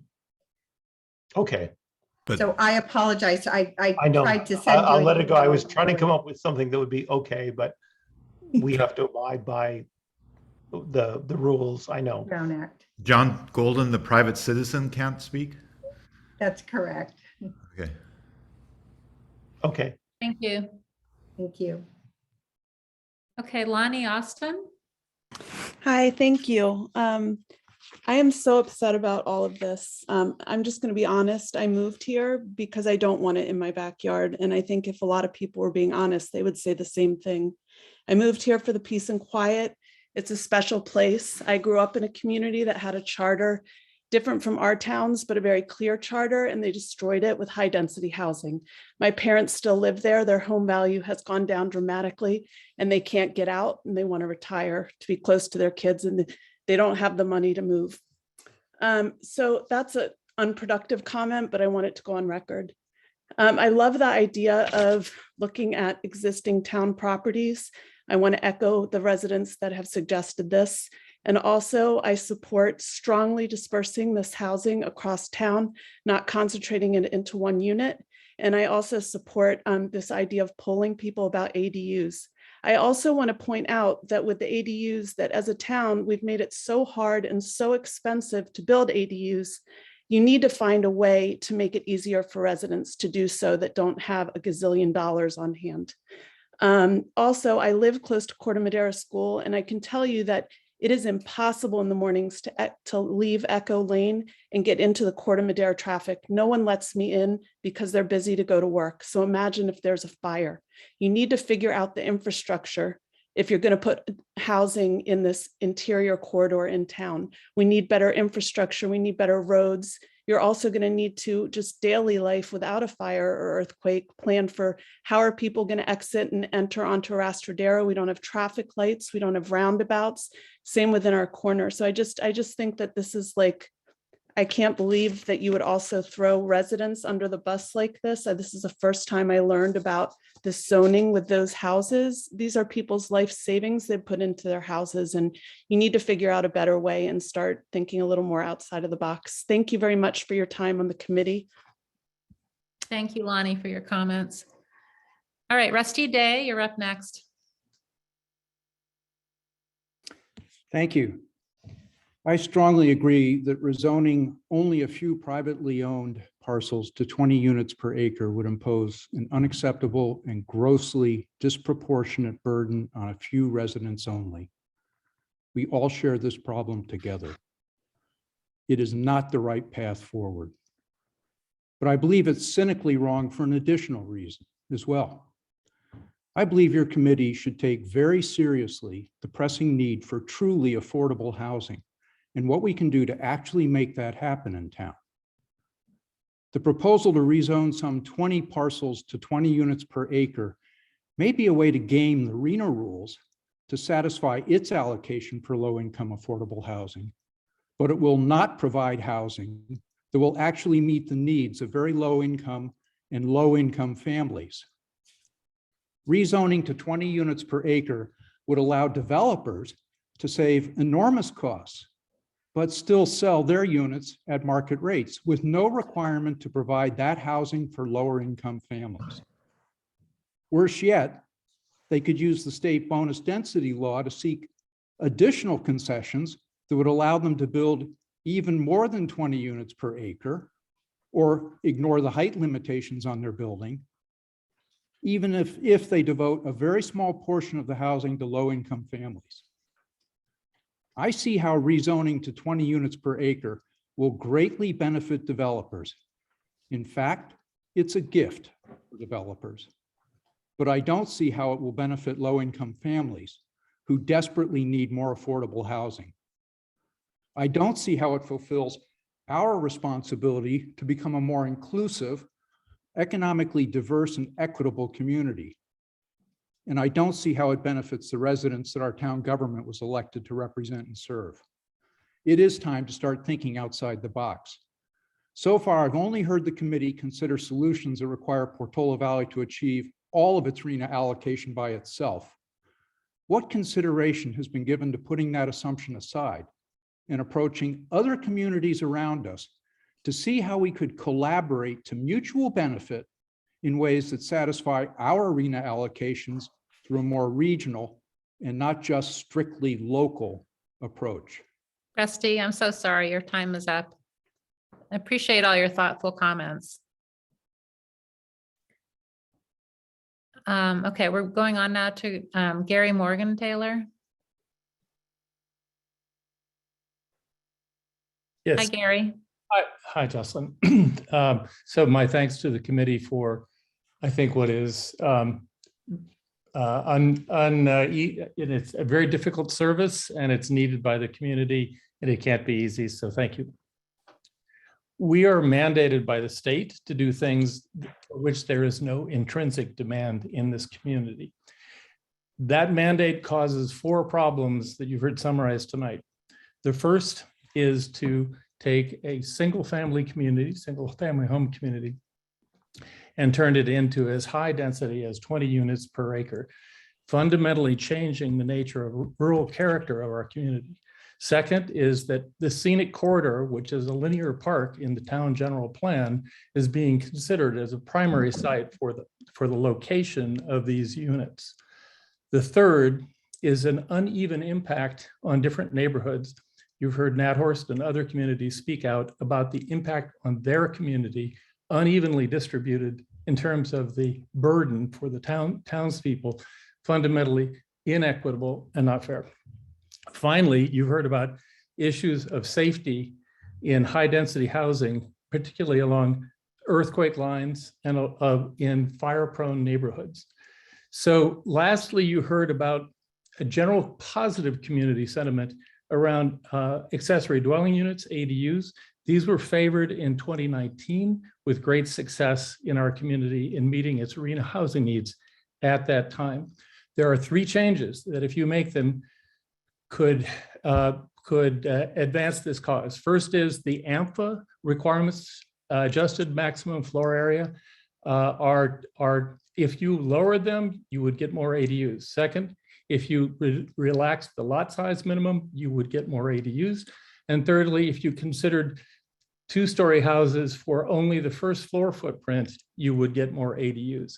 So think outside the box, look at a distributed, decentralized solution, relax the ADU requirements, and don't place these unnecessary burdens on specific neighborhoods and communities to the detriment of everyone. Thank you. Thank you very much, Gary. Carter War, go ahead.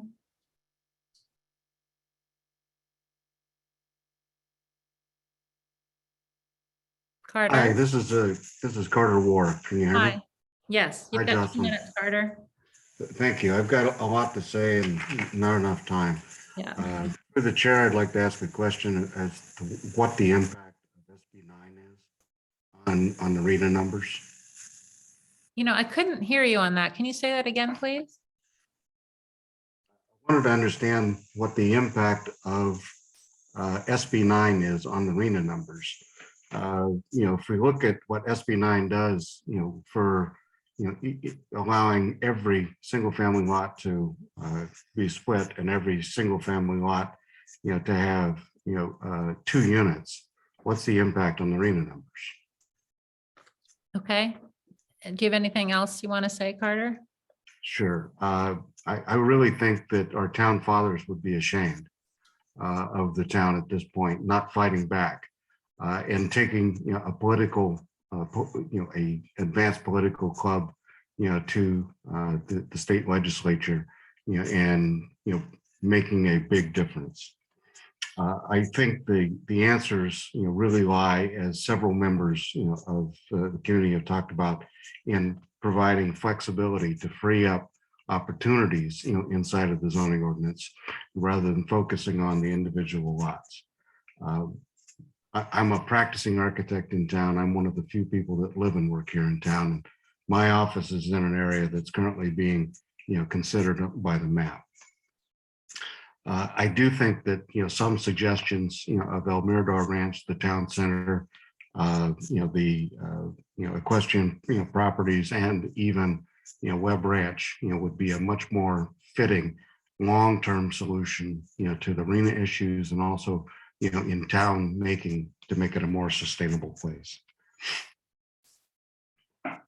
Okay. You done, Carter? Yes, but I would like an answer.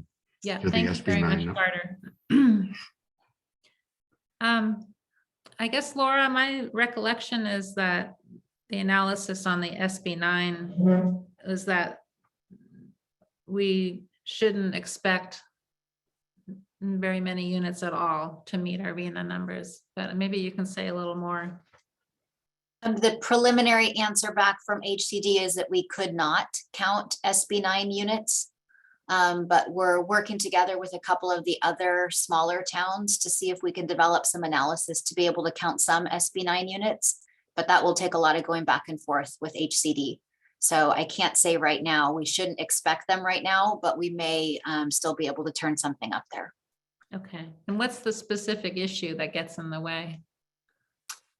They think because it's new that there's no track record to suggest these units are going to get built, and there's no information to demonstrate that they would be affordable. Okay.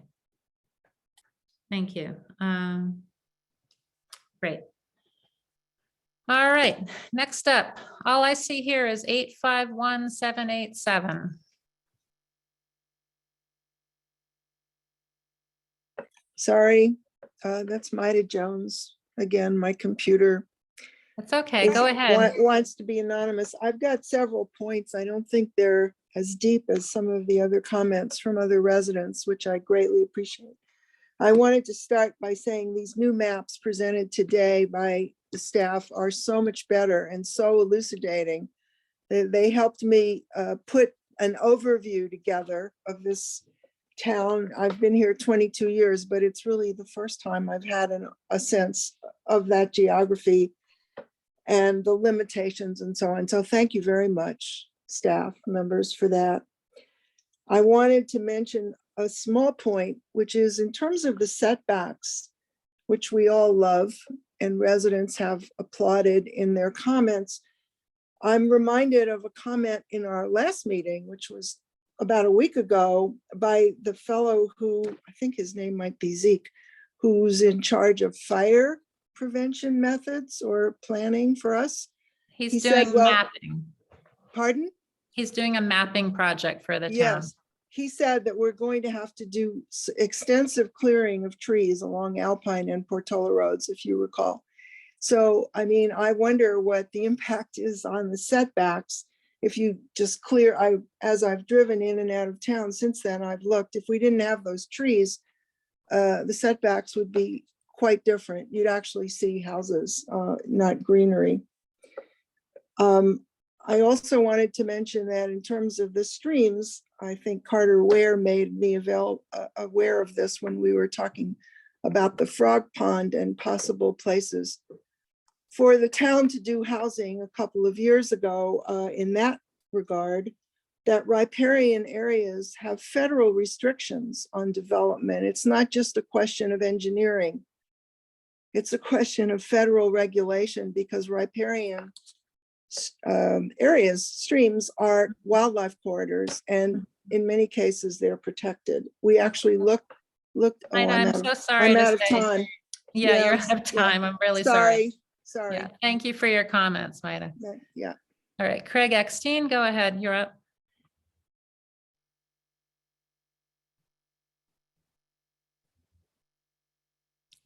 Craig?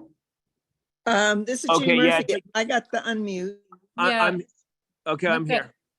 We have you both in the queue here. So Craig, you go first because you're next. And then Okay, we'll go to Judith. a few points. One, you've seen a lot of pushback from all the people talking tonight, and that's just the people who even know this is going on. I was one of the people letting everyone know about this. I'm really disturbed. I mean, I'm 47 years born and raised here, live around the corner from that Village Square proposal, that you guys would rather fight the town and disappoint the people that you guys are supposed to be representing rather than push back towards on these state mandates. I mean, I think there are some real good arguments that could be made to at least delay this process as it's looked at again with all the fire dangers as the number one reason, and that studies have not been done. And rather than we fight it on our own, why not reach out to all the other rural communities like our own that are under these same mandates and work together and do some kind of class action against the state? You guys say there's penalties that would be inflicted on us, but what are they? I'd rather gamble because I don't want to capitulate to a law and see the character of our town, the one I've known all my life, to change completely because we're unwilling to fight that. A couple other things. I'm not even sure, and I'm still confused on this. Are these units rentals or owned by the people? I'm not sure which it is. Another thing is, if you are going to build this and it's going to be low income, do the local residents, specifically my kids who are 4 and all the kids who grew up here, do they have priority to live in these units? Why build something for people who don't even live in the county or the state or the country for that matter? And then you did this survey. Why are you asking people who are not people who live in town what their opinion is? That's like letting people from Nevada vote in California to set our laws. You ask the town residents only and make a point of mailing to them. If you can't, my parents don't use the computer. They don't know how to go on a website. They're never going to know about this. They've lived in this town longer than me. You need to send a mailer to every known address here.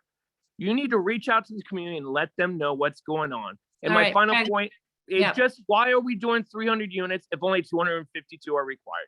Why build one more unit than necessary if that's all what we're required? That's it. Okay, on the legal question, I wanted to turn to our town attorney, Cara Silver, just to address, why are we not fighting this with the state? Yes, thank you for that question and comment.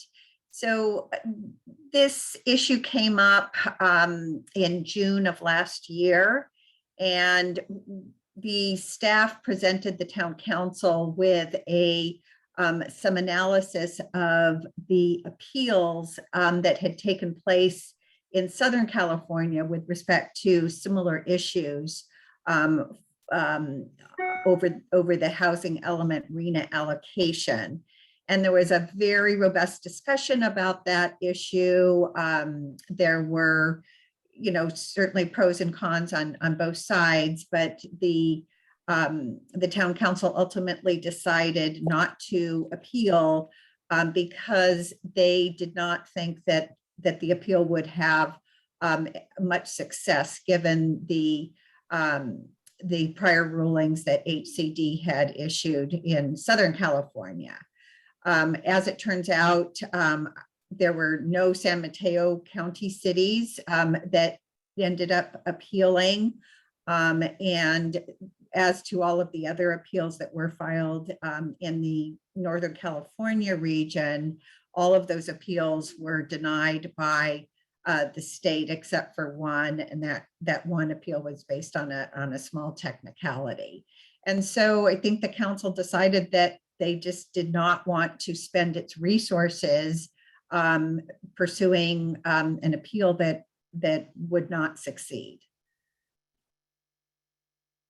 Thank you, And so Cara. happy to answer further questions on that, but that's the gist. Yeah, that's great. Thanks for that summary. I guess, Laura, in a couple sentences, why we have the overage that we do, the 20%, and you've explained it a few times, I know, but. There are best practices in this field because there are laws that are called no net loss laws. So that if you don't achieve the number that you expect to achieve on any given site, then you have to make those units someplace else. So you would have to go back and continuously rezone sites if you didn't end up with the exact number of units that you expected. So this committee talked about it sort of like budgeting. We talked about it sort of like creating some extra space or a buffer because there are many variables that are involved. So the best practice is 20%. That's what's commonly accepted by HCD. Some communities do a much higher percentage than that actually. So we think this is actually a pretty conservative approach. If we didn't have some type of buffer, I think we would likely not be approved by HCD, and then we would very likely be doing continuous zoning code updates. So we would have to be going through these types of processes over and over again. Sorry, my lights turn off in the office at night. Start dancing. Thank you for that. Yeah, That's so if really I'm helpful. waving my arms, it's because the lights turn off because we save power and I'm in the office. So sorry about that. Yeah. Thank you, We Laura. should all be asleep. Okay, and all towns are adding 20%, right? It's not just Portola Valley. I don't know of anyone that's not doing a buffer. Yeah. I think that would be a very risky approach in terms of certification. Yeah. Okay, thank you. All right, Mary Hefty, you're up. Through the chair, Judith Murphy was actually next. Oh yeah, I'm so but sorry. she got You're right. dropped off, so I'm going to push her up front. All right, give me a moment.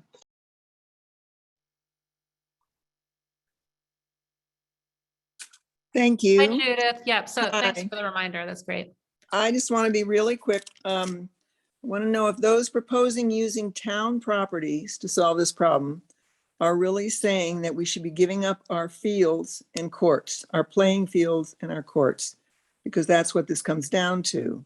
And I think that would have a terribly negative impact on community life. And in fact, if we're going to be increasing the number of people in town, we should be increasing the recreational facilities, not decreasing them. So I think that suggestion is really bad.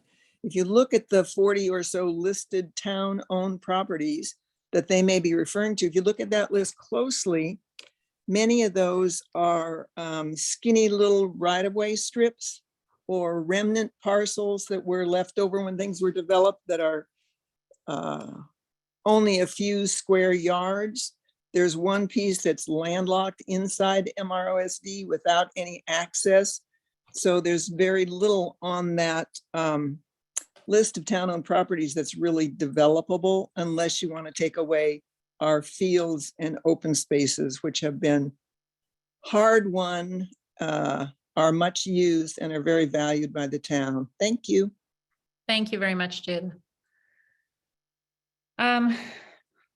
This reminds me of something, I guess, Adrian and Laura, I think somewhere along the line, I heard somebody say that all the parcels that we're looking at would go to 20 units per acre.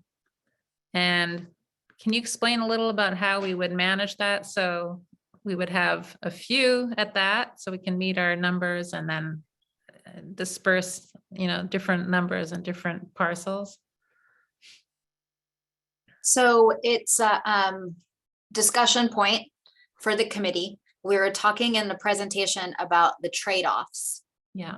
So if we're going to have some parcels with higher densities and some with lower densities, then we have to have more sites if there's going to be lower densities. That might be perfectly appropriate for some parcels to have 20 units per acre, perhaps some 15, some 10, even a larger number of parcels that have the 6 unit scenario that we talked about. So we have to think about, meeting the inventory in different ways. They do not all have to be 20 units per acre, but in order to meet that affordable, we need at least some that have minimum density of 20 units per acre. That's the definition of affordable by the state, but yeah. And so as part of our charge, when we're looking at this recommendation for town council is considering what the density should be on specific properties. Yes, at least enough detail so that staff and the consultant team could get in there and do a more detailed feasibility analysis. Cool. So it's like the concepts of the number of parcels and which ones. Thank you. All right, next up is Lori Muffley. And after Lori, I see 4 more hands. Hi, thank you so much. I'm speaking on behalf of myself and my husband, Matthew Muffley, and our family. And I wanted to thank you very much for this call and for having us all invited to listen in. I also wanted to say that I was very impressed with most of the eloquent speeches that were given by the town's members, and I thank them for that. I had one question and just 2 comments. I think everyone has summed up a lot of the points that we all are feeling very well and better than I ever could. My first question, and this is really just maybe my own ignorance, but I'm curious about the process of approval of this plan that's been proposed, and if there's somewhere on the website or somewhere that we can actually see what all of the steps are to reach approval, and how far we are from that at this point. My second comment is that I think, and others have mentioned this, but to develop an ADU is no small feat, or to put that on your property. And so if some of the red tape could be removed and a process towards actually implementing these things, which our family would be very interested in if it was cheaper and there was less red tape. If that was developed, I think we would see more ADUs in Portola Valley. And the third is, I just want to state again that it is really incredible for us as a family. We've only lived here for a couple of years, but to hear the energy, passion, and commitment of the townspeople who've joined, over 100 of them, to this subcommittee meeting, I think that really speaks very loudly to how people feel in this town and to this issue. And I very much hope that the committee is taking this to heart and really listening, and this doesn't just end up as meeting minutes, because this is a small town. That's why we all moved here. And these are really important comments that people are making. And truthfully, some of these comments have just been heartbreaking. And so I really, really hope that something is heard out of this, and that we see really thoughtful, and not that you're not being thoughtful, but really a movement that makes people of the town feel more comfortable. Thank you. Thank you, Lori. I could just assure you that everybody on this committee and on the town council is involved because we love our town and we're passionate about where we live. And we want to be part of the solution here to find something that's, workable and that still maintains the special qualities of our town. Dana, you're up. Hi, you guys. Whoa, long night. Yep. I would like to. Oh, Make Janie. it snappy, Dana. Jamie's laughing. I would like to ask that the 150 people or whomever, how many people were there, that gets, their names are published in the minutes. I think it has not served the town well that the residents have not been able to see each other in meetings to sort of make connections. And I think it's very important that these 150 people can be aware of who they are. And if you can't do that, I want to know that. So, I mean, I hope you could, I wonder if Laura could answer that or Kara can answer that now. Adrian, do you want to jump in? Will Are you you done, Hannah, with your will you comments? put everyone's names in your minutes? Yes, so we actually do that. We've been doing that for the past several sets of minutes. If you take a look back at the most recent ones, so long as the first and last names are provided, we capture them in the minutes for all the public comment. No, not public comments. I mean, who is in the meeting? Who is in the meeting? And if So different committees and commissions have different rules about this. The town council has included attendees. The planning commission, for example, has decided not to include the name of the attendees. So we have the capability to get it out of Zoom, but this committee has not set a policy that they wanted all of the attendees posted. I would like to say that the Freedom of Information Act, if you make a request, they say that you can know the names. And so I just want you guys to look at that. And I think it's very important. We'll consider it, Anna. Thank you. Hope that you publish the names of the 150 names of people. People are afraid to speak. They're intimidated. I think it's important for people to be able to follow the issue and know who the other people are. Thank you. Thank you, Dana. Bob Schultz, you're up.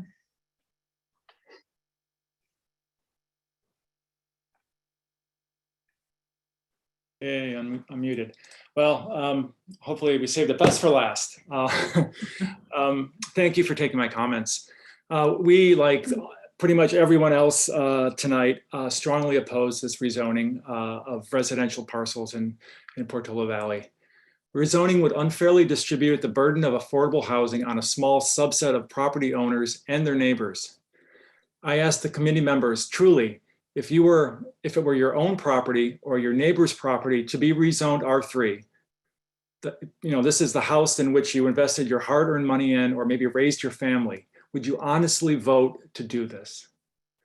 It seems to us that any attempts to rezone these residential parcels may ultimately be blocked by legal challenges or rendered ineffectual due to slow turnover of the properties. We urge the committee to change tactics and look at more equitable and approachable methods like ADU incentives and developing vacant lots, town-owned properties, or open space. As mentioned tonight, why can't we do the legwork with the HCD to see if these dispersed housing solution properties can count towards the actual required RENA numbers? Why can't open space be considered if the alternative is individual homeowners losing their property's value?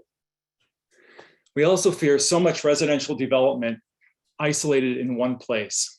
Such concentrations run counter to the reasons most of us moved to Portola Valley, for the quiet, tranquil, rural character that is mandated in our general plan. Such high-density concentrations of units in the Nathorst Triangle will create potential fire and evacuation risk, substantial traffic and noise issues, and burden our existing infrastructure. Thank you. Thank you. All right, and next we have John Silver.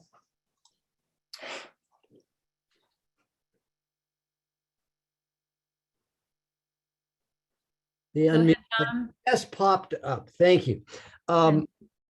Given the hour, there are things I would like to comment on that I won't even try to, but first off, a prior speaker said that he thought the town fathers should be ashamed of the current town government, or words to that effect. I knew the original town fathers and mothers personally, all 5 members of the town council. My own mother and father were town founders, though they didn't serve in a town committee, but they pushed for incorporation. I could not disagree more with that. I'm so grateful to what you committee members and the people working for our town are doing. This is not an easy situation. The town has a gun to its head that none of us would have chosen to put there.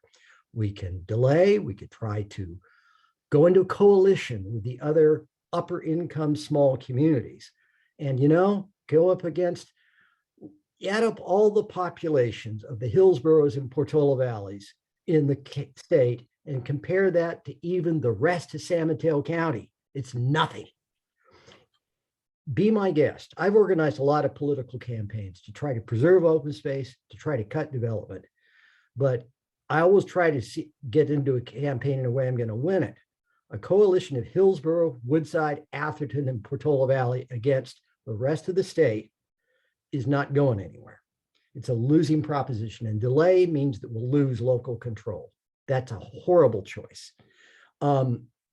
I think the town has done what it can to reduce the cost of ADUs. The reason they're expensive is it costs a lot to build things these days. It's construction costs by and large, but anything the town can do to make it easier would be great. Also, I do think that protecting the scenic corridor, the feeling we get when we come into Portola Valley is very important. And I'd be very cautious about setbacks on Alpine Road or Portola Road or anywhere else, particularly in the areas that feel natural now, adjacent to the Stanford Wedge and is it Glen Oaks, which in my day we just called part of the Stanford Wedge.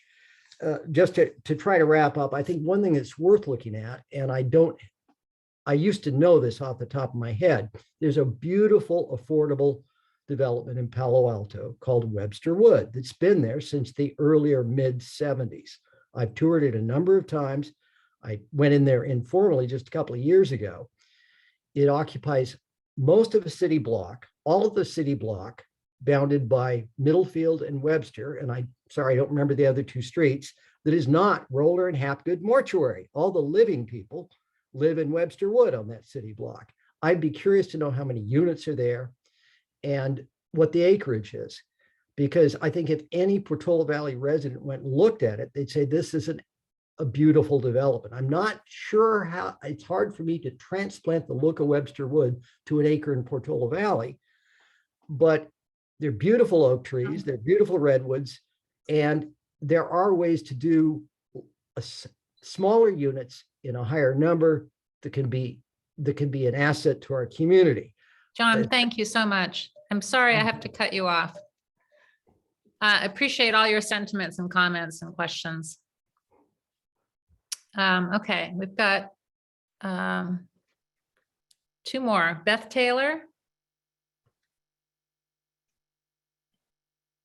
Beth, you've got 2 minutes. Go ahead. I just have a question to clarify something. If this is a question for you, Laura Russell, if you're able to explain this to me. When you were talking about the reason for adding the 20% buffer, you said in case these units did not come to be. This is a housing plan that goes, as I understand, from next year through 2231. Does this mean that these units would need to come into being before 2231, or there would be some consequence? Because in that case, I don't quite see that it's true that these people with legal non-conforming lots won't at some point then have to do something, or that we will get rezoned again. You want to answer that, Laura? If we Okay, so first of all, yes, the plan is for 8 years. So the hope is that all of those units would get constructed in that 8-year time period. If we're not keeping up with the progress on a regular basis, then the state now has a process where they create lists of cities and towns that are not meeting their progress. And then if you're on those lists, you are subject to streamlined ministerial development of certain, there's limitations around that, but it is a significant consequence. It's called SB 35. So you might have heard of it in the news coverage about SB 35 projects.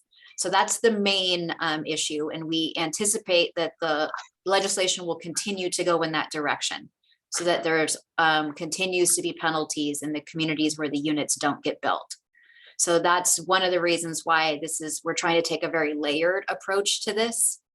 So that when we bring all the pieces together, we have the best likelihood of producing the number of units. It means we will lose commercial. All right, we've got Josh Portner next.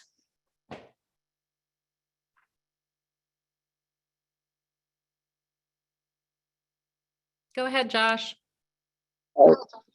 Good evening, members of the community, town staff, and members of the committee. Thank you very much for allowing me to speak. My name is Josh Portner. I am a property owner in the Corte Madera neighborhood. After nearly a year of suffering through trying to get a remodel of a 459 square foot addition to my home in the Corte Madera neighborhood, I am, after 3 plan check reviews, nearly having a permit in hand to do my project. That said, early on, woohoo, yeah, I've heard it's quite a process here. Early on in my process, I offered up as part of my project a JADU, which has not been discussed much this evening, a junior accessory dwelling, as an internal JADU that was part of the existing structure. The response I got from town staff was that I could not do that and that I would have to eliminate 240 square feet of my existing structure to stay within the AMFA and maximum density. Our neighbors to the west, our neighbors to the east in Palo Alto have a 500 square foot bonus density for JADUs. I was just asking for a simple 12-foot by 12-foot room to be left in my home. And these are the sorts of opportunities missed by our constrictive JADU rules that could be eased and allow for a 2-unit count on my property. So while I agree with what most of the much more eloquent speakers than I have had to say tonight, we need to find a way to encourage and allow for JADUs and ADUs to be built at a faster clip, at an easier clip, that does not take a year to get approved. Thank you very much.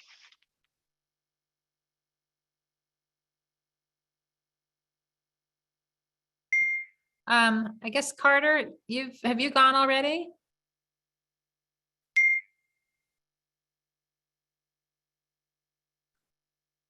Greg? Greg is up next. Go ahead, Greg. You are the last person with a hand up from our community, so bring it home. Can you hear me? Am I muted? Yeah, we can hear you now. Okay, great. Okay. So thanks for allowing me to make some comments. I had one question, but it relates to home insurance and insurability. Do we have a town insurance database where we've collected information about homeowners that have been impacted and had their insurance dislocated either via cancellation or premium increases? And if so, can that be made available? And that sort of leads me to the recommendation to the committee that they consider home insurance implications as a criteria for any RENA-related rezoning, especially considering the massive rezoning densification that you've you're contemplating for those three areas, the village square and the Nathorst Triangle and the lots alongside the church. You know, I think it's well known in this community, and you know, Jeff Alps and the mayor have spoken to the implications of the loss of insurance, and I think there's likely to be very adverse insurability implications of this massive densification. And bottom line here is, as people lose access to their insurance or their ability to afford home insurance, that's going to impact the mortgageability of properties in Portola Valley. And in fact, if anybody currently has a mortgage and their insurance is impacted and they, for whatever reason, lose it, then the mortgage company is going to default on the loan. And that's going to cause, you know, great problems for the homeowner. Okay, Greg, thank you so much for your concerns and sharing them with us. I think I just want to mention that when we had Fire Chief Bullard at the last meeting, somebody asked if he's been tracking people who have lost insurance, and he said no, he has not, but maybe it's something that they could undertake in the fire district. And I don't believe we've been tracking it in town either. Well, Jeff Alps apparently provided in an interview with Fortune magazine last September. Okay, noted I encourage you. that If I may. Yeah, go jump in, Jeff, and then we got to move on here. Yes, Go ahead, Jeff. I sat down with a Fortune reporter last April, and he asked myself, Jeremy, and John Richards about this insurance question. And he said, do you have any idea how many houses in Portola Valley have had their insurance canceled? And I said, no, I don't.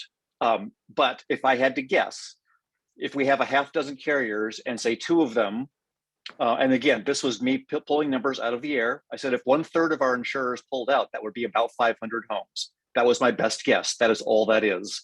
We don't, you know, the insurance companies certainly don't report anything to us. We could ask, I mean, if people, we get occasional stories, but we certainly can't poll everyone about whether they have insurance or not. So the fact is, we don't know how many policies have been canceled. We know it is quite a few. Okay. So committee. Can I jump in just for one moment and just thank you for everyone who has submitted your questions and comments. I work after every meeting to put a really succinct summary out with timestamps so that you can catch up if you don't have time to sit through these meetings. Those go out on the PV forum. I am one of the people who really wants communications to, help us all be effective. So we'll circle back tomorrow based on your suggestions and let you know that those things have been heard. And I kind of raise my hand to be that person to volunteer on your behalf to help our amazing town staff and communicate with all of you. So I will do my best. Thank you. Thank you, Janie. All right. Yeah. So, we really appreciate everybody's involvement and all those comments, and I know they're heartfelt and very well said. And we are taking all this into account for sure. All right. As an update, we have 84 attendees from the community now.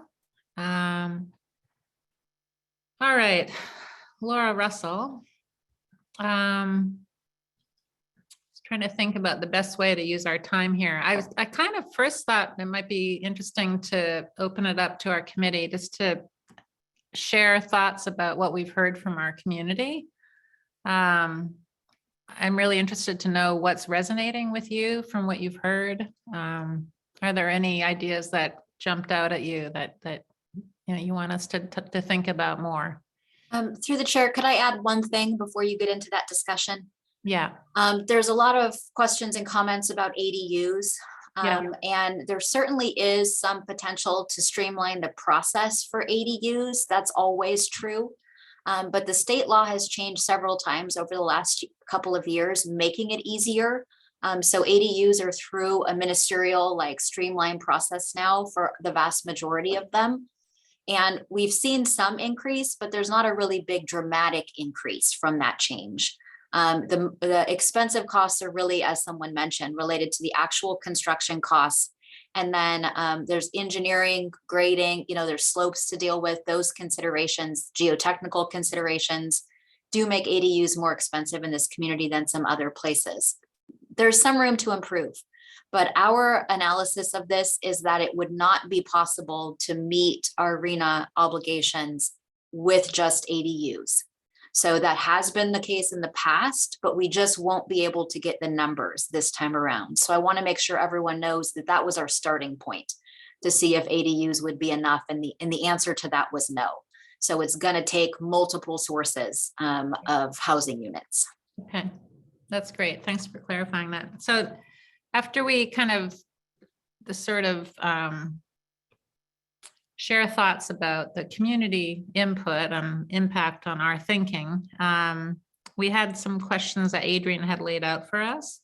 And I think I'd like to then go to the Glen Oaks discussion and just sort of find out a little bit more about the feasibility there and look at that. And then the other questions are for the multifamily sites, where to locate them, range of density, discuss dispersed units throughout town. And we had a map there that we can look at. And then are there any new sites for further study? Okay, so first thing is, I want to hear your feelings, thoughts about community input. Jeff, go ahead. You got your hand up. Thanks. Yeah, first of all, thank you to everyone for attending and commenting on this. I'll start by saying, what we're talking about are sort of drastic measures. We recognize that. This is not my first choice of what we'd be doing of addressing this, but honestly, we have spent a lot of time looking at this, and I don't see another way to get to those allocation numbers that we're talking about. I honestly, I take no pleasure in talking about rezoning people's property. It's a tough choice we're making, but we have a whole bunch of choices right now, and none of them at this stage are particularly good. And I apologize for that. I wish there was more we could do about it. Staff, this committee, the council, we're doing the best we can. I just want to start by saying that. There were several things that came up. Several people talked about town-owned properties. The council spent 3 years reviewing our town-owned properties. We own about 37 or 38 properties. 4 of them turned out to be developable. That is, they weren't, something like strips or small sloped pieces of land. The vast majority of them are just things that are sort of, cut off from other pieces of land that are really not usable. We winnowed that list down to 2. Based on, I can't remember exactly why, but we ended up with sort of part of the soccer field at Town Center and the road remnant near Corte Madera School. And there was a very robust public response to that, to those sites, to the road remnant in particular. At least one of the people who commented tonight was someone who commented on that issue very fervently. So the fact is, we don't have all, the the options we have, do we really do? I mean, are people saying that we should take our, Ford Field, Rosati Field, and Town Center and turn them into housing? That's a drastic step. Maybe we balance that against the drastic step of rezoning. It's a tough one. But I think a lot of people are going to say that they don't want to see our fields go away. We looked at the land up across from Blue Oaks on Los Trancos Road. I'm trying now to remember exactly why that was left off. We looked at our parks. We looked, again, we spent 3 years on this. There was a lot of public outcry. Much of it was opposed to using the town-owned properties. Again, all the choices we're talking about are going to be unpopular. And again, we're doing this to meet a mandate. We were asked about challenging the state mandate. Cara mentioned this, and I'll just say it again. In the Bay Area region, 25 local jurisdictions challenged their RHNA allocations.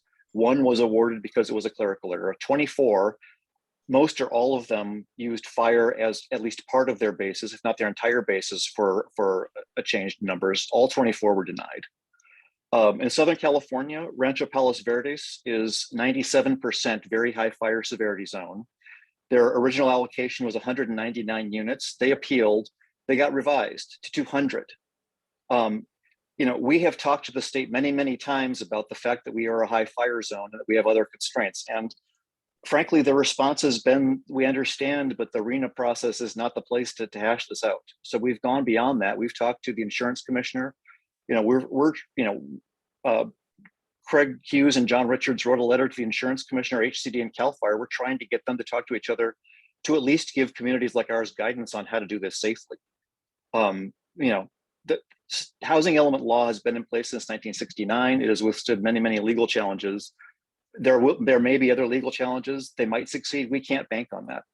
We have to move ahead with this, and we have to have this in place by January 1st, or we lose significant local control. And as dense as 20 units per acre is, some situations where people have lost local control, they end up having to minister the approved 30 or 40 units per acre. We don't want any of that.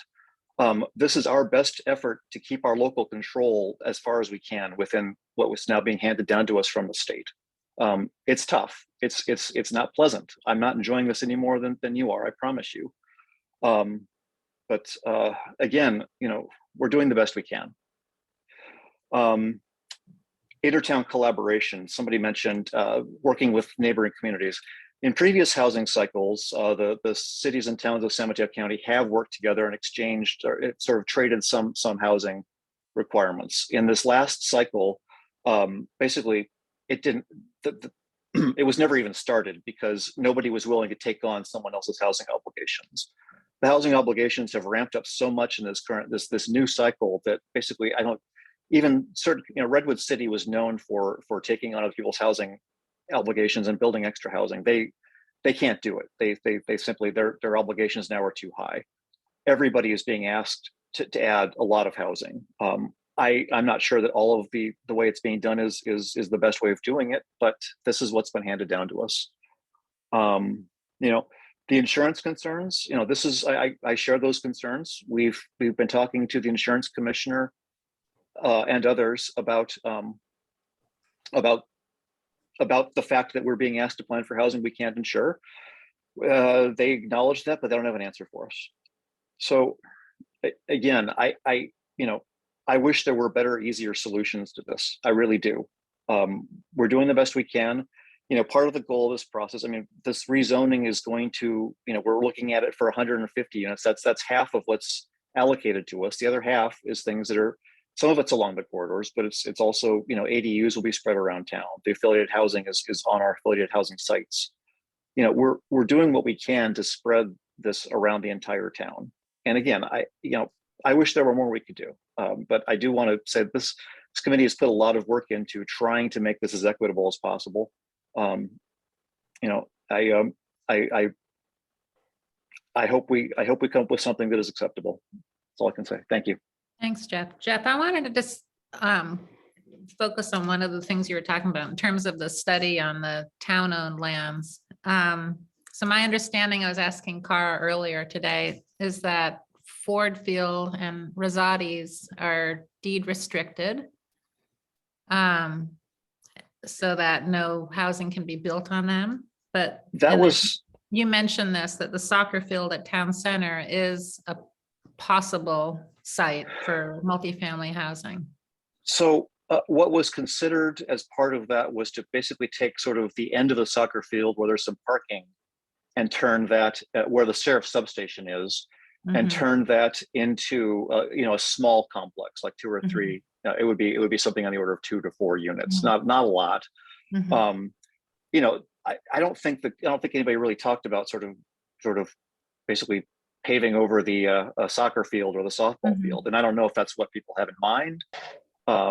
If that is, I don't love the idea myself, but I want to toss it out for us to actually talk about and think about that versus some of the other things that we're looking at. Well, like I said, it's drastic, but so is what we're talking about. I mean, Yeah. the point, I guess, mean, one of the there's points I no want to good make is, options here, so. yeah, You know, that's it's sort of what what are I'm trying to say. people, yeah. Yeah. All right, Janie, go ahead. All right, I'm a little bit brain dead. I've taken about like 30 pages of notes, so I'm just gleaning what I can try to remember. But essentially, like the nut that I'm taking away from this is absolutely the community wants to keep their commercial corridor. What I see happening is Roberts. I mean, I remember when it used to be Mike's and like the checkers were drunk, like, and you bought bad shrimp. Like, okay, like we could build housing on top of Roberts. There could be apartments, there could be housing. Like, I'm not saying we want Roberts gone. We want Roberts. We want the Cafe Deli, but those uses could be, you know, intended for purposes that have housing, right? That's one thing. The second thing is streamlining the ADU permitting process, getting people in. One of the first things I suggested when I came on board is let's have, you know, a similar farmers market where we get Adobe, we get Cottage, we get all of the ADU providers in.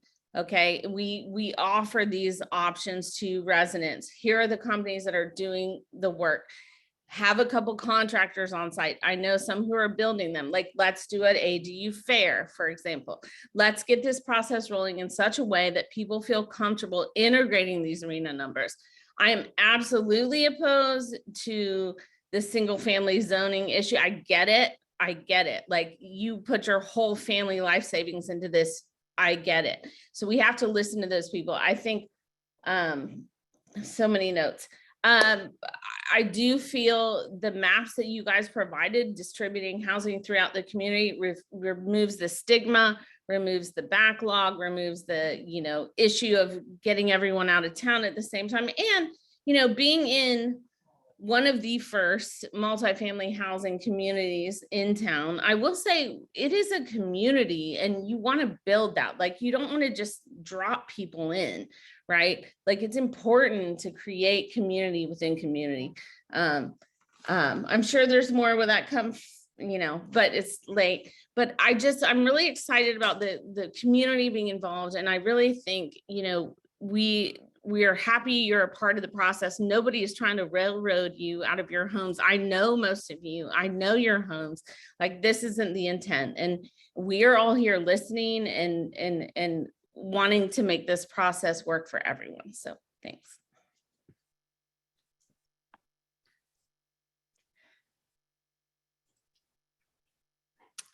Who else wants to share their thoughts? Sarah, go ahead. So I also, you know, I don't want to totally reiterate everything, but the main points I want to say are thank you very much for everybody for participating. All the people that are just learning about this. I'm glad you're learning about it now. I hope you realize this is a discussion and we're in the process. We're not finalizing the process, and your feedback and participation is very important. I also want to thank Jeff kind of for really underscoring, which I agree with, and I hope if anything comes across tonight is we have this puzzle we need to solve. And so for those of you who are going to continue to engage in the process, I ask that you join us in trying to come up with solutions. Nothing about this is easy. And as you can see through this discussion, all of it is difficult. And so, you know, working through it together to try and find solutions, none of them are going to be perfect. None of them, most of them probably might not even be good, but we still need to do it. So things that I heard tonight that I thought, you know, I thought were from the community. I did hear a lot about trying to equally distribute as much as possible. So I flagged that. I thought that Anne's comment about soliciting owners to figure out which ones might be interested as a first step is an interesting suggestion. I don't know that it's going to bear more fruit than what we already have anticipated, but I thought the idea of polling to see who would add ADUs is a potentially interesting idea. Although, again, I'm not sure it'll really be a game changer given the numbers. I heard a lot and understand and the concerns about retaining and protecting our commercial spaces in town, both so we retain our local businesses and our local jobs. And that's clearly something that's important to this community. Heard a lot about, protecting the setbacks in the scenic corridor as much as possible. I don't know where this town-owned property discussion can go, but it seems like we need to do a little bit more work there to understand if there are opportunities there. And then I thought Karen Batra's suggestions about some of the properties around Portola, I don't know what's possible there. So I thought it was worth, considering. So that's it. I guess just want to say thank you to everybody for your participation, and it's complicated stuff. So thanks for bearing through it. Thanks, Sarah. All right, Andrew, go ahead.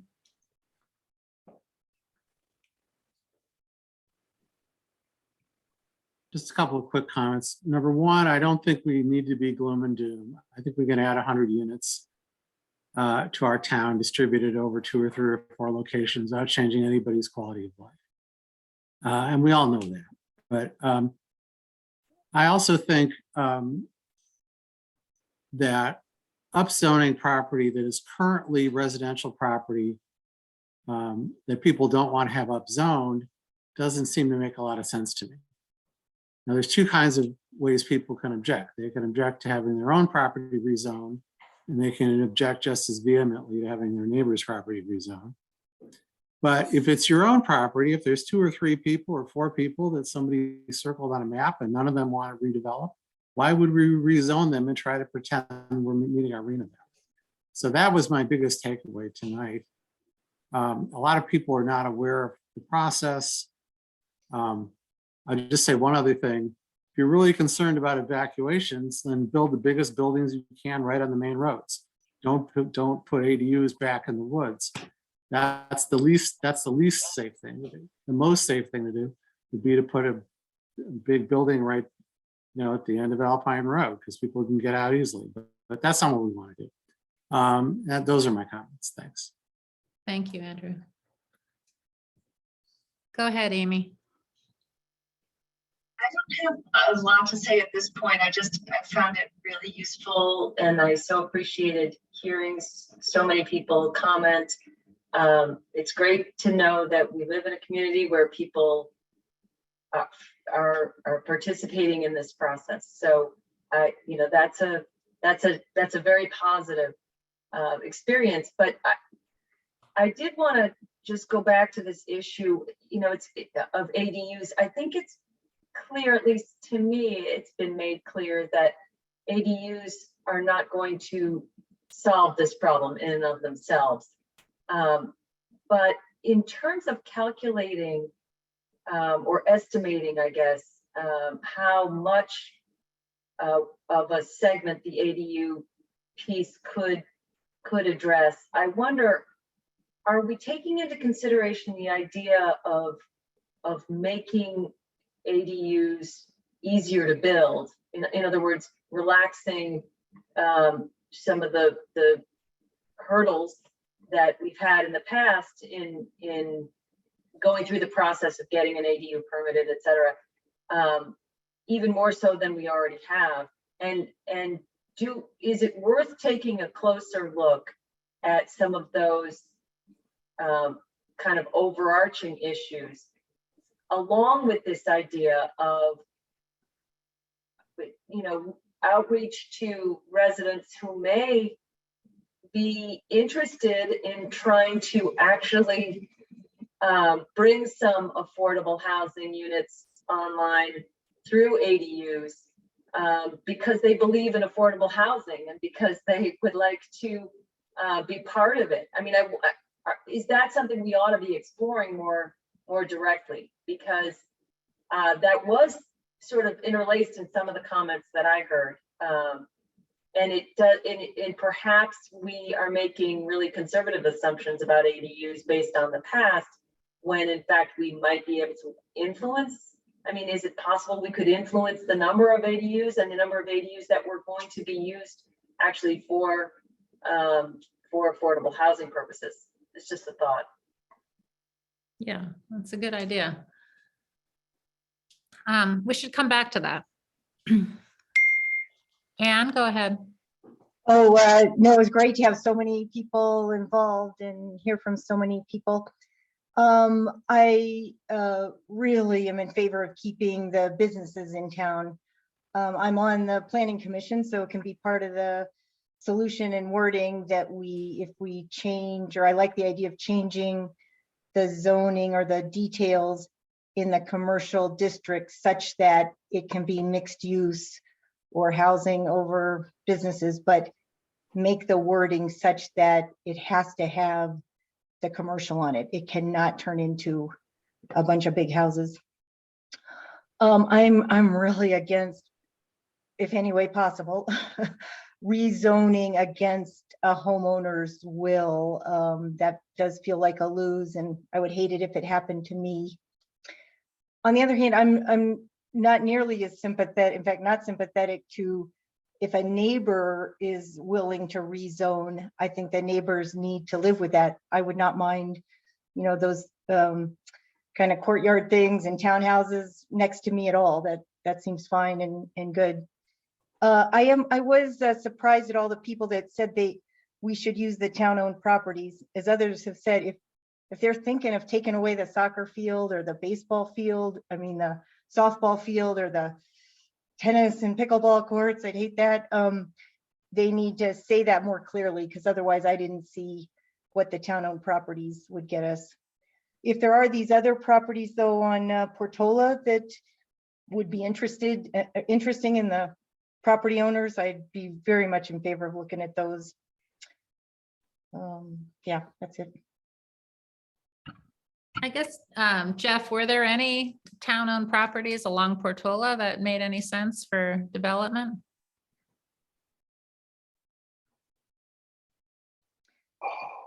I don't, not that I recall. Staff might remember better than me, but I can't think of any on Portola Road off the top of my head. No. Yeah, town staff, anything come to mind? On Portola, this is Jeremy Dennis, town manager. On Portola Road, I cannot think of any properties from the list. I will pull it up here as we're talking, and if it's okay with you, Jocelyn, I'll just raise my hand and let you know. Great. Thank you, Jeremy, for helping. Yeah. Okay.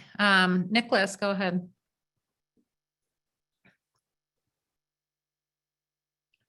Blah, blah, mute, blah, blah, blah. Yeah, we can hear you. So with respect to the tenant properties, the task was to look at the excess town-owned properties. So initially, and the open parcel. So the idea of looking at the broader area of town center and the fields wasn't something that was discussed. Rather, it was the underutilization of the storage facility and of the sheriff station that was reviewed there. But there were a number of other areas that were discussed today. That's interesting. There's the White's property and the Neely property, El Mirador, and that was an interesting kind of discussion and not something that people have really talked about before, and frankly, privately owned property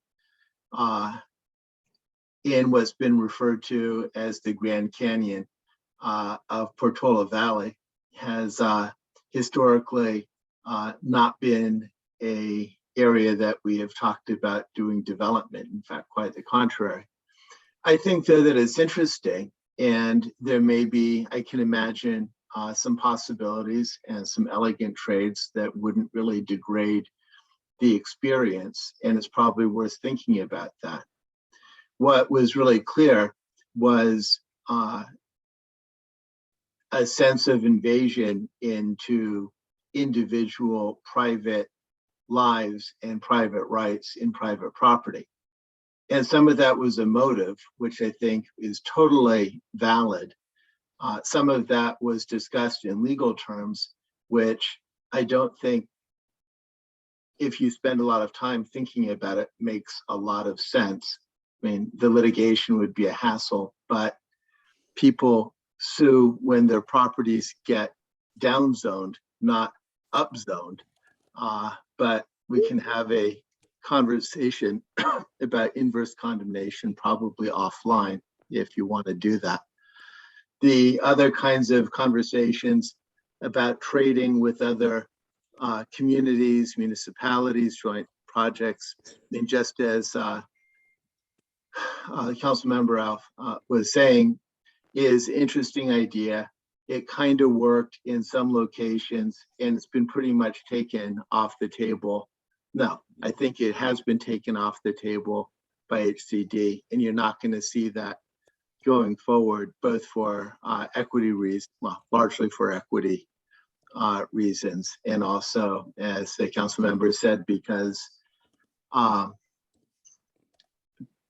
bar has been raised so high that there's not a lot of appetite to try and push back on that. So it is a real nut that needs to be cracked, and there isn't going to be we're going to fight our way out of the obligation.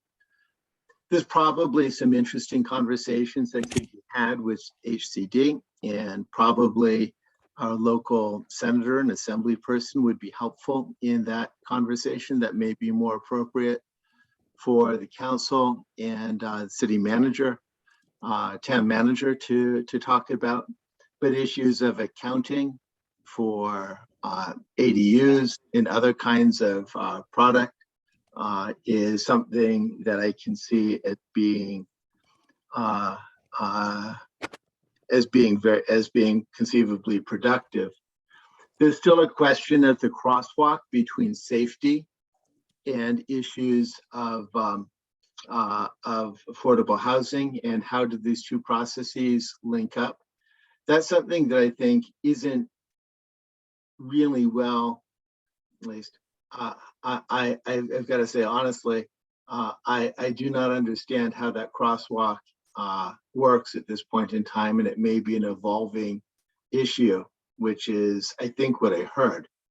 But it's going to have to happen in the CEQA context, because both the housing element and safety elements are going to need to be addressed, and will need to be addressed both in the general plan document as well as in the CEQA document, and they're going to have to be crosswalked there.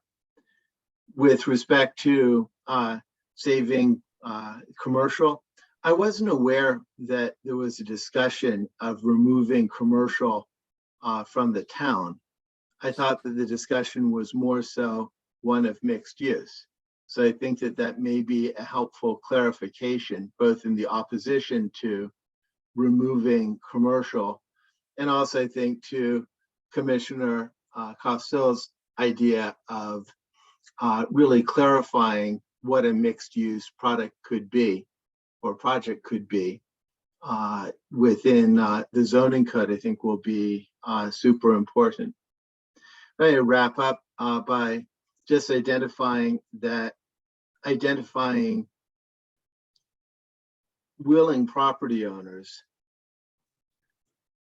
and seeing what can be done with space that people may be able to make available to help crack the nut, combined with further thinking on the use of ADUs, would be able to get us probably a lot closer than where in a more acceptable manner than where we are right now, and through the processes that we have.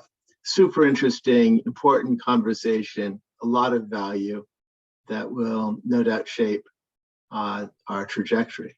Thanks. I'm sorry to interrupt, Chair Swisher. I wanted to follow up on one thing Nick said and point out that staff actually initiated a conversation with HCD several months ago. But among other things, led to a conversation between a couple of council members, myself, a couple of commissioners, actually, and Chair Swisher.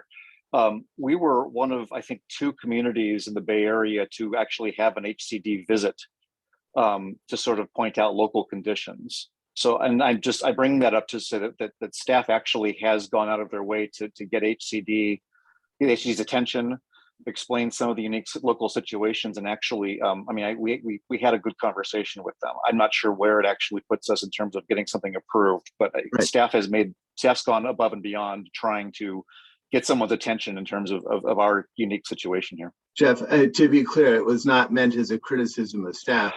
I think that staff and council could probably benefit from some additional juice in helping move things along. But this is probably a better conversation for another time. But I concur with you, and I appreciate your raising it. Thanks, Guy. I want to go to Bill Kelly.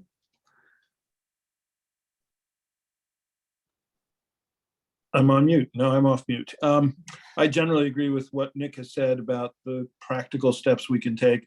I hope people can be clear that we're not going to stall our way out of this. We're not going to litigate our way out of this. This is the reality that we have to live with. It's a state mandate, state mandate really prompted by the fact that for many years, communities just like this one have abused their local authorities and in the process created the housing crisis that we have regionally. So we're going to get no sympathy from anybody on these issues as a result, and we just should accept that. Having said that, changing the zoning on individual properties involuntarily should be a last resort. I completely understand that. So I think, first of all, I've heard 2 conflicting things tonight on the ADU front. One is that we've quite streamlined the process and it can be done on a ministerial level.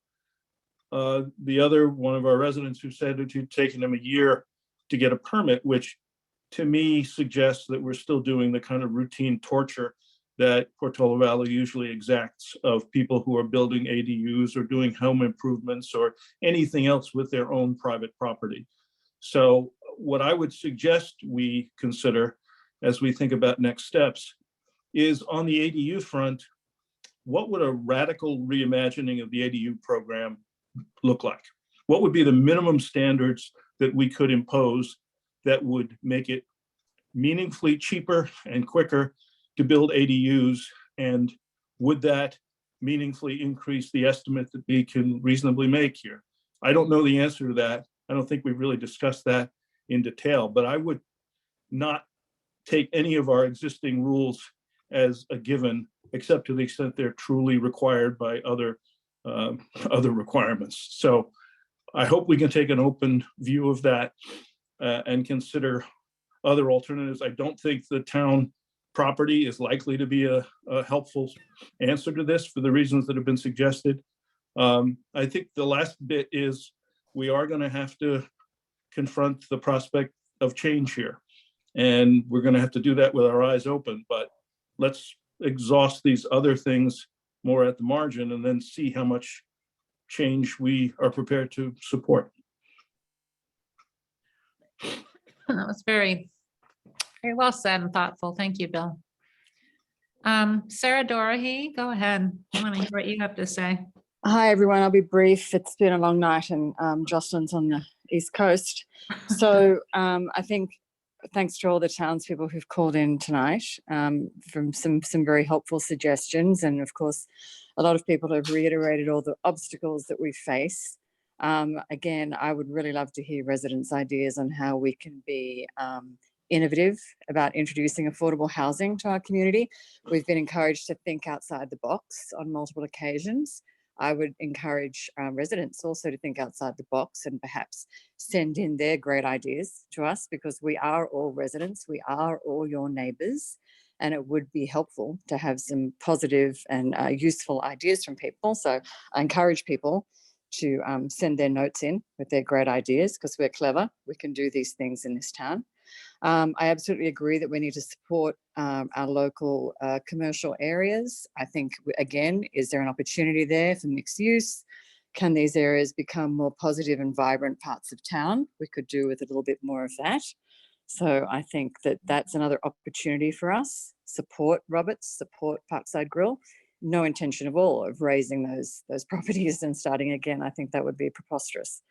And finally, I agree that upzoning areas against a resident's will is very unfair. And I don't think that that would be the Portola Valley way. So again, I encourage all of us to remember that we're neighbours and that we can work together, that we on this committee are not your enemies, we are your neighbours. And I would really love to hear some more positive input and solutions being batted our way. That's all I have to say tonight. Thanks for everyone's hard work. Yeah, here, Sarah. Thank you. Absolutely. Like, we are open to ideas, right? Janie?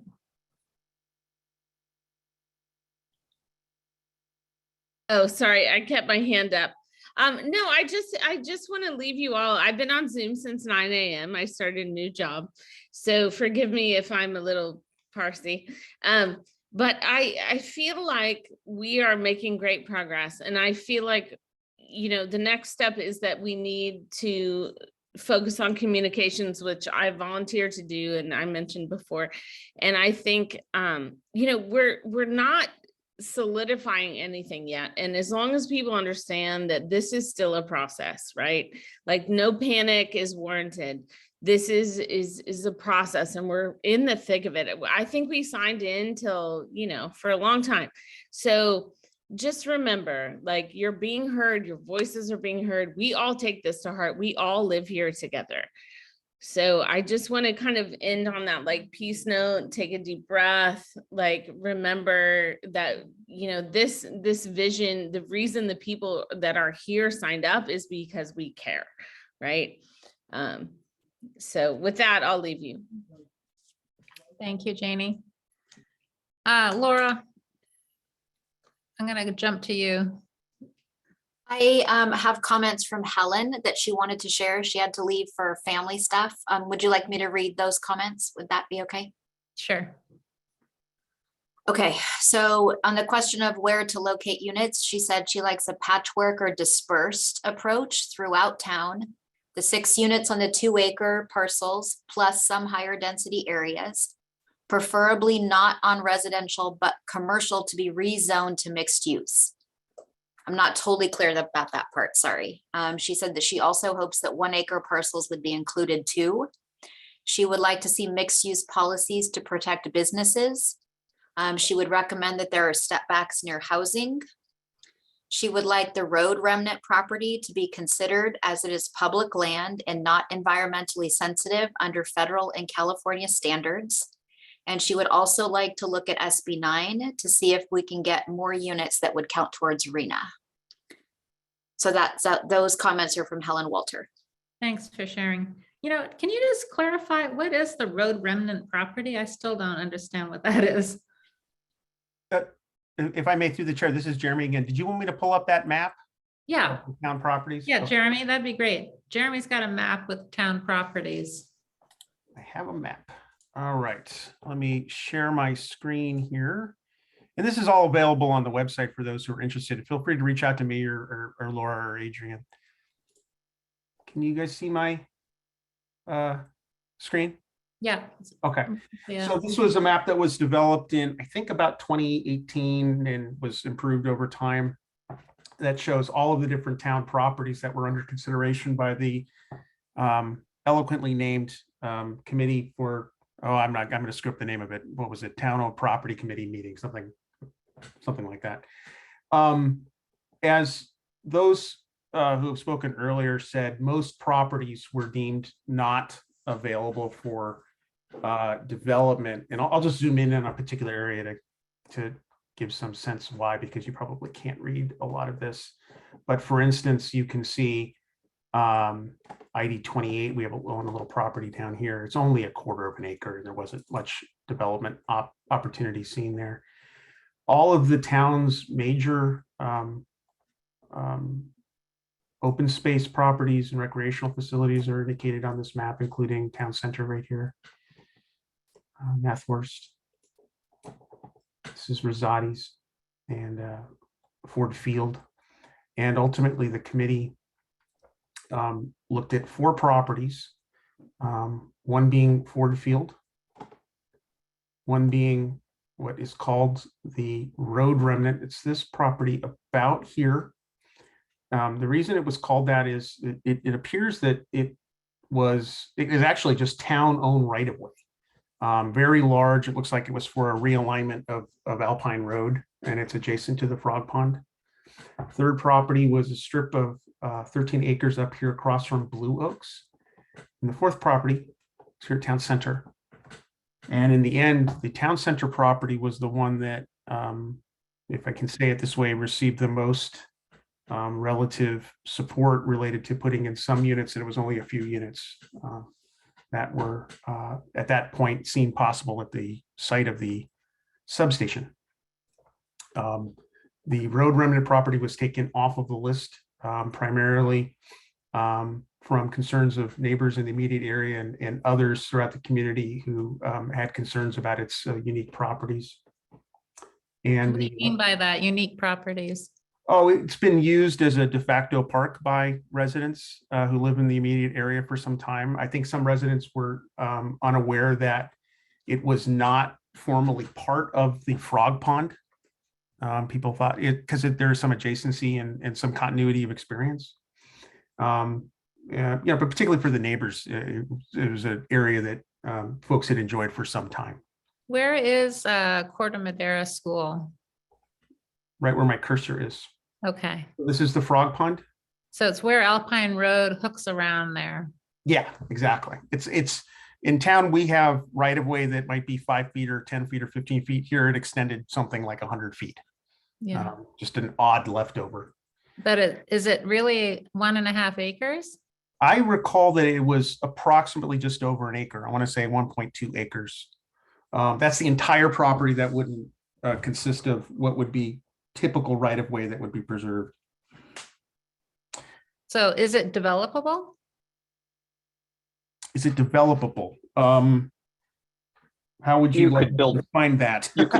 You could build something on it.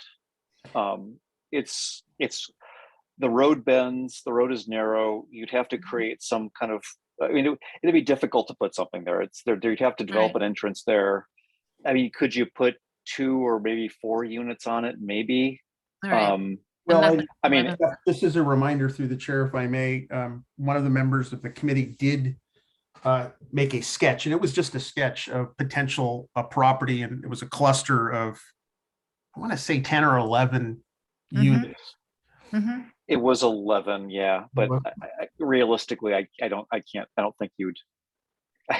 I mean, I wouldn't do it that way if I were going to develop it. It would be much smaller, but I think Florida, like on pylons. Okay, so thanks, Jeremy. Welcome. That's helpful to see the. All right, so I guess. I'm sorry, Chair, would you like us to send that map to all the members of the committee? The map I just showed, would you like that to be sent to all the members of the committee? Oh, yeah, that'd be great. We'll do that Thank you. tomorrow. Yeah, thank you. So Jeff, your hand is up. yeah, just one And other then Al. comment, just because we've had so many questions about ADUs. Yeah.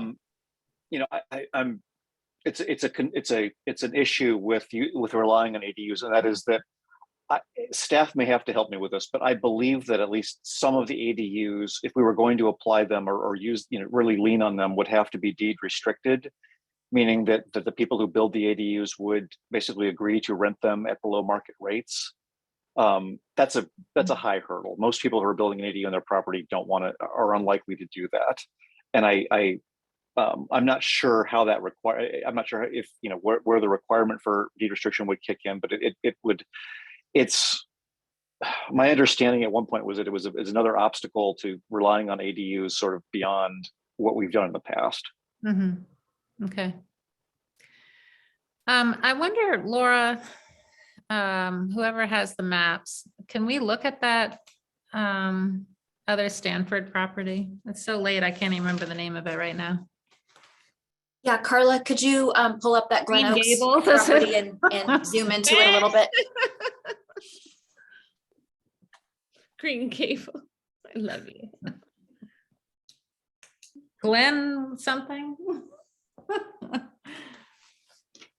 Yeah, can Glen you Oaks. zoom in a little bit more? Glen Oaks, okay, thanks. All right. Okay, so when staff took a preliminary look at this, you can see that it has kind of two bulb outs to it. So like one is where the 39 is, and then one is below that. Those are the portions of the property that are probably wide enough to possibly have development. It looks to us like that little square is actually a separate parcel. We don't know why. We don't know what the legal background of this property is. It's all owned by Stanford. They do not sell their property. They only lease it. They do long-term ground leases for what would be considered like ownership units. So they have an indicated interest in developing this. But our housing element has, you know, information that would have to be kind of interpreted. Portions of our housing element make it sound like this property is already included as part of the wedge, which is directly across the street. And then other parts of our housing element make it sound like it's separate. So my best interpretation is it may actually be an existing housing element site in our current inventory.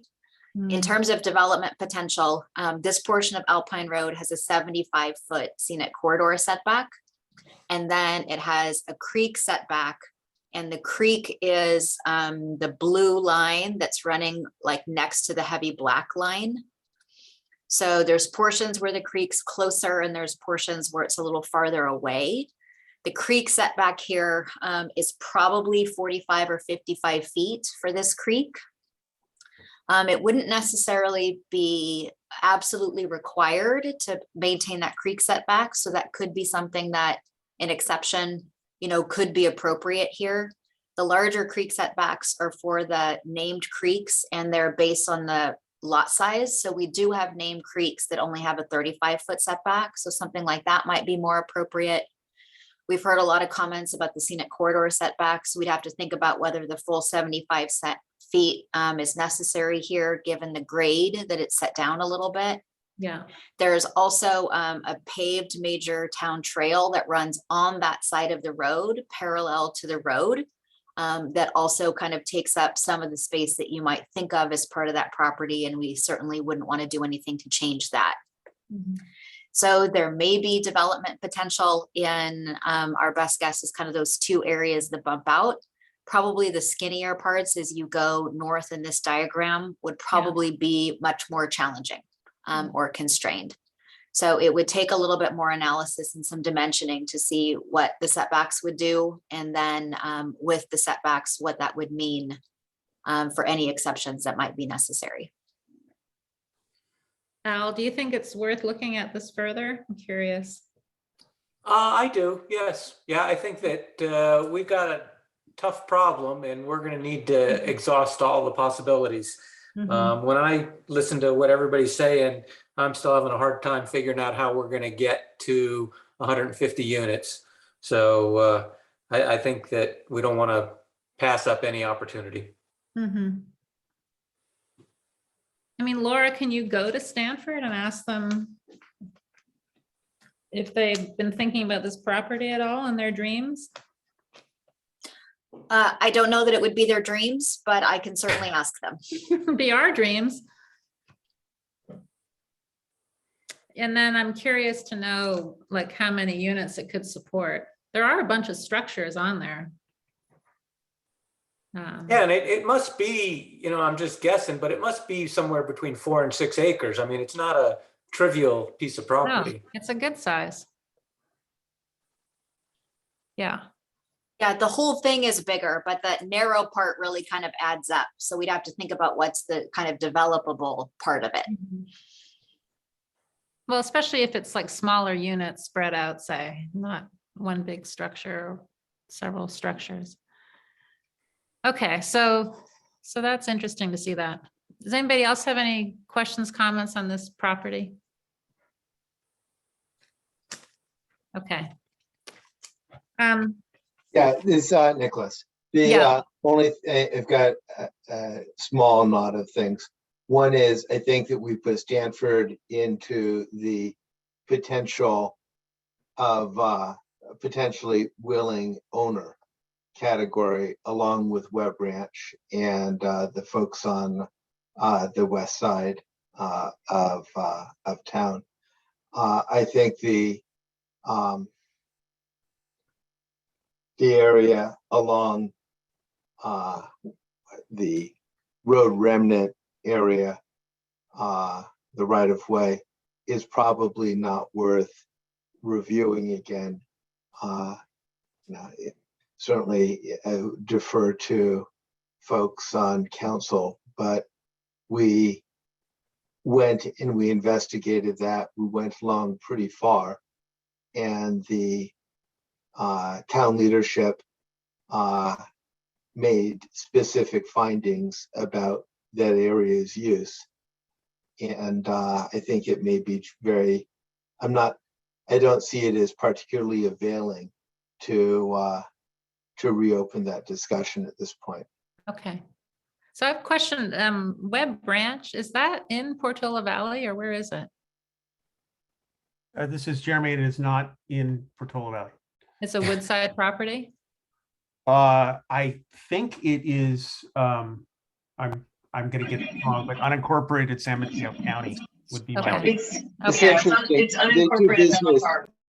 They do business as Portola Valley and have a Portola Valley address. Like much of Ladera, yes. So does Ladera, yeah. Okay. Your point's taken. Al, do you have anything more you want to say? Yeah, I just wanted to sort of summarize my thinking. Yeah. Can we lose the map if we don't need it? Thanks. I think that, one of the key things I got out of this tonight is that we don't want to be forcing people into rezoning.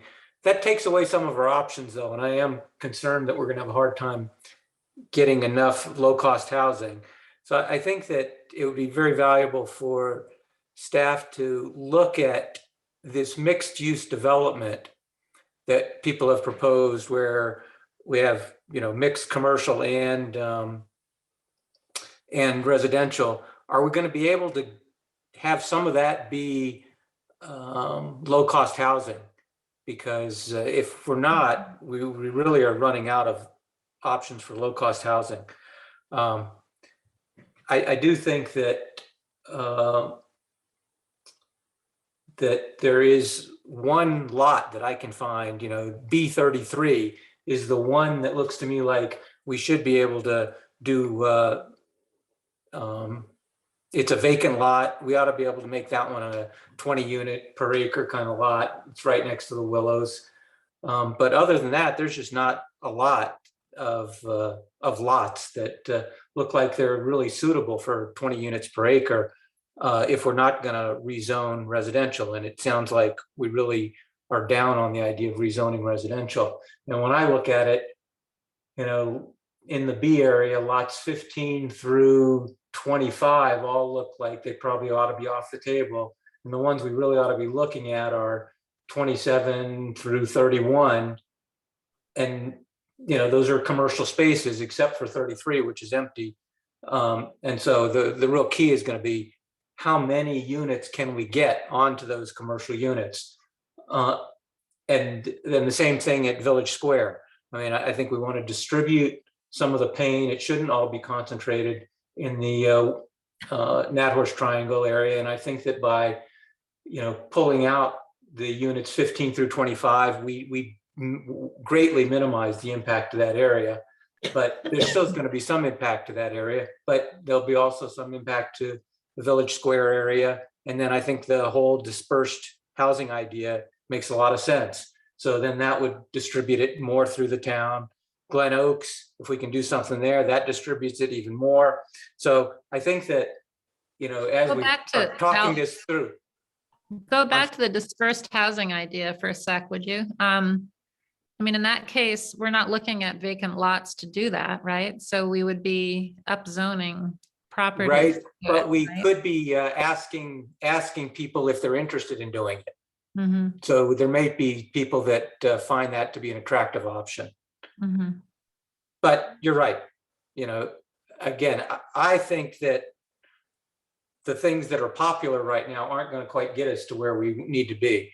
So I think that we're still going to be faced with some tough decisions down the road. And I think it's either going to be looking at some of the town-owned properties, which is fields, or we may have to actually upzone some properties. Because it doesn't look to me like it's going to quite work out, but it might. I think that the suggestion of talking with Neely's or the El Mirador properties, I mean, those would be super ideas if there's any hope. It's a question of how realistic are they? I don't know, but if they could have developable land on them, then they could go a long way toward solving some of our problems. And then I guess the one other thing, when we talked about town-owned properties, nobody talked at all about the front portion of Springdown. I wonder if that's something that could be in the running, or if there's restrictions on how the town acquired that property that eliminates it from something like this. But if it was developable, then that's something that could also help out a little bit. But other than that, I think that the very good meeting, lots of good comments from the public and also from the committee members. Jocelyn, this is Jeremy again, through the chair, Yeah, just a few Jeremy. comments. The front portion of Springdown, as far as I know, we can take a look at it. But this is the portion that the town currently owns, so the open space. I do not believe that we are able to turn that into housing, but we will confirm that. And then just a comment that I'm sure some folks are thinking just related to properties along the Western Hills, whether that's Neely or El Mirador. Those properties may have issues related to viewshed corridors that are written into the Portola Valley. I'm sorry, it's late for all of us here in our general plan. So things to consider. So Jeremy, say that again. The front portion of Springdown, you're saying is owned by the town? The town owns the portion of Springdown that is adjacent to Portola Road. It's approximately 6 acres and was acquired a number of years ago. Right. I believe that the acquisition of that property requires it to be in open space in perpetuity. So I don't think that's an option. And then is there any of space in the back there that's still a potential or no? Nothing the town currently owns, no. No, yeah. Okay. Who's got something? Bob, go ahead. Thank you. I'll be brief.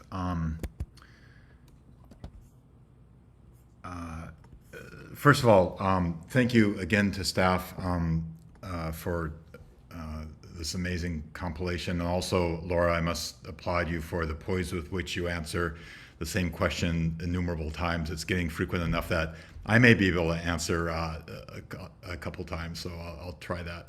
And also, in particular, to the people who sent in comments or spoke,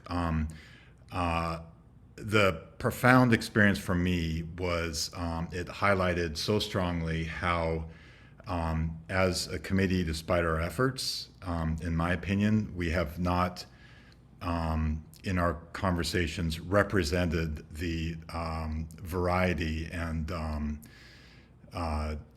insightful conversations that we heard today. And so it really speaks to the importance, I think, of residents, non-committee residents participating and sharing their views. Because if you don't, we're, as a committee, we're not going to be able to, represent the town fully. So I really applaud the over 100 people that joined today. I do not feel that we are informed as a committee yet to make decisions. I really applaud the leadership for postponing the vote. there's some fundamental premises that I think, you know, perhaps make sense to professionals, but to me, I'm still struggling with. You know, the ADU model, the affiliate housing model, the inclusionary housing model. It seems like our premise is that those are the three models available to us, and they may be. I feel uncomfortable embracing only those three. At the beginning of our work, I suggested a couple times that we invite people that are actually building affordable housing, Habitat for Humanity, for example. Roadmap Home 2030 is another example. The idea of changing, you know, rezoning from one residential unit to 20 per acre in order to, you know, check the box in terms of our affordable housing requirements, but potentially only generate 3 affordable housing units out of those 20 is very uncomfortable to me. So you know, as I said, I suggested that we pursue this. I suggested we form a subcommittee to line up speakers to come in and talk, you know, people that actually do develop the affordable housing, and see if there might be other models that we can consider. That didn't gain traction. So what I would suggest is for people on the call who aren't on the committee, if they're interested in questions like that, contact me outside, and let's see if we can, you know, let's see if we can generate a list of potential speakers, and we suggest it to the leadership of the committee. And if the committee wants to hear it, great. And if not, then, you know, perhaps we have a webinar for the larger community, and as a community explore other options. And if it turns out there are no other options, then that's fine too. So anyway, that's a suggestion to people who are interested. Please contact me outside, and let's see if we can learn something. Janie, I don't know if you're giving me the peace sign or you're signaling me. So on top of you, like, I really like what you're saying. I had a really just came to my brain right now. What about if we open this up to some MIT design students and some Stanford kids and some kids who are lurking in urban planning, and we dump out, like, this is what we got. What do you guys think? Because I know, you know, there's Google Cities, there's all, I mean, you know, I think the one thing that stuck out in this last thing is the younger kids aren't responding, right? They're trying, my son is home living rent-free, trying to get his footing. He can't move home, no way, right?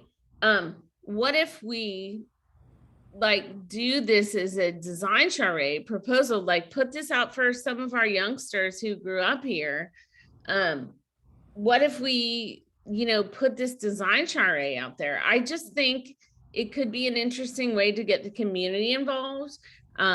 We can talk about it later, but, you know, the younger set, the people who want to inherit their parents' homes, and what do they think? And the people who are leaving their homes and want not to leave the community, like this whole thing. Anyway, just something to consider. Maybe we. I wasn't ready to give up the floor. I just, it looked like you were signaling me. I don't disagree. Sorry. No worries. I don't disagree. I think that's a great idea. But the suggestion I was making is people that actually produce the housing. I would like to hear from them. And I would just put that out there as an open invitation. The last thing I had was question for Nicholas. In the interest of time, perhaps we can talk about this outside the meeting, but you sort of lost me when you were talking about crosswalks and CEQA. And I mean, it's getting late, so if there's not general interest in hearing more details about that, maybe I can chat with you. Hey, Bob, I'm always happy to talk CEQA. The question is, do you want to chat now with everyone on the line? No, I don't want to chat. Do you mind doing that? You guys mind doing that offline? Not at all. That's why I suggested it. That's all I got. Thank you. But I'm happy thanks. to give me a buzz. Thank you, Nicholas. So I'd like to try to. Madam Chair, I'm sorry, this is I Jeremy. see a lot of hands up. Who really has hands up? Bill, go. You're Yeah, muted, Bill. unmute. I'm sorry. One last thought from me, Yeah. which is on this notion of voluntary rezoning of properties. one way to deal with this issue, particularly for people who think that they're actually losing value as a result of this, is to pay them. We have a pot of money. The question I have is, would it be possible for us to create an incentive program that said, if you're willing to rezone your property to R3, we'll pay you $100,000 out of our pot? Is that legal? Is that sensible? Does that help us? That's the question I'd like us to think about. I like that idea. Cara?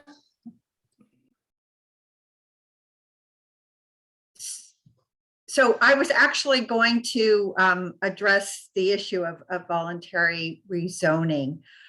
One way to structure an upzoning, Bill, I like your idea about coming up with some kind of financial incentive. I think that we could do something like that. I'd have to think about it a little more. I don't know that there are models out there that have actually done it, but I don't think that there is a legal problem with that necessarily. But one way to reframe the upzoning issue is perhaps to allow for a development up to 20 maximum, and then not include a density floor. So if somebody wanted to sell the property for development of a single family home or a duplex or triplex, that would be fine. But the development potential is still on the property. So in other words, it would be all upside potential, and it would just enhance the value of the property. They'd have complete freedom to do whatever they wanted. Freedom to keep it a single family or sell it as a developed, developable property. Yes, that's so really that would interesting. allow the town to take advantage of the 20 units per acre default density for purposes of the housing element. However, as properties develop, we still may have a problem in reporting out the compliance with the housing element, as other members of the committee have said, that you still need to have some type of assurance that that these properties are in fact going to develop at those densities.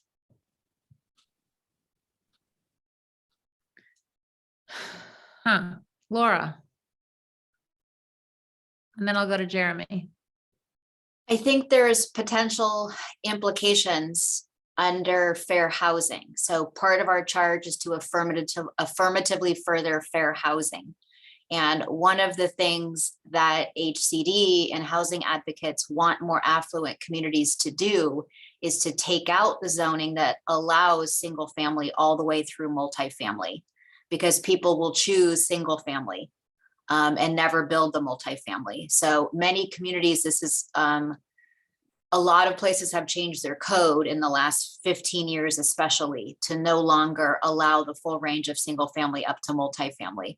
So I want to raise that as a potential implication that we could get caught under fair housing regulations for that. Okay, that's great. That's helpful.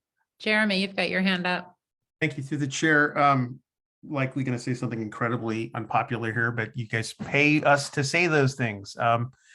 Just to make sure that as we move forward on what sounds like a great number of really thoughtful ideas, that we are aware of the schedule that we need to keep on. It's a tight schedule, and staff is going to do everything that we can to provide this committee with all the materials it needs in order to make the best decisions on behalf of the community as possible. But I don't want us to ever lose sight of the notion that we have to get a product done in the timeline that Laura and staff have laid out. So Mine is well taken. Thank I you. definitely feel that pressure, but I also feel the pressure to explore other options, which we just need to do that. And I don't know if there's a resource issue where you need more funds allocated at this point to do some more exploring. May I But if make there a comment, is, Jocelyn? we should address that, huh? I just want to make a comment if that's okay, and that is, you know, the Wildfire Preparedness Committee has 4 working subcommittees. And rather than burdening staff with all this, I mean, is there some of this work, can it be handed over to committee members? Ideally, committee members who are particularly passionate about a particular idea. It makes it easier that way, but can subcommittee work do some of this? And so it's not all on staff. Okay, well, we'll consider that. I think it's worth considering. Cara, is your hand up? Okay. Bill, is your hand up? No, okay. All Like I right, say so it's, respectfully, we'll need to actually figure out what this work is. And there's been a lot of things that have been talked about. yeah, so let's you know. try to wrap it up here. It's 1:39 in Boston and there is no party going on here. So one of the Um, things would be to actually figure out what this work is. What this work is for what? Jeremy was saying that there's been a lot of things talked about and this Yeah. work should be, and Bob said this work can be distributed. I'm now Well- concerned I don't know what this work is. So Yeah, when so when we wrap it up. Yeah, let's wrap it talk up and about the identify by doing that if there is some more work and I don't think we need to talk about how it's going to get done tonight, but let's just identify I what's think we involved. covered a lot of ground and I'm very grateful to all of you. Yeah, all right, so I'm going to try and wrap it up and I'd love help from you guys if I'm. Yeah. All right, so I think we have some energy around further exploring Stanford Glen Oaks and determining what the development potential is there. We've mentioned one property, I don't even know what it is, El Mirador or Mirador. And then Neely's. I don't know if we can reach out to owners there and explore. Laura, I don't know.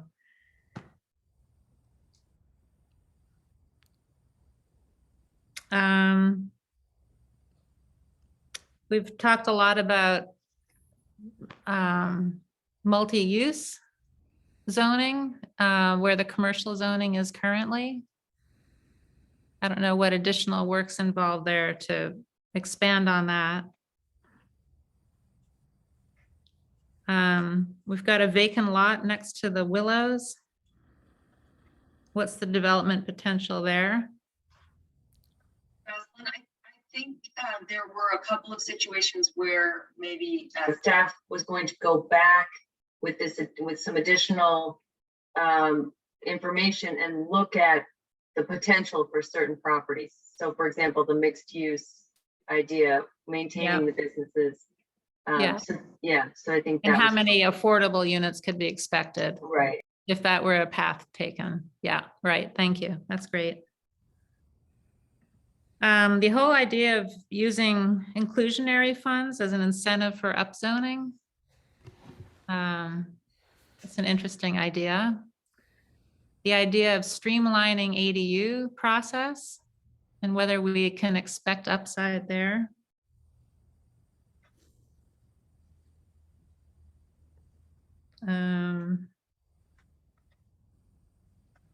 What else am I leaving out of the new ideas? I mean, Cara mentioned the idea of reframing the upzoning. I don't know if I'm addressing it properly, but God, how do I say?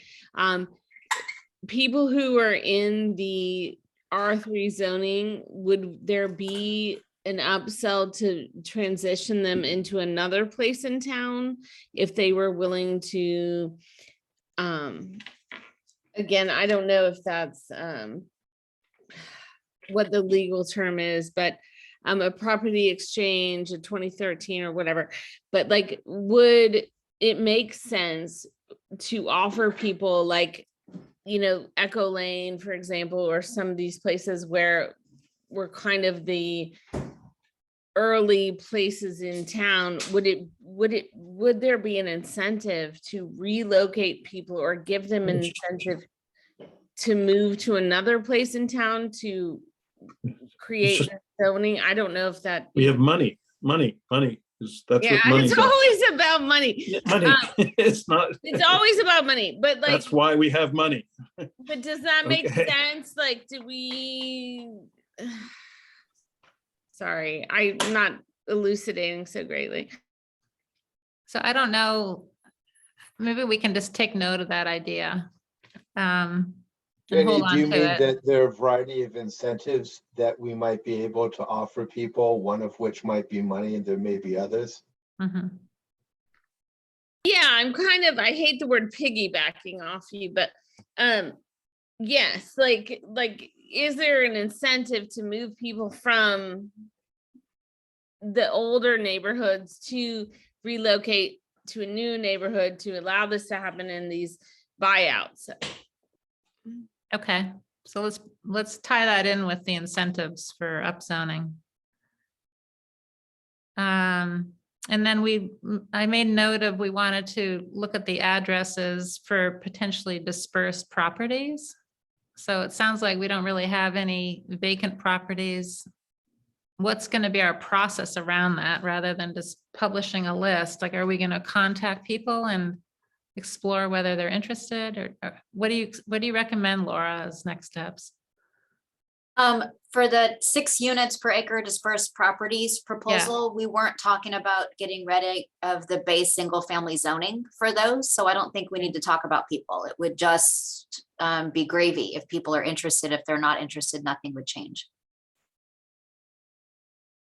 So it's a blanket offer to everybody in town or to certain properties?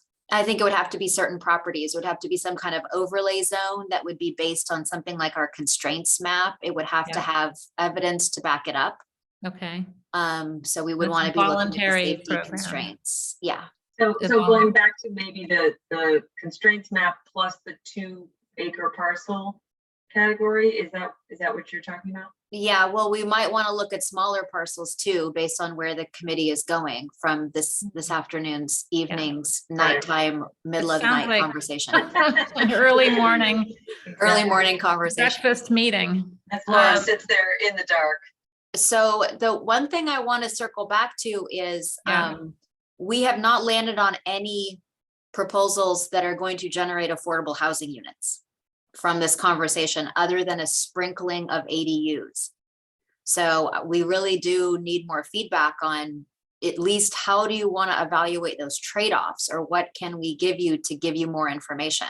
So we have Bob's idea to reach out to affordable housing developers, which we have done some of that, and we could do more of that, but we need to get to proposals for at least 20 units per acre. Right.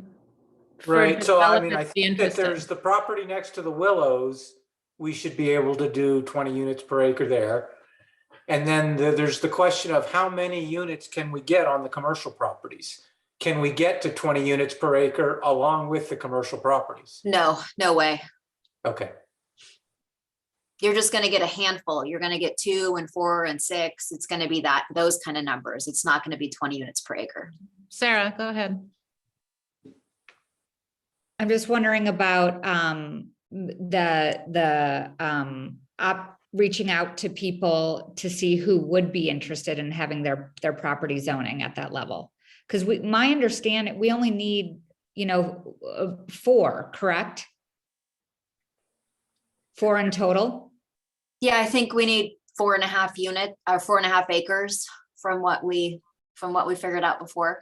Right. So essentially 4 parcels to agree to that. And we might have 1 and the one next door to Willow Commons. So that brings us to 3.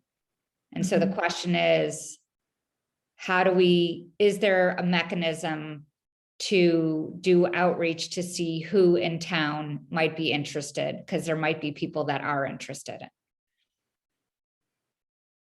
And I know I appreciate, because we've all heard it and we know you guys are under tremendous stress in terms of the timing to be able to, start to pull together a plan so that we can meet, the deadline. So I'm saying that being conscious of this this ticking time clock and the complexity of doing this type of outreach and getting that feedback. So What's are in we it ta- for people to, what is in it for people to volunteer to do that? They might perceive that it would be a higher value. I mean, some people will perceive that. Not all. And some people might wish they could live in a townhouse or a condo-like thing in Portola Valley, and they don't have that now. By volunteering their product, their parcel, they might get that. We just don't know if we don't ask. There might be people, I don't know what their reasons would be. I mean, we heard a lot of reasons tonight why people wouldn't want to do that, and I absolutely respect that. Right.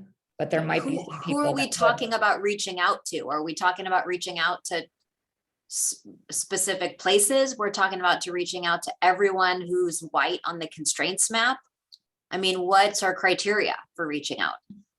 Oh, I'd reach out to everybody like on the forum and then tell people that if they're in an HOA or on a cul-de-sac, their property will probably almost certainly not be considered. But then of the ones that come back, you know, we would overlay it with a map and see which ones look good. And I would like that dispersed housing. Yeah, why not go down to 1 acre on that? Because Laura, if we had some properties that we zoned, it could be 1 unit up to 6. And then the homeowner wrote a letter and said, yeah, you know, I was thinking of selling anyhow in the next 3 years. Then we could count those,